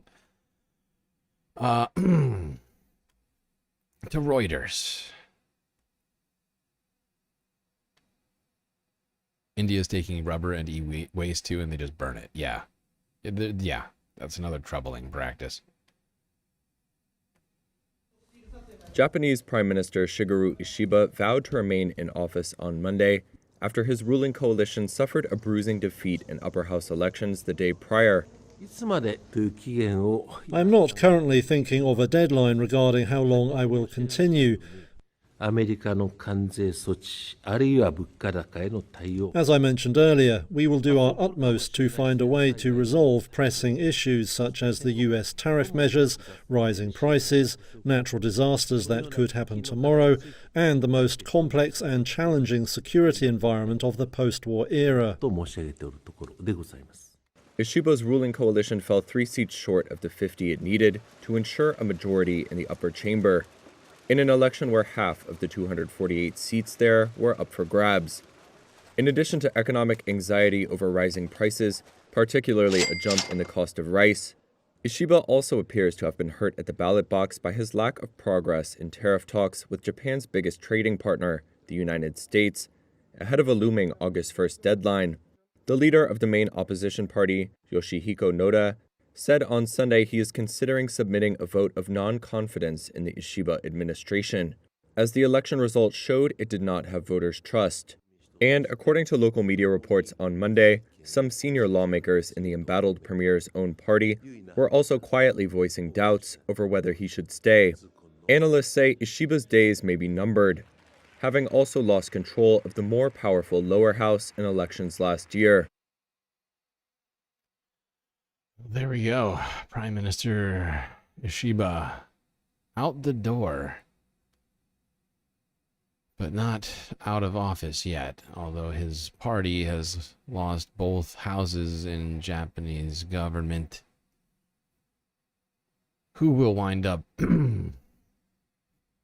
ruling Japan is to be seen in the future. I'm honestly planning on doing a little bit more research into the current makeup of the Japanese house. I just haven't had time. So we're going to leave it there, but we're not going to leave Japan. We are going to our penultimate video. Little round of applause for everyone for having made it this far. 2 videos left. Truly incredible out of 100 videos that we got through today.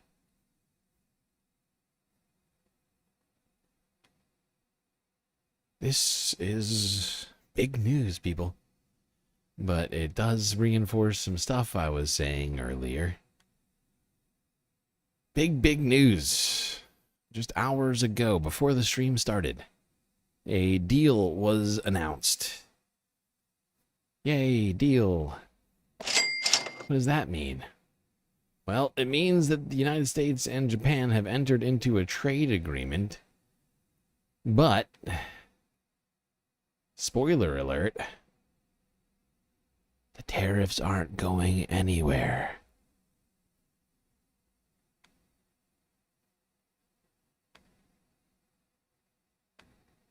I just signed the largest trade deal in history. I think maybe the largest deal in history with Japan. And that was done with Japan. They had their top people here, and we worked on it long and hard, and it's a great deal for everybody.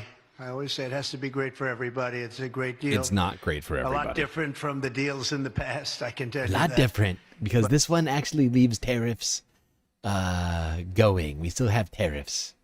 We're doing So it's actually really much, much worse than any other deal, because Americans are going to have to pay a lot more money for Japanese stuff. as a country. We're strong. We have a lot of money flowing in. The tariffs are kicked in better than anybody other. Donald Trump is, look, he's bragging about the tariffs. This is what I'm saying. This is what I've been saying this whole time. I haven't even seen this video yet. I just looked up the deals, because the deal was announced like while I was streaming, like the first half. I was like, "What? Really? Really? Did we finally get the tariffs gone?" And I had to look it up, and I was like, "Oh no, we didn't get rid of the tariffs," because Donald Trump loves the tariffs, and now they're using it as a fucking fugazi to distract us from the fact that they're paying for the billionaire tax cuts by charging people more money for their everyday fucking items. It is fucking perverse. Like, think about that.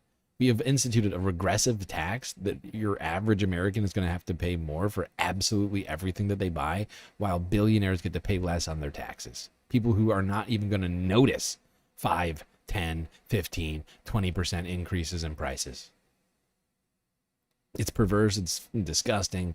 Let's talk about the details of this deal real quick before we move it along. U.S.-Japan trade deal. Here we go. Now, Japan's markets took this very, very well. The Nikkei hit almost 4% up during their trading day, which I think just closed a few hours ago.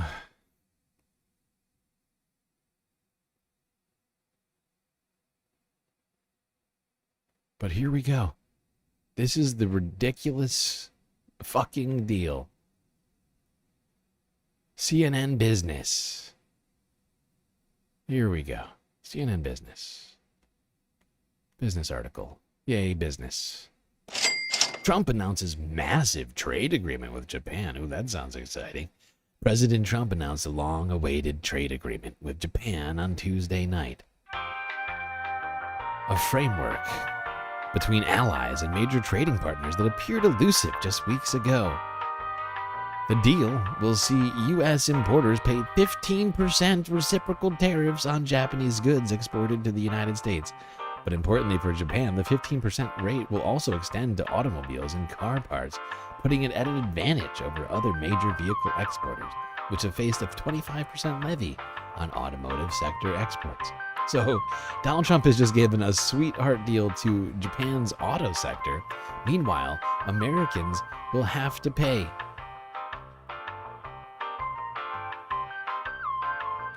Americans will have to pay an extra 15% for everything that comes out of Japan.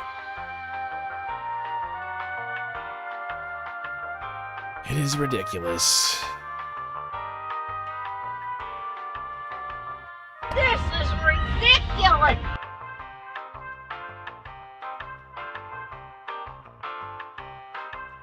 Mission accomplished.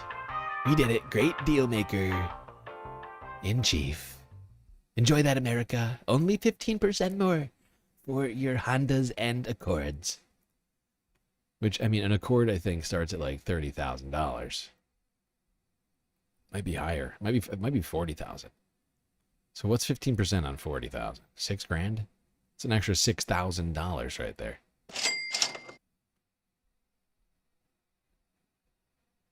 Is the waiting music on purpose? Yes, because I was reading business stories. Just sitting here reading business stories. Figured we could use a little extra music, a little verve. But there we go. This is what we can expect from all of our deals. So far, these are the 2 deals that have been fully announced. Indonesia and Japan. We're going to be paying 20% more on Indonesian goods and 15% more on Japanese goods. And Donald Trump thinks that's a win. Nobody should think this is a win. If you think this is a win, you are stupid. I am sorry. In fact, I'm not sorry. You should have been watching the stream for a long time. People who thinks this is a good idea are probably not watching the stream right now. I'm not gonna lie, but this is not what I think not what people were expecting when we were told 90 deals in 90 days. By the end of it, I thought most people thought we're not gonna have any tariffs on those 90 countries, but that's not what's happening. The 2 deals that have been announced so far both wound up with tariffs still existing. This is unacceptable. Donald Trump cannot allow Donald Trump to live this down.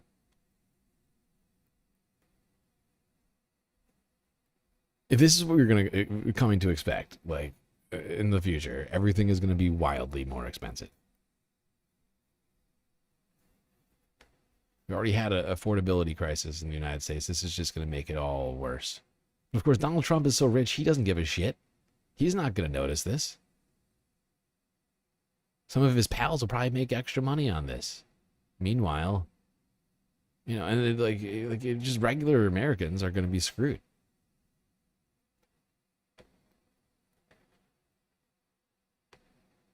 Now, here's another trade-related thing. Now, I haven't actually heard of a deal. There was supposed to be a deal. Donald Trump said there was going to be a deal. He met with the president of the Philippines earlier on Tuesday. Claimed that there's going to be a trade deal made today. I haven't heard the announcement from it, but he claimed it while they were standing outside of the White House.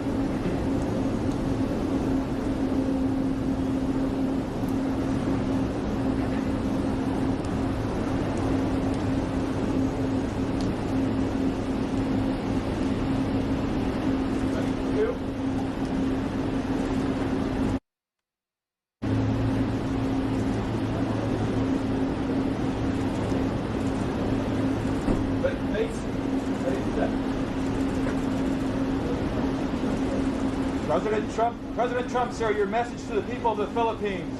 We love them. Can you get a trade deal done? And we respect their leader greatly. This is their leader.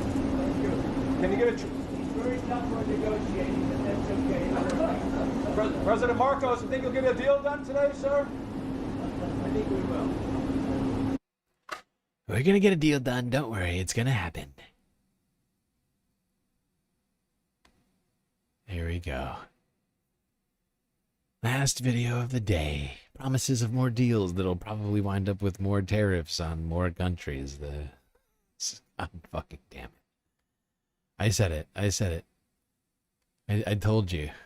I hate that I'm right about this. I've been saying for the last 100+ days. Liberation Day was coming, and more tariffs were going to be put back on to the U.S. consumer and business. It is happening. In slow motion, too, which is more fun than all at once, if you ask me.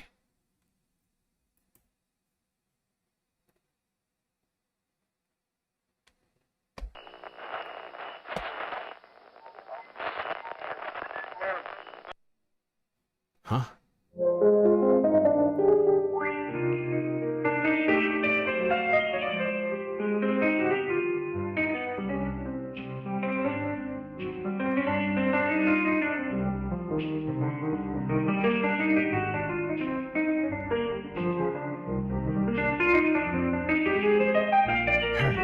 Well, looks like we got through another stream. It's quite long and also difficult, but thankfully we had each other to get through it. That's gonna be it for me tonight.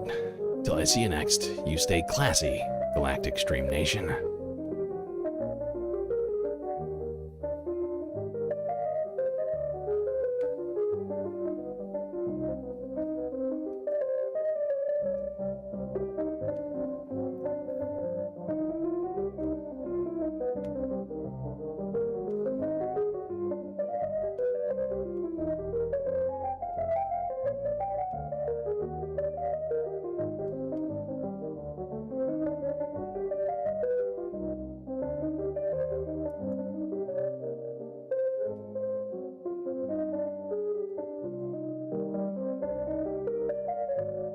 Can't forget this. These are your galactic patrons. Gabby, Goth Dogs, Aaron W, Schmegley, PB, Mitty, Afroponics, Normal by Nature, Inner Planet Janet, Godcat, Robot Cat, Disco Wolf, Callie Braiding, Sammy, Geodragon, The Anti-Corporatist, Obsessive Audio, Noah Noep, Nadia, Choki, Skelts, Selena, Mrs. Jen, Omegastar, Sasha G, Pitchforks Dragon, Vincent Morales, Donald James X, Evan from Portland, Lovely Pariah, Mish, Becky, B. Cypher, Sue Bates, and Icebreaker. That's right, all of these people here have helped produce the show, which your eyes and ears just got done enjoying. You can too for just a few US dollars a month on Patreon.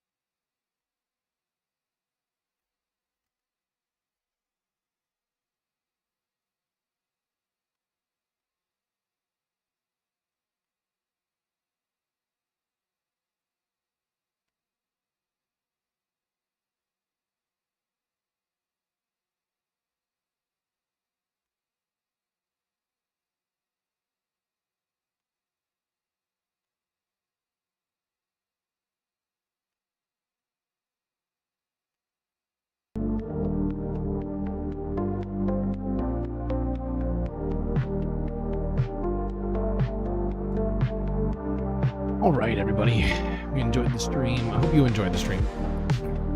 It's time for a little relaxation after all that horrible. Bask in the glory that is the super secret late night after hours galactic chill stream.